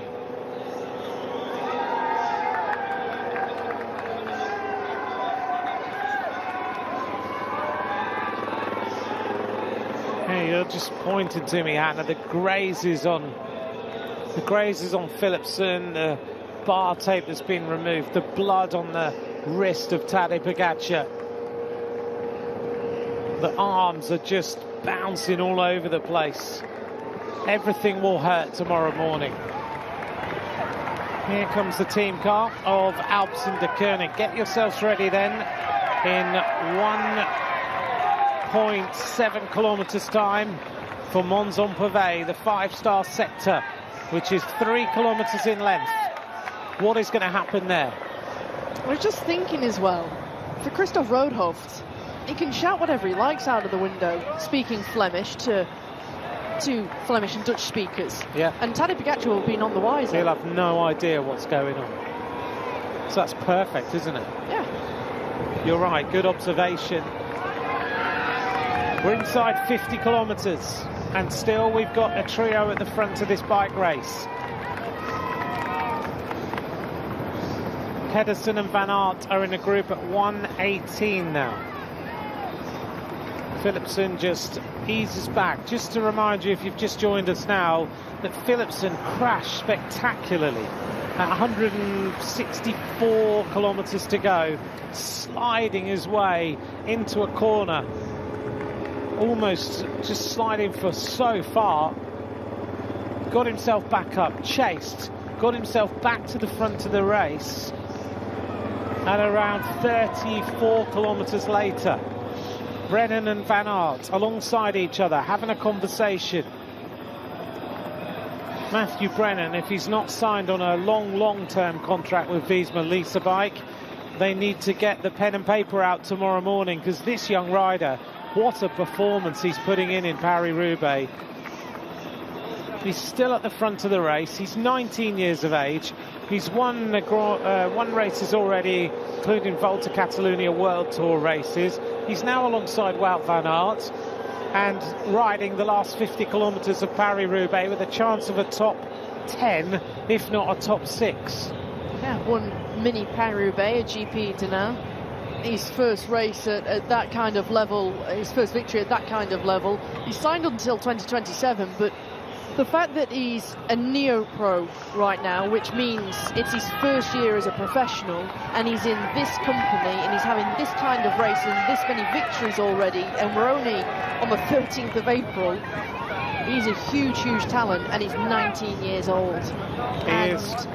He's come through the Visma Lease Bike Devo team for 1 year. He was a part of the Fensham House setup, which is run by Tom Pidcock's dad, Giles Pidcock.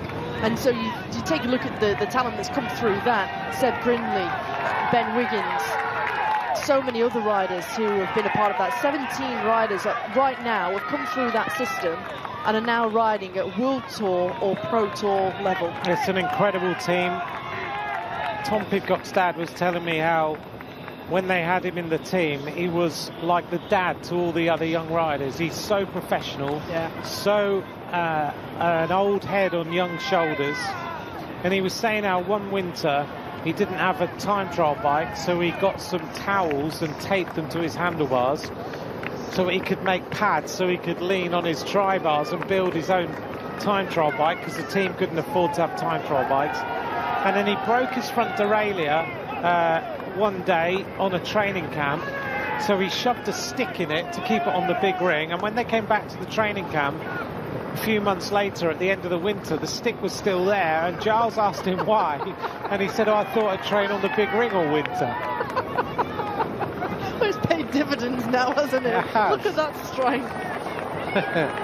But when you take a look, you're a junior, you're an under-16, whatever, you are very reliant on your parents or those close to you, guardians, whoever is supporting you in your pursuit of trying to turn professional, and it's expensive. Yeah, absolutely.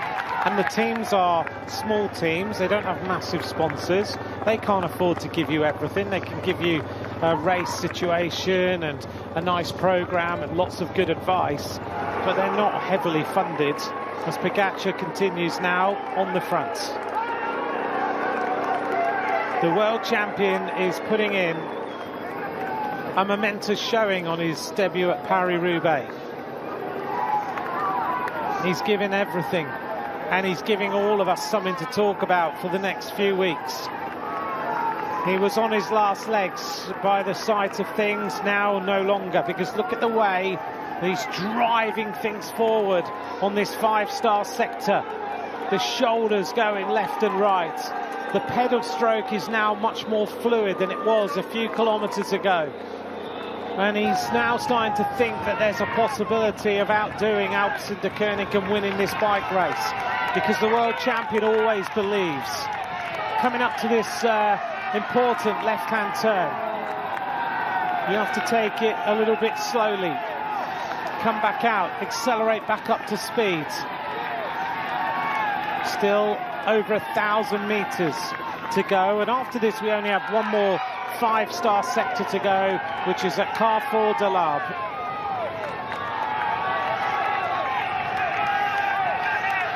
The smoke of the flares into the faces of the riders, the flags flying in the background. The riders' bodies will be hurting and shaking after this race, and the ears will be ringing with the sound of the fans who just shout in your ear as you make your way across the cobbles. Pogačar opens up a tiny little bit of a gap to Mathieu van der Poel, who just has to push on the pedals a little bit harder and close it. Pedersen's refusing to give in. Behind him is Van Aert with Bissegger. And now Van der Poel starts to accelerate a little bit harder. He puts in a big turn now. And Pogačar is finding it difficult to close that little 2-metre gap. It's Van der Poel trying to put the world champion under more pressure. Look at the grimace on the face of Pogačar as he fights to find just a little bit more pace. Philipsen now starts to crack. Philipsen is fighting for all he is worth, and he's now starting to find it too hard. He fights his way back on.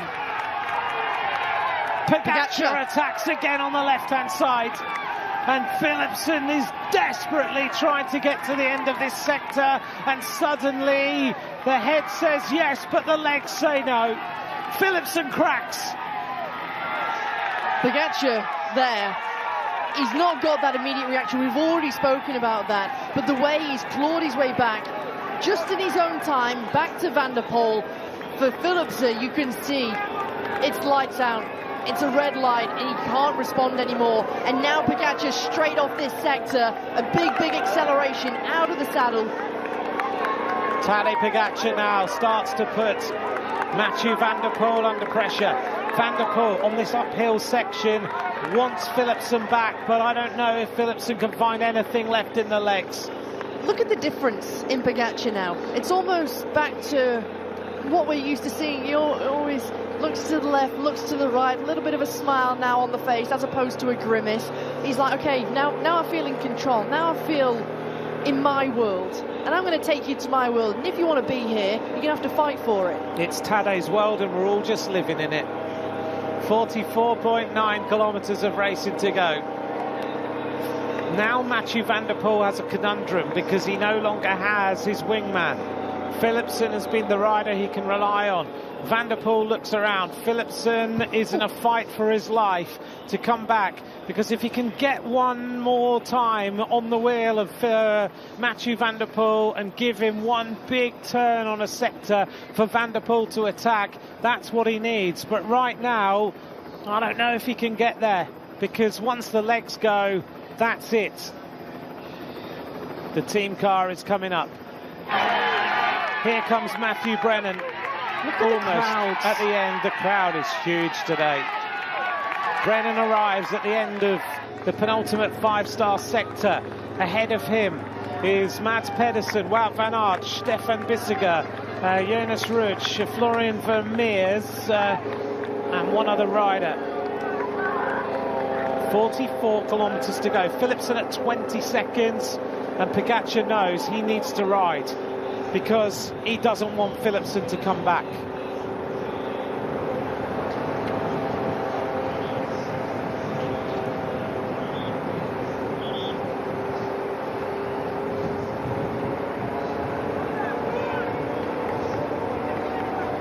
I'll be very surprised if Van der Poel comes through and gives Tadej Pogačar a turn, because it's far more beneficial for Alpecin-Deceuninck to have both riders there. Right now, Van der Poel is just thinking, well, look, I'm going to wait for my teammate. I can play that team role. I can play the team card. You're the one that did the damage here. So for Van der Poel, this could become very tactical. Take a look at this. This was the moment when Van der Poel went. This put Pogačar under pressure. This was the first blow, the first hit for Philipsen. As soon as Pogačar closed the gap, that immediate acceleration meant that Philipsen was just completely ejected from the group, from this duo. 20 seconds now, the time gap to Philipsen, 1:30 to the group of Pedersen and Van Aert. Now we see Van der Poel start to work. We saw him talking into the radio before, and whether the call has come from the team car, also the little bit of communication between them both. Perhaps Philipsen's also said, I've not got it in the legs. On to sector 10. This is a 700-meter sector, 2 stars from Marigny to Avellay. The noise from the crowd is deafening.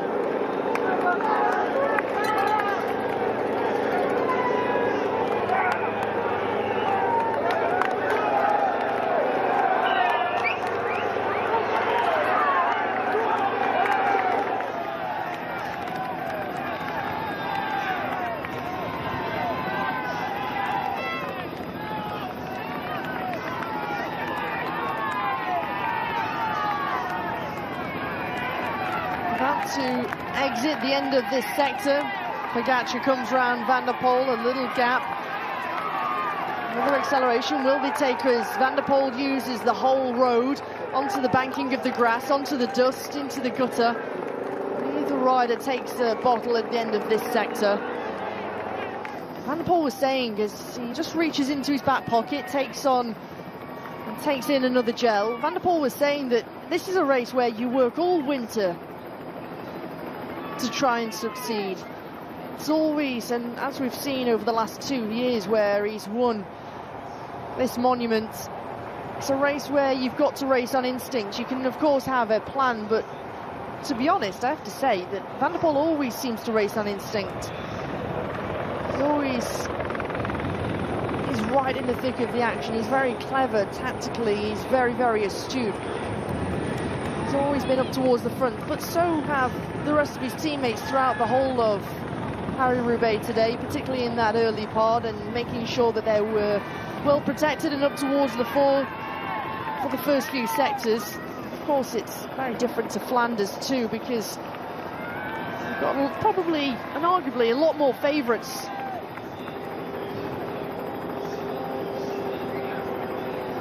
Flanders can be a very, very different race, particularly with its climbs and the amount of elevation. For Van der Poel, he was saying it's good to see Tadej on the start, it's good for the race. And a lot of riders were saying the same thing. It's great to see Tadej Pogačar on the start line. It's great for the race, it's great for the fans. Here is Philipsen, 29 seconds in arrears right now. He's still got a minute on that group of Pedersen and Van Aert. Still riding for a podium position. He's been second the last 2 years, don't forget.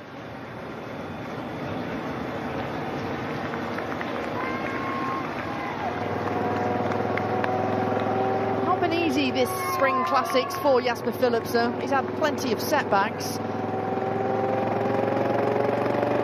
Here you still get the feeling that the contributors, Mads Pedersen and Wout van Aert, got a few passengers, and of course Florian Vermeers isn't going to work, he's not going to contribute. But what a ride the Belgians having.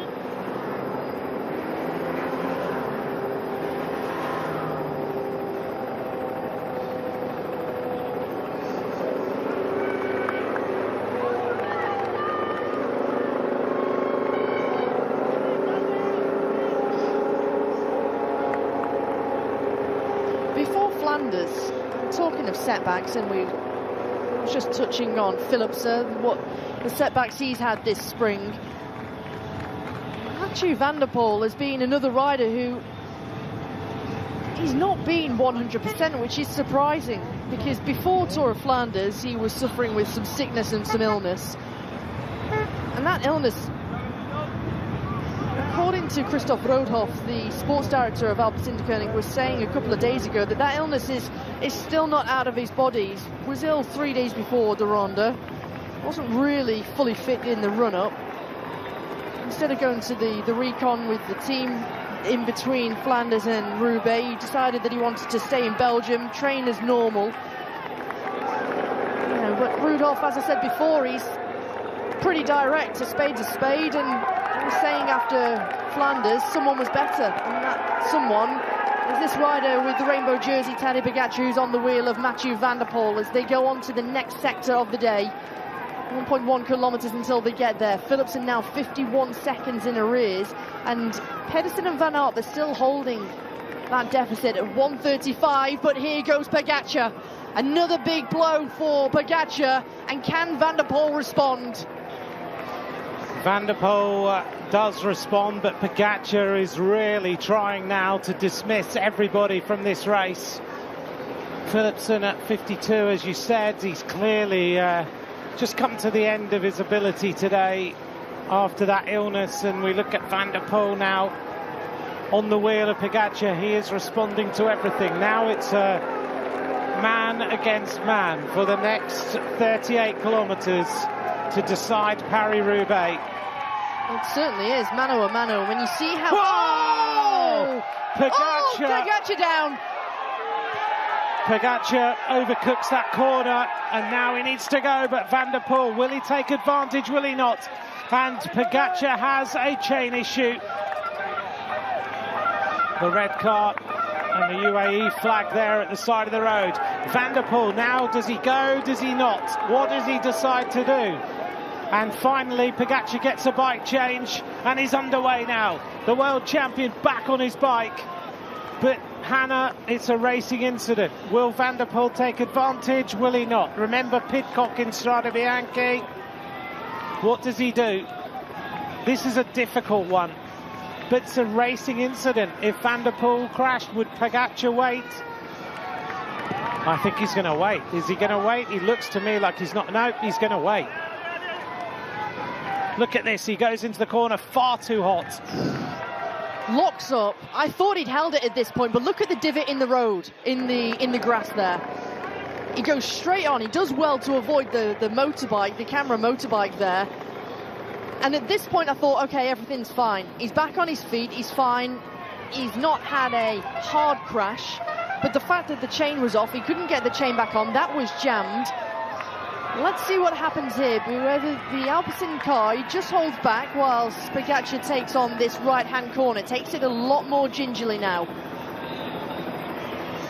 Pogačar and the car of, I think Christoph Rudolph would say, do you think he'd say to Van der Poel, you need to push on? I can imagine he would. It's difficult, isn't it? It's really difficult. But it depends on the scenario. Incident. Yeah, but it depends on the scenario. I think, for example, to one extent, the situation in Strade Bianche with Tom Pidcock was different. It was a long way out. It was a long way out. Pidcock knew that Pogačar was coming, so why push your own wind and waste all of that energy when you know he's coming across anyway? So it's different scenarios. But right now, 20 seconds, it's still doable, it's still manageable. To me, though, Van der Poel has decided, rather than wait, he looked around. Now he's gone into time trial mode. Pogačar grabs a bottle from the car because, of course, he's had a bike change. He needs to make sure he's got bottles. Van der Poel, no, is not waiting. He's thought about it, and now he's decided it's a racing incident. I'm within my rights to race, and that's what he's going to do. But also at that point, Van der Poel maybe didn't realise how far back Pogačar was at that point. Yeah. So he's got to take a look around. He's got to be aware. He's got to know what's going on around him. If Pogačar's only 15 metres off the wheel, of course, sit up, just wait for him, and you're back to status quo. Absolutely. But right now, this is a very, very different scenario. But of course, at the end of the day, in any bike race, it doesn't matter whether it's a Tour de France stage, a sprint, whether it's the Tour of Flanders, whether it's Milano-San Remo, whether it's Paris-Roubaix. You have to get round all the twists and turns, through the corners, not crash, in order to win the bike race. And Van der Poel has gone fully into time trial mode. Something that's really interesting, and you can use the bottom right-hand corner of your screen with that data, and how fast Pogačar's going, pretty consistently, 55, 56 kilometres per hour. Now, of course, Van der Poel was just about to go into that sharp right-hand corner, so it dropped to 49 kilometres per hour. But a couple of kilometres per hour quicker for Pogačar is going to make things... He's going to start to close in. Absolutely. It of course depends on what he's got left. We've already seen that he started to capitulate, and here comes the discussion here between Jens Kukulera and Jasper Philipsen. And don't forget, Jens Kukulera back in his day was a top-class Spring Classics rider. Absolutely. 18 seconds, let's watch it. 34.8 kilometres to go. Pogačar has made a mistake on the Point Thibaut sector number 9. Mathieu Van der Poel has gone into full flight now, but Pogačar is coming back. He's taken back 3 seconds already on Mathieu van der Poel. So the world champion is fighting for all he is worth. Right now, the commissaires have formed what they call a barrage. That means that Pogačar has no motorbikes, he has no cars, he has literally air between him and Mathieu van der Poel, and it's up to him to close it. So they'll pull the motorbikes as far forward as they possibly can, and then it's all about Pogačar racing. But also those motorbikes had stopped with Pogačar to get their photographs for all of the various different media outlets, and they want to get up to Van der Poel now. They want to see the situation up ahead on what is a crucial moment, a decisive moment and a turning point in this race. This is the turning point, this is the moment, this is the decision of these two riders. Pogačar just going too hot into a corner. We're on to sector 8 at Templeuve. Now this is the sector that is split in two. First of all, you have 200 metres, then you have a little gap, then you have 500 metres. You come off this and you go on to Sichuan. But it's a long way between the two sectors. You've got about 7 kilometres of tarmac road. That's where Pogačar might make a difference. 16 seconds now as Pogačar rockets his way across this first little area of cobbles, and he's already catching the motorbikes off the first part of Templeuve and then onto the second part in a few moments' time. It's fascinating. He's rocking along, isn't he? He is. He's flying. Look at the crowd at Templeuve as Mathieu van der Poel, the former world champion, the twice winner of Paris-Roubaix, rockets his way across. Bottle is lost. Pogačar now about to turn the corner. Slidey roads, motorbikes in front of him. They need to get out of the way here. They need to give space, because right now Pogačar is coming with so much speed and pace. Look at that. He's matching the head of the race with Van der Poel. Here's Philipsen. He's gone back to the chasing group of riders. Now this could be calculated because he'll be looking for a podium finish. Pogačar is not far from Van der Poel now. These motorbikes are just lined out in front of him and they're a little bit close. But then I always think about the motorbikes that are in front of these races, and yeah, they give some assistance. But have you ever gone back and watched the 1980s Paris-Roubaix? Because there was loads of motorbikes. And San Remo as well, if you've ever seen that on the top part of Cipressa. Okay, we're off Templeuve now, and we're heading onto the next sector in a while, but it's tarmac road now. So this is the time where Pogačar may well be able to close the gap on Mathieu van der Poel. Van der Poel makes his way into the twists and turns. It's now man against man fully in pursuit of the win of Paris-Roubaix. Van der Poel looking down all the time, just checking his form. Pogačar comes up to that right-hander. He's just taking each corner a little bit more carefully than he was before. Just shows that Paris-Roubaix is just a test of everything, isn't it? It's a test of your endurance, your focus, your poise, your power, your ability to technically get through all these such difficult twists and turns, the cobbles that shake and jar your teeth out. 13 seconds. He's still holding it, Hannah. He's not losing any time. Van der Poel still looking really intense. He's been here before. He's been solo in Paris-Roubaix in the last 2 editions. Out the saddle, a little bit more of an acceleration. 200 metres between them now. Looking at those tyres for Van der Poel, I think he's using a new tyre there from Pirelli. Mathieu van der Poel, what we've seen, particularly at Flanders, he used a completely unmarked brand with a very small little nondescript part of writing, but I think he's got new tyres on there. Looking at that side shot of Van der Poel. 13 seconds for Pogačar. He's got the bit between his teeth. He's got the character chase. Tries to take the shortest line wherever possible, any kind of gain you can get. Speaks into the radio.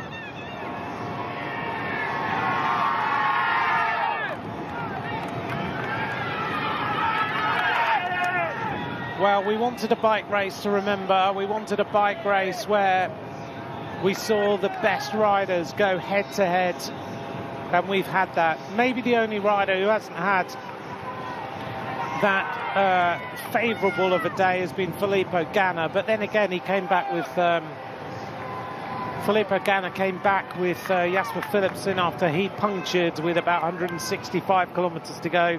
Took him 30 odd kilometres to get back to the front of the race, but Ganna really never has been in Roubaix since. 30 kilometres to go, 16 seconds between Mathieu van der Poel and the world champion Tadej Pogačar. It's intriguing as to whether he can close the gap, or will Van der Poel just start to build an advantage bit by bit, and we'll get the real sense of how tired Pogačar actually has been. Because there's a difference, Hannah, isn't there, in being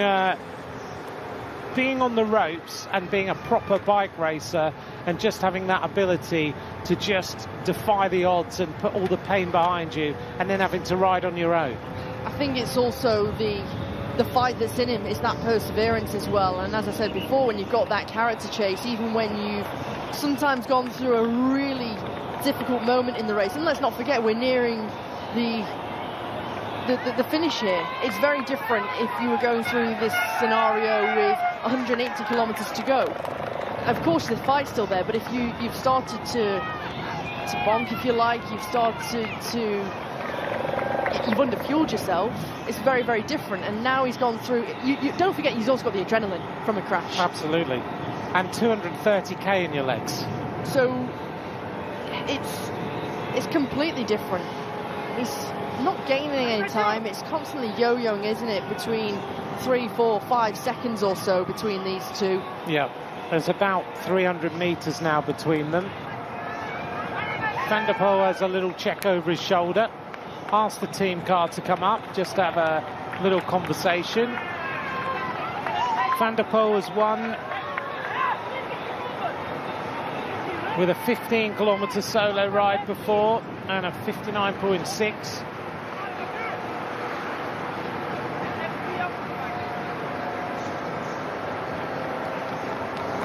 Did you hear anything from the car? Sorry, I just had to listen to the atmosphere, just to try and get a little listen as to what Christoph Rothhoft was saying. Whether he was just saying that Tadej's race is over. Maybe that's the motivation that Van der Poel needs, to think, right, I've completely broken him. Is that what you think he said? I was trying to listen to what it was. Hannah trying to eavesdrop on the conversation between Rudolph and Van der Poel. You've just joined us now. This race has been incredible. It kicked off with an attack of Mads Pedersen. Then Pogačar attacked at 103 kilometers to go. Then there were more attacks with Van der Poel and others. Pedersen attacked again with about 57 kilometers to go. Philipsen. Oh, what was that? What on earth? Why do fans do that? Someone's just thrown a bottle straight into the face of Mathieu van der Poel. That was on that last sector. That's terrible. It's absolutely disgusting. That's not... Cycling has no place for that. No, I wondered why there was a yellow top bottle arrived, because I thought it's not his bottle, but I didn't see it in that slow motion. That's terrible. Don't come to a bike race, don't even bother. 27 kilometers to go. If you're going to do that to one of the best riders in the world, to any rider in this peloton, home. Stay at home. Don't bother coming.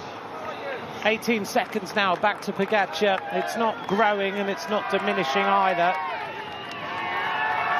Philipsen cracked finally on Mons-en-Pavé. Pogačar overcooked the corner in Pont-Thibault, and since then Mathieu van der Poel has been solo.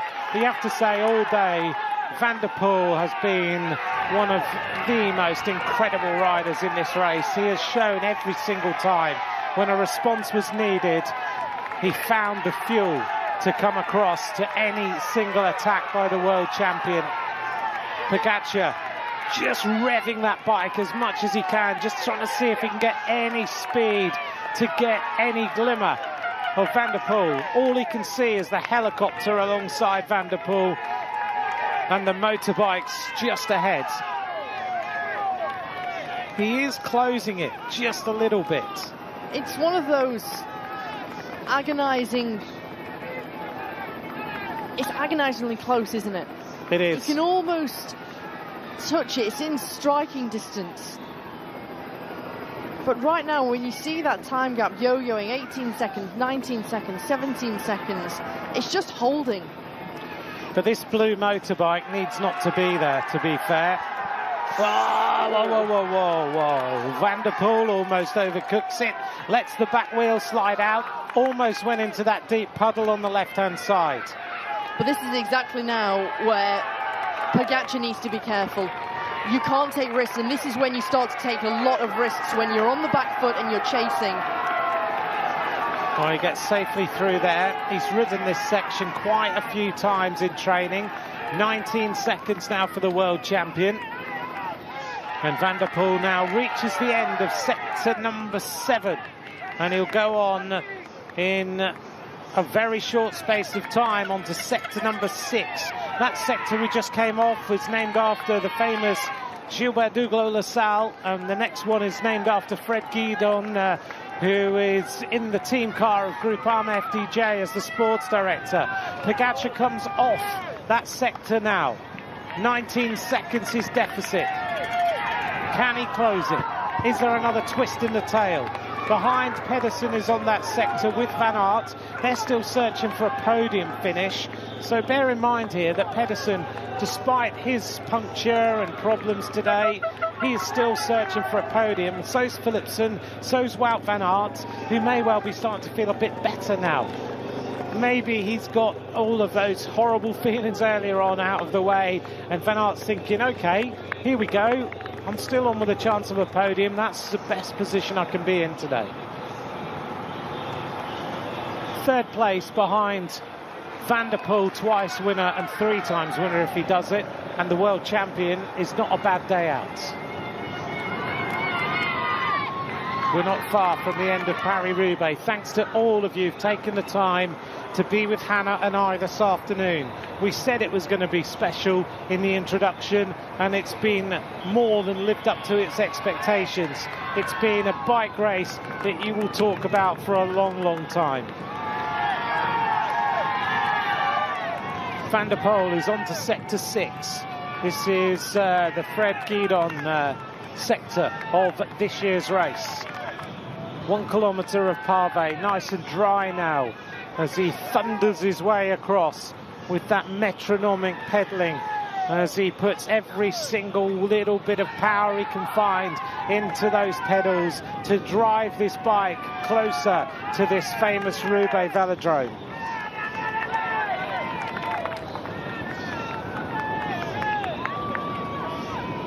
Pogačar looks for the right-hand side. He can see Mathieu Van der Poel turning right and going away.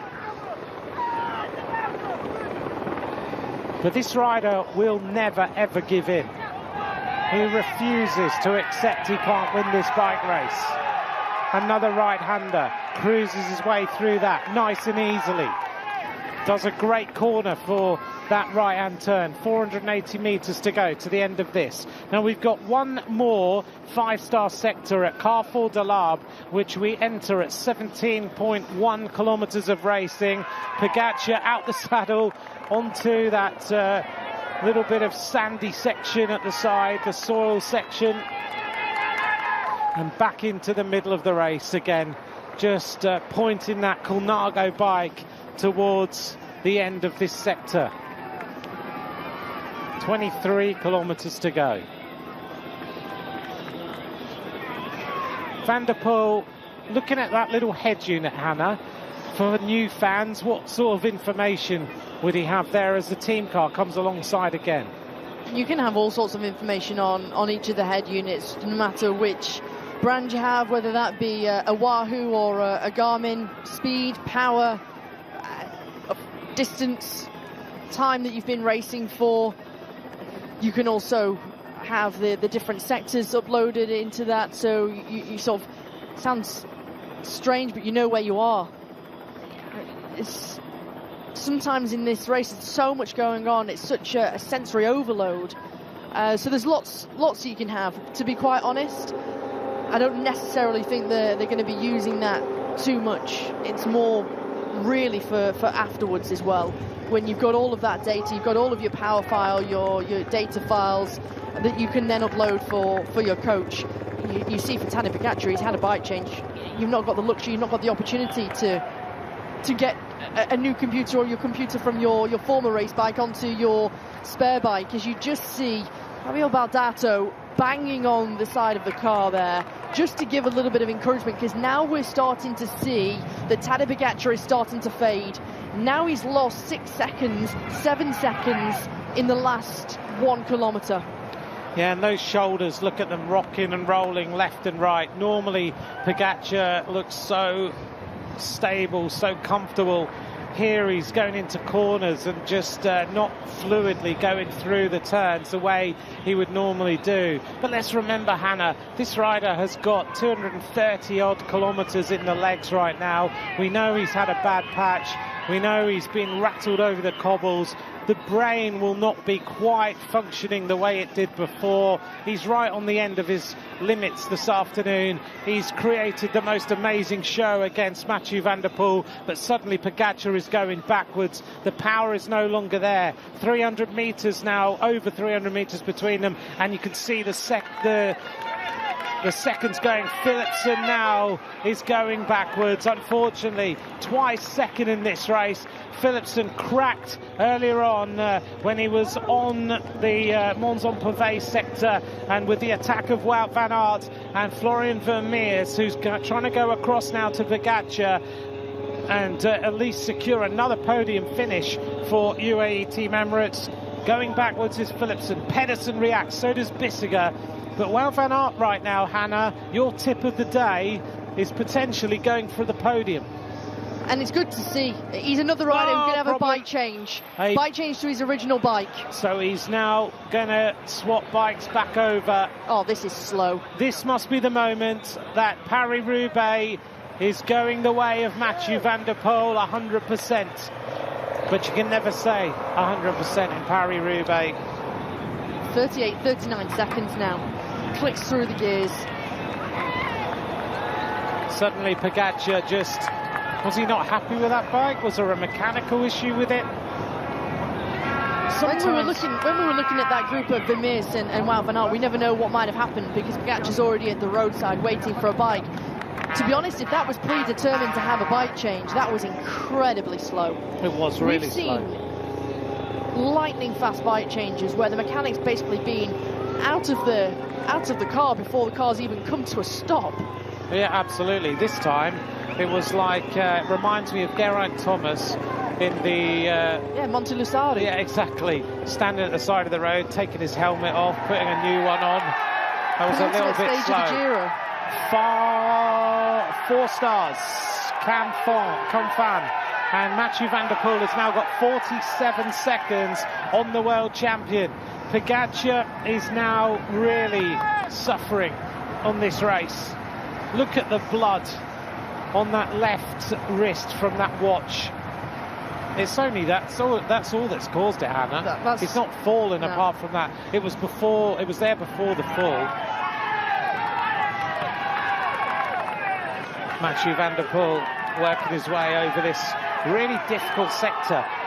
This one is that one. It's got a big crown in the middle, hasn't it? It's surprising that it's only a 4-star, to be honest, because you can see here from the camera shot and the angle how rough these cobbles are, how bad the crown of the road is. There's plenty of, they're almost craters on the left-hand side of this sector, so you want to make sure that you're in the crown of the road. As soon as you go to the right or left-hand side, you're in the gaps. The gaps between the cobbles are horrific.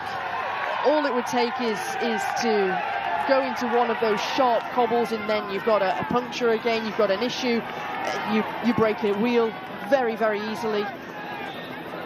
It's such a horrific sector. Van der Poel is fighting his way across there. You can see how much effort he's having to put in with the pedal stroke. Even his pedal stroke now is not quite so fluid. Today, the photographers will never have had so many photos of the world champion grimacing. Look at him letting the bike bounce through the hands, just trying to get any sort of shock absorption.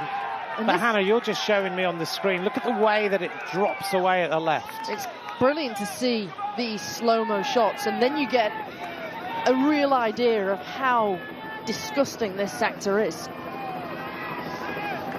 Van der Poel, 55 seconds now, 2:20 on Pedersen and Van Aert. This rider has dominated Paris-Roubaix for the last seasons, and he wears number 1 as the defending champion. He looks fantastic. Pedersen hoping that he can get himself across to Pogačar, because Pogačar's now only a minute and 23 seconds ahead, 24 seconds ahead. Pedersen and Van Aert and Vermeers, who's sitting there with the remote control, will be hoping, catch the world champion, put yourself on the podium. Is Pogačar even going to finish on the podium? I was just about to say the same. Look at the difference in speed and the body language of Pogačar versus Pedersen and Wout van Aert. And we saw that as soon as Wout van Aert started to make that move, Vermeers was working with him. And for me, it was a case of, well, Pogačar's got time right now. It's not a case of he's trying to chase down his teammate, but they also want to get rid of some of the passengers who are in that chasing group containing Pedersen and Van Aert. So I'm not surprised to see that. However, seeing the body language of Pogačar, I think he's completely capitulating now. It's a very, very different Pogačar to what we saw 10, 15 kilometers ago. What is going to be amazing, though, is watching this rider if he comes back to Paris-Roubaix in another year's time or 2 years' time. Because I think you'll see a different approach, a different world champion. Pogačar has learnt some big lessons today, some amazing lessons, some good, some bad, but he'll walk away because he's a class act, and he will work out, how do I win this race? In the same way that right now he is so frustrated at not winning Milano-San Remo. Yeah, and maybe to say he's capitulating is a little bit harsh, but it's no surprise we've already seen him go through such a rough patch as we're on to the final 5-star sector. Carrefour de l'Arbre awaits, 2,100 metres, and Van der Poel has 1 minute and 3 seconds. Massive crowd on Carrefour de l'Arbre. This is sector 4. It is a brutal sector. It has twists and turns and a massive crowd as they urge Mathieu van der Poel. Whoa, whoa, whoa, whoa, whoa, whoa. That was a little hot into that turn. A little reminder. He just needs to concentrate and not overcook it, because once he gets through here, the next sectors are relatively easy. So he just needs to be safe. I'm wondering whether he's getting any time checks right now, because he's really pushing, and Pogačar is a minute behind. He's got nothing so much to worry about. But you can't leave it to chance. And not to put a curse on Van der Poel, if something happens in the next 16.5 kilometres and he needs a bike change and that takes 30 seconds, Pogačar's right in the frame of things. Yeah, you're right. You can't take a chance in this race. Here goes Pogačar onto Carrefour de l'Arbre. Little bit of a freewheel into that left-hand turn, that right-hand turn, as he goes forward. The fans out in the middle of the cobbles there to get a glimpse of this Slovenian superstar that gives us so much joy to watch. Another left-hander where Van der Poel kind of went a little bit hot. Shows that Pogačar is going much slower on this section, because Van der Poel was right on the limit. Slightly uphill now with the massive crowd to this left-hand turn. The gallery awaits the theatre of Mathieu van der Poel. Right hand, the wind is on the shoulder. He's nearly at the end now, Hannah, of the most brutal sections of this year's race. This rider is something else. This race is something... Oh! Whoa, what was that?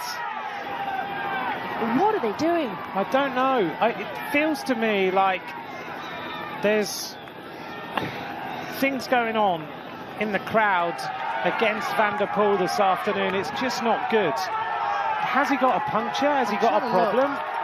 Because something is going on. Yeah. He's looking for the team car. The back wheel's You're going. right, he's got a puncture. Van der Poel has punctured. Bike change. They need the bike now. Van der Poel stands at the side of the road, asks for the mechanic. You said he loses 30 seconds. Anything might happen. Van der Poel has a fast bike change, but not as quick as he might have liked. You could see the eagerness, and this is why I say you can't leave anything. Absolutely right. I said I didn't want to put a curse on. I didn't expect that to happen. But this is why you can't leave anything to chance. And you're... Again, you know, you could see the way that he was looking around. At one point, I thought it was something had happened with a fan again, the way that he looked round with such intent to the right-hand side, but in turn, the back wheel flew to the right-hand side, threw him into one of the worst sectors of Carrefour de l'Arbre, and you could see, when you've got a rear wheel puncture, how you've barely got any control. And I was saying before to you that I think they've got new tyres. They've got the new Pirelli Zero Race TLR tyres on as Van der Poel is off the sector. Oh, he's using every inch of the road, isn't he? He's absolutely railing it round that turn. Van der Poel takes a bottle. Pogacar will have been told in his ear, Van der Poel's had a bike change, now you have a chance. Gel goes into the pocket, turns the corner, makes his way towards Gruson, which will be sector number 3. He's onto that immediately. Pogacar almost at the end of this sector now. What a bike race. This is a film. It's just incredible to watch. The script twists and turns and adds new plots with every turn of the pedals. There's no race on earth that comes close to Paris-Roubaix. It's one of those races when you wake up and you've got the privilege of commentating on, that you wake up and you know that today is going to be something else. And today has been more than we ever dreamed of. Turning right now, Pogacar still at 104 and coming close. This is not right this time, no. Czech. This is way different. Wout van Aert, Florian Vermeers, Mads Pedersen are closing this gap. But I think it's deceptive, where you can see up ahead the arch of the finish of the Carrefour de l'Arbre. It could be right, however, they're closing in, and they're closing in fast at the same rate as Pogacar is starting to fade. 103 for Van der Poel. Onto this sector of Gruson. He's almost at the end of Gruson now, a 1.1 kilometre section. The next sector comes at 8.1, and suddenly, Hannah, Florian Vermeers attacks Wout van Aert. And Van Aert's shoulders left, right. Pedersen goes across because Pedersen wants the podium. Big right-hand turn, then you take a left, and then you're onto Gruson. Bottle for Van Aert, he's not able to take it. He's just intent on trying to stay in the slipstream. Pogacar now is onto Gruson. Now this is an important sector. What's the gap? 50-odd seconds. It'll stabilise. Pogacar, look at the leg speed. It's not what it normally is.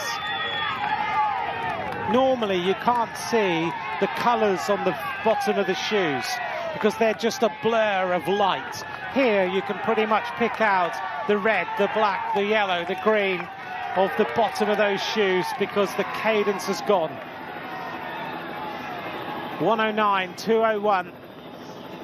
And Van der Poel has not lost any time with that bike change at all.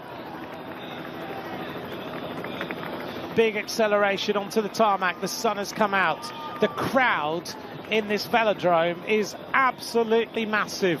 Totally huge.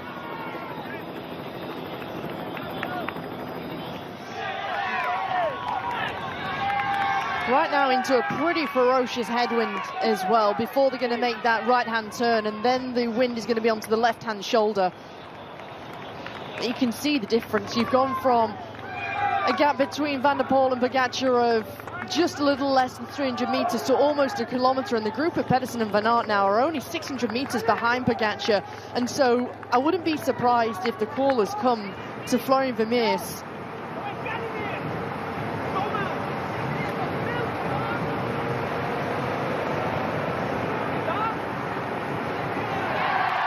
Sorry, just trying to get a listen there of Christoph Roodhooft.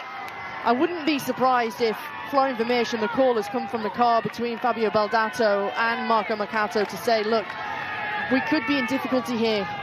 We might need you.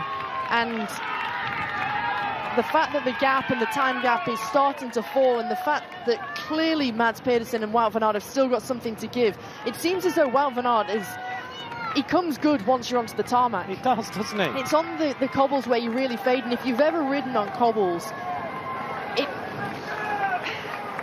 particularly when you're fatigued, it just saps and takes away all of your strength when you're going through, and when you've been racing for this long, you lose all of that power. I mean, don't forget, they've done over 55 kilometers of cobbles today. 55.3 in total. They've only got 1.7 kilometers of pave left. Just from a colleague of mine, he's just messaged Dutch guy saying, Van der Poel is saying, I can't anymore. So whether Christoph Roodhooft is saying you need to keep pushing, and maybe he's also really starting to fade and fatigue. Right on the limit. So this race is a fight between these riders. There's only 11 kilometers to go. As long as he doesn't have any more issues, Van der Poel has got pretty much enough time, but if he cracks, and he's putting gels and food into him on a lot of occasions, as long as he doesn't have any major issues, then Van der Poel is pretty much okay, but you just never know. Pogačar is seeing the motorbikes go past. He's not used to that.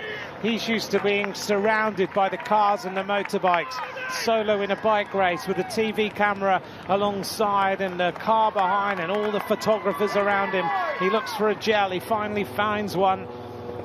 And this gap is going right down now. It's what, 47, 50 odd seconds between them, and Pedersen still has some riding, and Vermeers now and then does a turn as Wout van Aert goes to the back.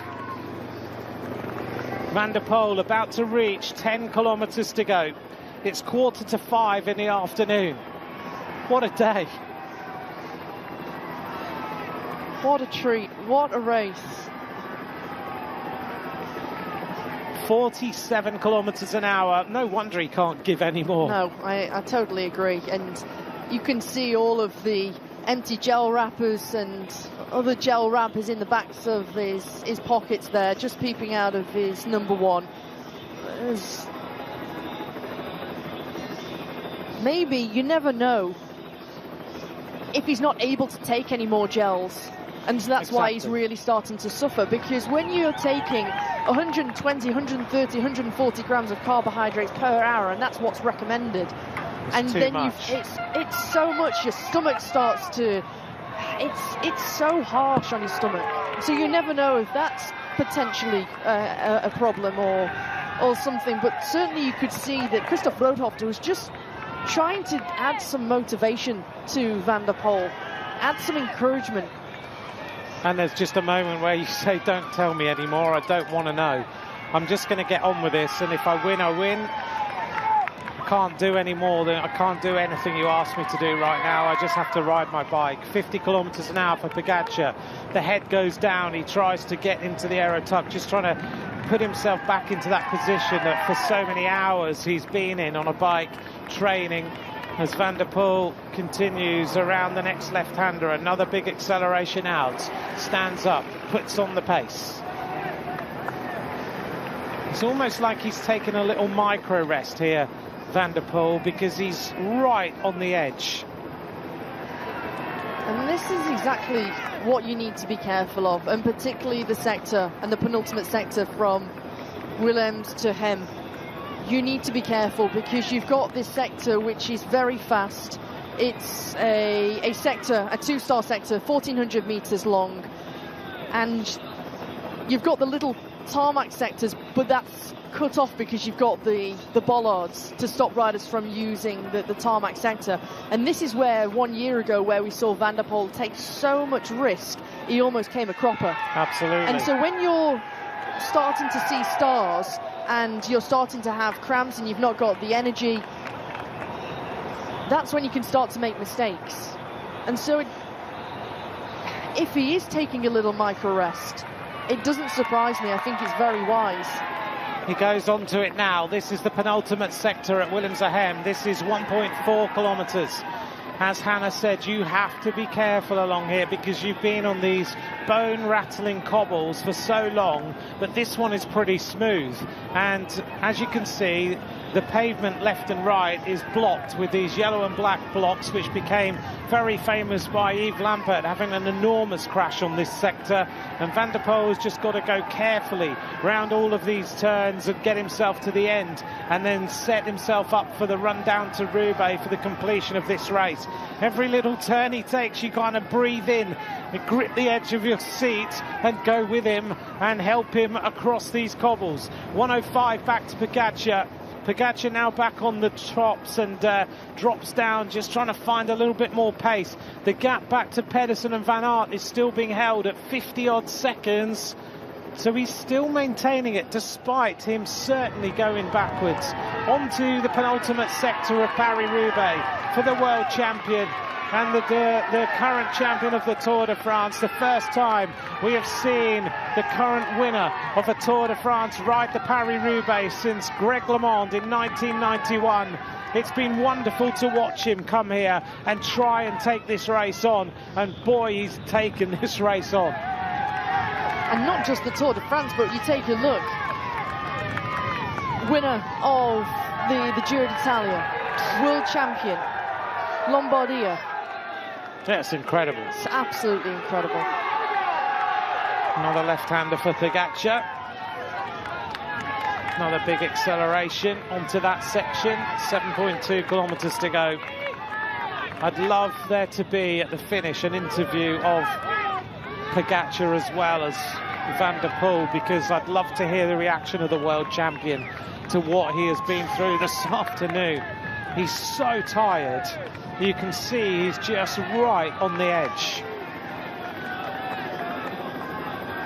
Once they come off this sector, as Van der Poel makes the left-hand turn off the sector of Willems-Arnhem, you've got this road section now where it's also not easy, Anthony. No. And what's the wind like, Hannah? It's also slightly uphill in places as well, which makes it really, really difficult. But the wind is still a crosswind. It's still onto the left-hand shoulder. If it was a direct headwind, I would say that this would play against Tadej Pogačar with this chase group in pursuit, to be honest. Still 23, 24 kilometers per hour, pretty gusty. But once you start to head towards Roubaix, you're a little bit more sheltered from the buildings, from the trees. 6.3 kilometres to go. Wout van Aert 56 seconds behind Pogačar.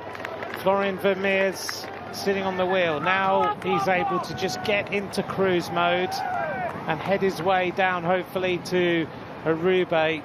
This velodrome is absolutely packed this afternoon. It's incredible looking out across here. We're very lucky to be able to sit here and see the crowd as they wait for Mathieu van der Poel to arrive here at the finish line, if indeed he is the first rider to reach here. Pogačar, tired, slightly beaten right now, but all of these riders are the same. I just can't believe how fast they've ridden here. We're heading now to the velodrome. In 1914, Roubaix considered creating a sports centre here. Roubaix entrusted the project in 1923 to the architect Jay Graeber, and then in 1935 the park was formed into a velodrome. Paris-Roubaix has finished here ever since it was possible to finish on this famous concrete track that we are heading to shortly. 5.2 kilometers to go. Mathieu van der Poel is 1 minute 15 seconds ahead of Tadej Pogačar as the team car comes back up again.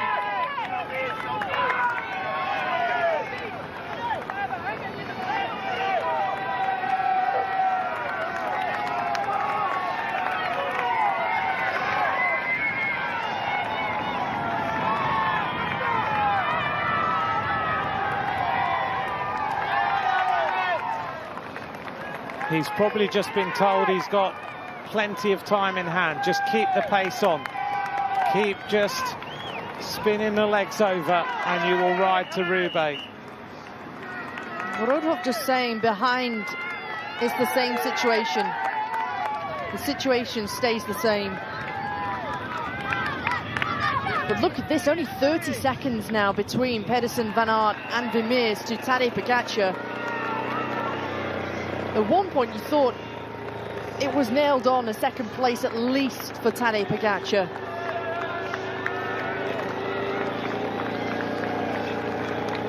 Pedersen, for those of you who've just joined us, we look down on the famous Velodrome André Pitrou here in Roubaix. Now with sun on the backs of everybody in the track centre, about to greet the winner of the 122nd edition of the Paris-Roubaix. A rider right now in the lead with a massive grimace on his face. These riders are in so much pain. It's etched on their faces. To be honest, it's almost like he's crying. He's going through so much pain. This is hurting so much. He's so depleted. You've got nothing left in the tank but just to survive. It is. And it's very, very rare that we see Van der Poel in this way. Well, we've seen a world champion and twice winner of the Paris-Roubaix in Mathieu van der Poel on the edge. And we're now seeing Tadej Pogačar as well. He's seen him on the edge. Pogačar can hardly hold the bars. He's just in so much pain as well. Look at the way he's kicking these pedals over.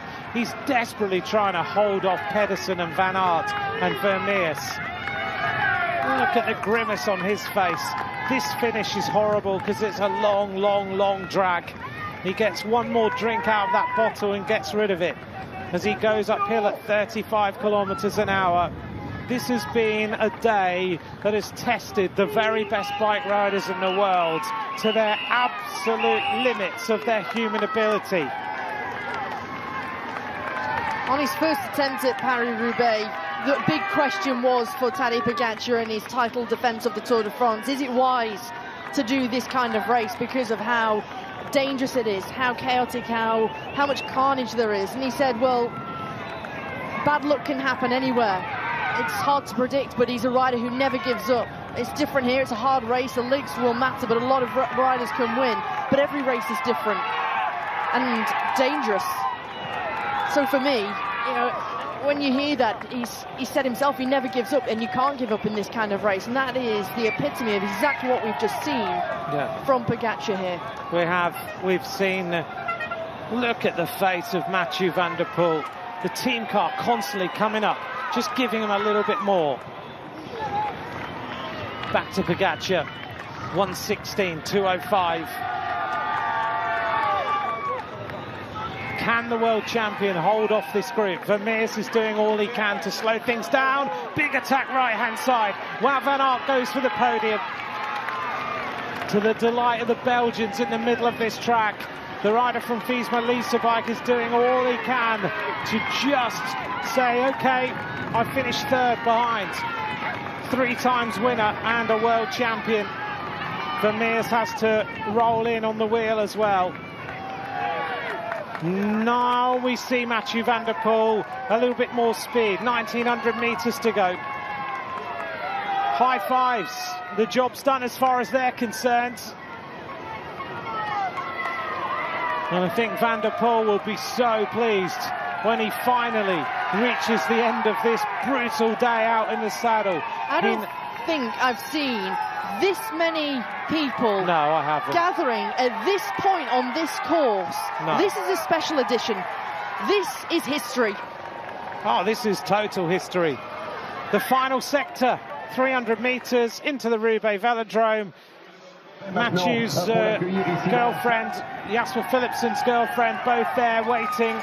Philipsen cracked on the run-in. Now Mathieu van der Poel will come in, and we're about to see him turn the corner into this famous velodrome. The 122nd edition of this race is coming to its conclusion, and any moment now this crowd is going to be on its feet, because they have witnessed, as Hannah said, history. They have witnessed one of the best bike races we have ever watched. We've seen the best classic bike riders and the world champion and Tour de France winner absolutely knock pieces out of each other for over 100 kilometres. The crowd get on their feet and they greet Mathieu van der Poel. He has one loop now into the finish. This has been incredible. Not seen Francesco Moser, have we seen the triple be done here in Paris-Roubaix. 78, 79 and 1980, and now Mathieu van der Poel is going to do the triple. Alpecin-Deceuninck, take a bow. Into the back straights for Mathieu van der Poel. What a history he has as a bike rider. Everybody is just marvelling at the way that this rider has taken this race on as he goes into the final two turns and reaches the final straights. This rider is the man who conquers the 122nd edition of Paris-Roubaix. The king of Roubaix, the triple, Mathieu van der Poel wins the 122nd Paris-Roubaix to the delight of the Roubaix crowd. The arrival now of the world champion, Tadej Pogačar, rides in now to this velodrome. This rider took the race on. At over 80 kilometres to go, it looked like he was battered and finished and on his knees and about to capitulate. And suddenly, the world champion showed just how good he is. What a special edition. What a treat, what a ride, and what a rider. He's come here on debut to finish on the podium. Tadej Pogačar, a multiple Grand Tour winner, has graced the cobbles of Paris-Roubaix for the very first time, and on debut it's going to be a second place. Pogačar now makes his way around this famous velodrome. Not since Greg LeMond have we seen the current winner of the Tour de France ride Paris-Roubaix. For him, it's a celebration. For him, he's achieved. He finishes on the podium of Paris-Roubaix in his debut, and he waves to the crowd, and they give him their applause back because they have also witnessed the most incredible bike race today. And now it's about third place. Florian Vermeers has finished on the podium before. Wout van Aert is in there. Can Van Aert put himself onto the podium? He's finished on the podium as well previously. Pedersen has finished on the podium. All three of these riders want to make sure that they say, we finished in third place on the most incredible of days. Down the back straight now. Who is going to take this? They're leaving it very, very, very late. Pedersen starts the acceleration. Vermeers goes around the top.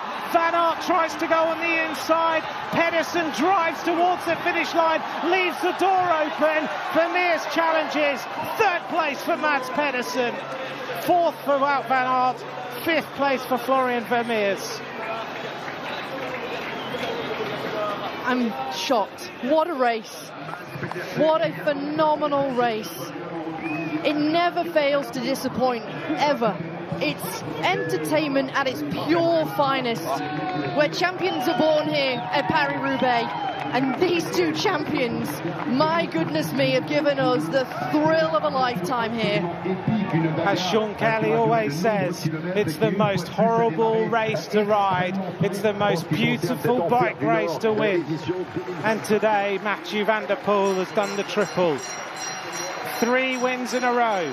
Now we see Bissegger with 2 riders who were in the original breakaway. As they come in towards the conclusion of this race now, they go to the top of the banking, full track style, because every single place counts in this bike race. Holgaard, Rutsch and Bissegger going to fight it out now for the minor placings. Holgaard on the front, the Norwegian champion. Who's going to win from this group of 3? Bissegger looks up. Jonas Rutsch goes nice and early for the team of Intermarché. He wants to get the march on everybody else as he drives clear to try and put himself up in the top places overall. He's going to take the sprint ahead of Bissegger with Holgaard. Well done, Jonas Rutsch, in the breakaway all day. Bravo, bravo, what a performance. Top job from both Rutsch and Holgaard to be in that early breakaway. And the arrival of the next big group of riders, which I think contains Jasper Philipsen. And Philipsen, second in the last 2 editions, has had a really tough day out here. Also here, this is Fred Wright of Bahrain victorious. Fred Wright looking for a top 10 place. Intermarché are going to have some top results here. Biniam Girmay still here. He's got a teammate who's leading him out. That's Taco van der Hoorn. Here's Filippo Ganna. Ganna goes on the outside. That is Michels. And Fred Wright wins that sprint. The place is now for the top 20. Filippo Ganna's going to win this sprint. Marco Haller there. Biniam Girmay. Mike Turnison is there. Riders are coming across the line, and as you'll see, it's such a laboured sprint. They've got nothing left. They're completely empty. Fatigue at an all-time low. Well, they're absolutely finished. Like, Van der Poel can hardly even walk his way into the changing area. There's the photo finish. More groups of riders completing this Paris-Roubaix. More and more groups entering too. Sebastian Milano and the Unibet Team Rockets have a couple of riders in this group as well as an invited squad. They've been involved in all the action all of the day. Good job from Phil Bauhaus there and Antonio Morgado of UAE Team Emirates. Anthony Turgis in that group too. All smiles from Mathieu van der Poel. It wasn't smiles 3 kilometres ago. It was real pain.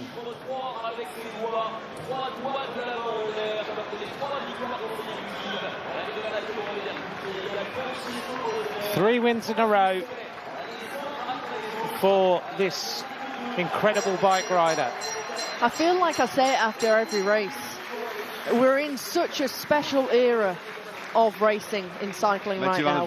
Congratulations. Let's hear from our winner. You enter history a little bit more, winning 3 consecutive times, like Lapise, like Moser.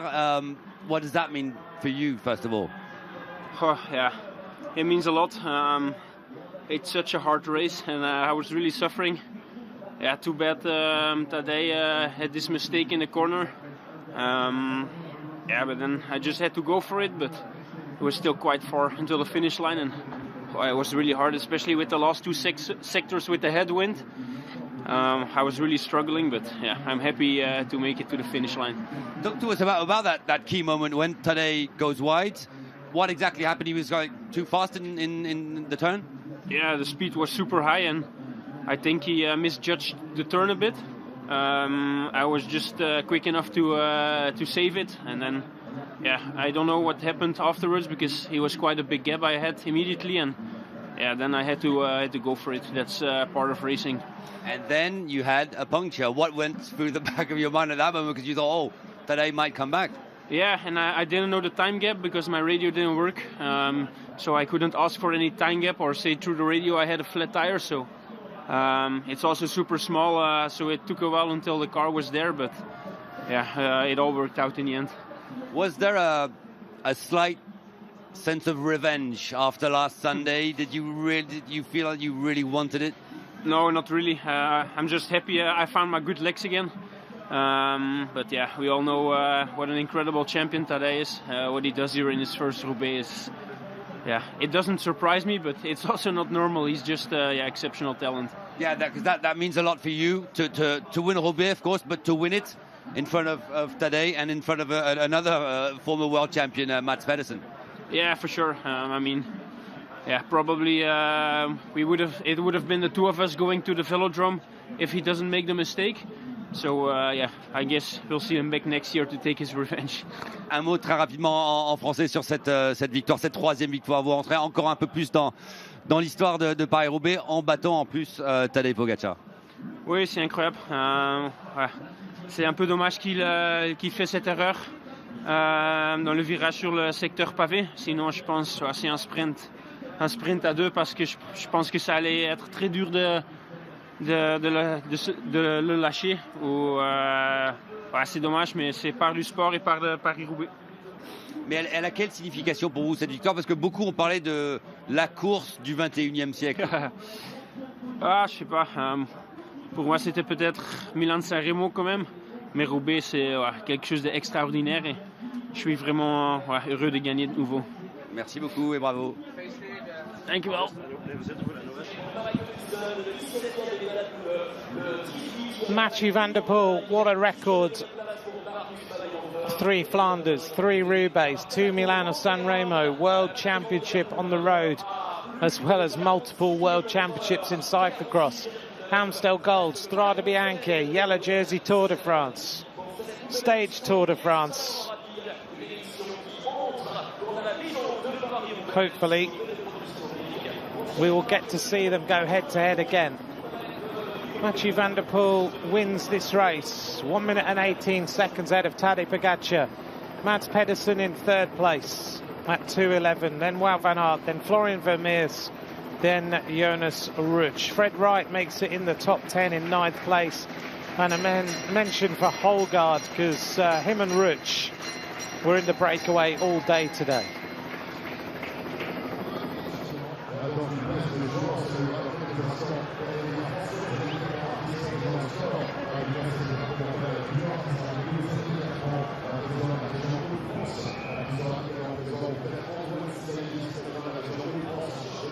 Hannah, I don't know if it's possible to even summarise this race in a few words. Because a few hours ago we started talking, 6 hours ago, pretty much to the dot. And it doesn't feel like 6 hours ago, it feels like a couple of hours we've watched this race. And so much happened. Every sector produced a new chapter of a book. It was absolutely incredible. It's hard to put into words, it's hard to describe. It's an incredible race, it's full of emotion, it's full of stories. Your look can change within a split second. We've seen that from multiple riders today. It's a special race, it's unique. There's nothing like it. And I saw a few days ago a few football and famous football pundits from the UK watching a clip of Paris-Roubaix, and they couldn't believe what it's like. Yeah. They were in total shock as to how brutal this race is. There's nothing like it. And it's special. It's Mauro Gianetti just congratulating Mathieu van der Poel, Mariska Gigart, fiancé of Tadej Pogačar, and a rider of AG Insurance Soudal. Here to watch Tadej. It's pretty impressive on your debut in Paris-Roubaix, isn't it? But he won't be happy with that. He comes to win bike races, doesn't he? But I'm sure when he reflects on it, he's just such a competitor. I mean, how? He was on his absolute last legs at 85k to go. But I think he gives respect to the races, and he knows how hard. You can't just slip into this kind of race and expect to come out on top. You know, apart from that slight mistake on the cobble sector where he overshot it and ended up coming off the bike, and the chain was off, it was jammed, needed a bike change, it was pretty slow, he had another bike change. we didn't ever see a replay of what was wrong with the first spare bike. No. And so at that point, it was still doable, it was still manageable. If he still had 18 seconds at that point when Mathieu van der Poel had his bike change on Carrefour de l'Arbre, how different could the scenario and situation be? Absolutely. Yeah, you're right. If you work out those seconds, it was pretty much close, wasn't it? I do have to say, though, maybe the fact that he hasn't won this race gives him the motivation to come back and continue this entertainment. Maybe he would have thought, do you know what? Oh, well, I've done. ticked, I'm done. Don't need to do that again. But Only had to do it once. That was good.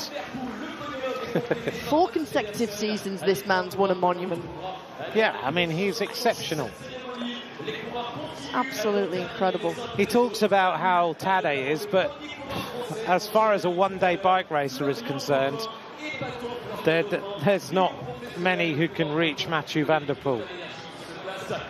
Because once he's there and he's intent on winning something, Mathieu van der Poel is absolute first-class bike race.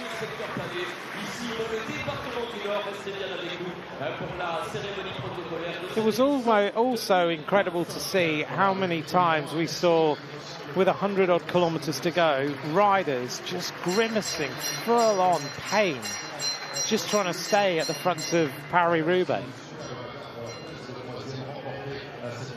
I said it before, how often do you see Van der Poel in such difficulty with 30 kilometres to go? Yeah, it's rare. Very, very rare. You know, he was clearly in a lot of difficulty in that final. Absolutely. We're getting ready for the podium presentation.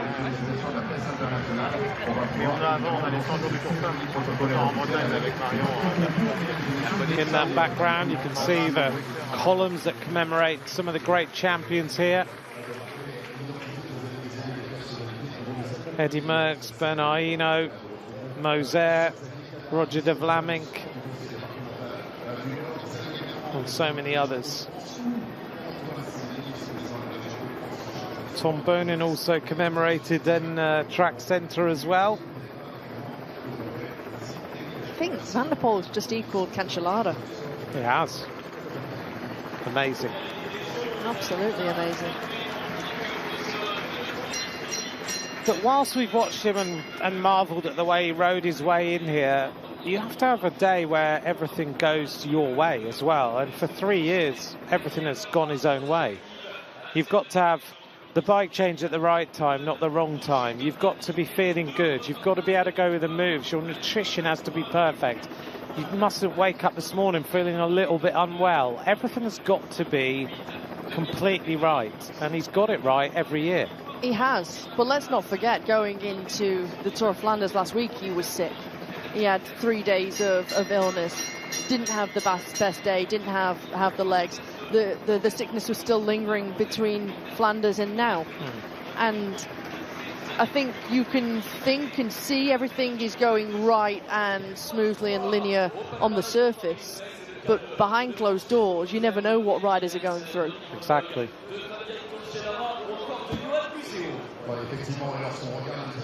When you saw Pogacar announce that he was going to ride Roubaix, and I think all of us thought that he was going to ride if things went the right way, just after he did that reconnaissance, I think you hoped that this bike race today wouldn't be one of those where it just didn't live up to expectations, where it wasn't a great bike race, where everyone nullified each other and it became a bit negative and all that.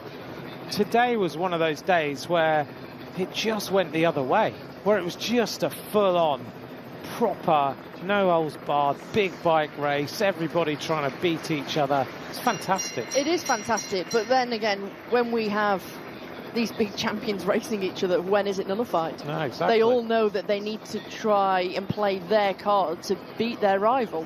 Yeah. And we saw Mads Pedersen, who tried to attack from a long way out, over 100 kilometres still to go, and he tried to get the upper hand and anticipate and try and play his card. And still comes in third place. So whilst you might think, 100 odd K to go, attacking was a bit mad, it wasn't, because Mads ends up on the podium of Paris-Roubaix, having started all the action where everybody kicked off. Oh, Alex Saw. Matthias Vacek has come down hard, hasn't he? Yeah.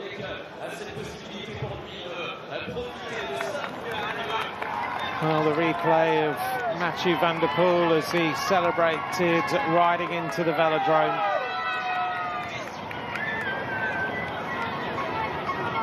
The moment the race was won.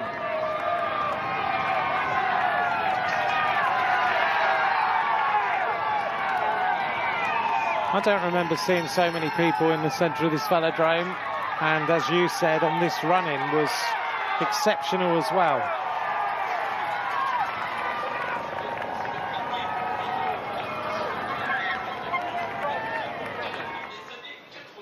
The last kilometre of racing.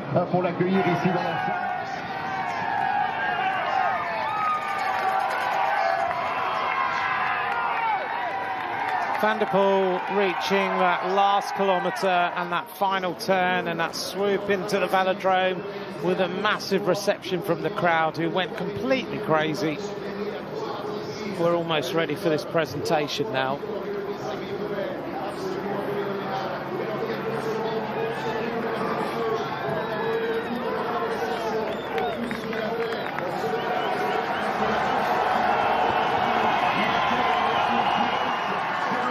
An amazing reception for the Alpecin-Deceuninck rider.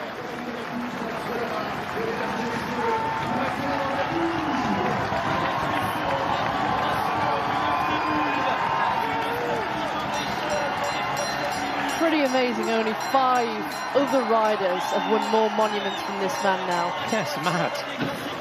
Kelly, Coffey, De Vlaeminck, Merckx, and Gerald Engel. Yeah. He's exceptional.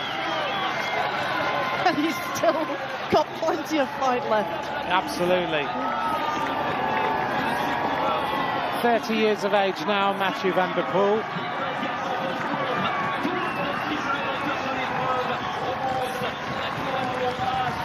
I think this is his hardest fought Roubaix victory, though.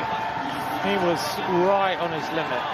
Do you not think hardest fought victory ever? Maybe, yeah. Potentially. If you've been suffering for 30 kilometres... Yeah, you're right. Right on the limit. I mean, it's not often you see Van der Poel in that kind of shape. No, exactly.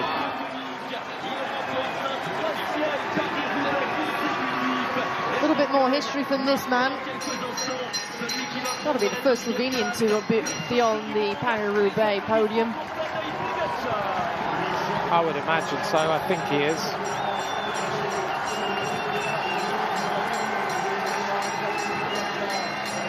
Yeah. Pretty special.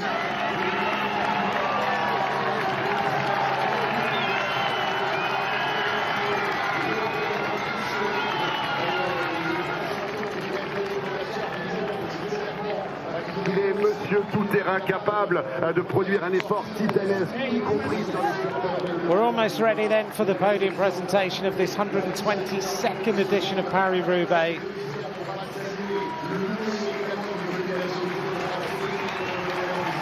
And what a podium it is. 2 former world champions and a current world champion. Class bike riders about to receive the awards of the day.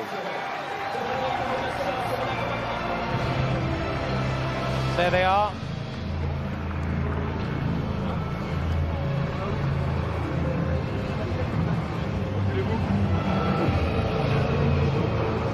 The last time I saw Pogačar like this, actually, was the World Championships. When was that? 3 or 4 years ago. Do you remember when he said it was 1 lap too long? I remember interviewing him after he won the world title in Zurich last year. I had to get him a chair to sit down to do the interview because he was completely empty. He was like a a sheet of paper, white sheet of paper. He was so pale, he had no colour left in him. He'd gone so deep. He's trying to get Mads Pedersen to hold him up here, I think. It's a good tactic.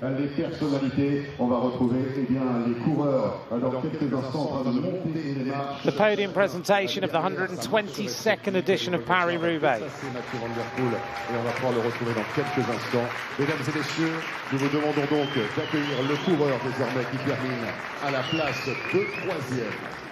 Représentant le Danemark pour la formation Lidl Trek, c'est Mads Pedersen. Mads Pedersen back on the podium of Paris-Roubaix, 3rd place. Mads Pedersen qui termine sur la 3e marche du podium, qui est salué et félicité par François-Xavier Cadard, vice-président au sport du conseil départemental du Nord, et qui repartira une nouvelle fois l'ancien champion du monde 2019 avec le petit pavé de Paris-Roubaix. 3e place, Mads Pedersen. Mads Pedersen of Lidl Trek. Également le bouquet de fleurs à Mads Pedersen, donc, qui continue d'enchaîner les prestations de qualité depuis le début de cette saison 2025.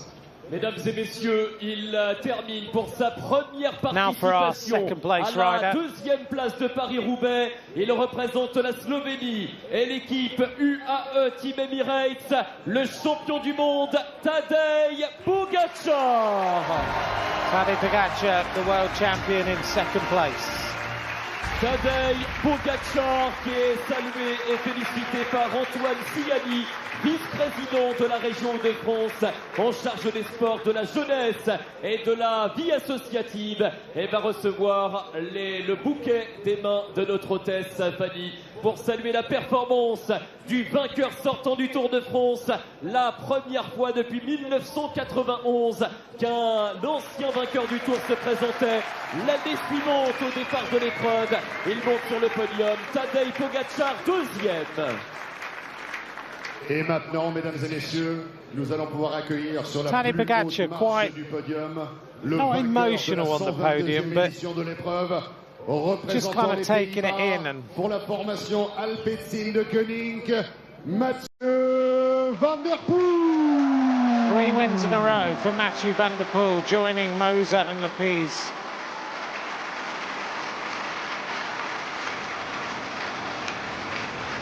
He took this race on with Pedersen, with Pogačar, and you kind of have to say that out of the race, these 3 were the main animators, the 3 riders who really took the race on, and they end up on the podium. The cobble is presented for the 3rd time in a row. 3 Paris-Roubaix for Mathieu van der Poel.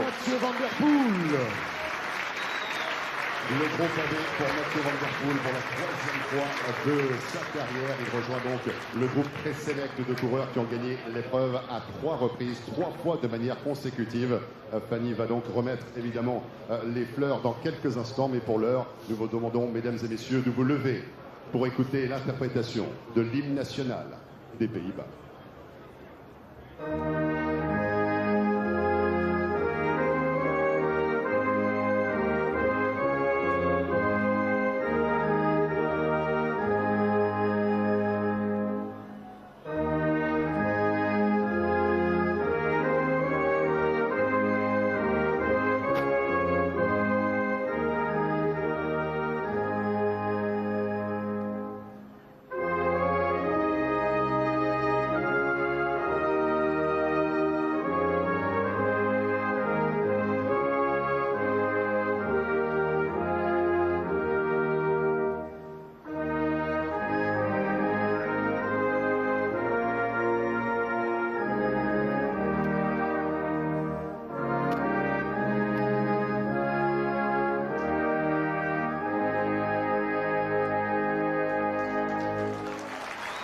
nationale des Pays-Bas pour Mathieu van der Poel with the national anthem wins the Paris-Roubaix. Le bouquet également.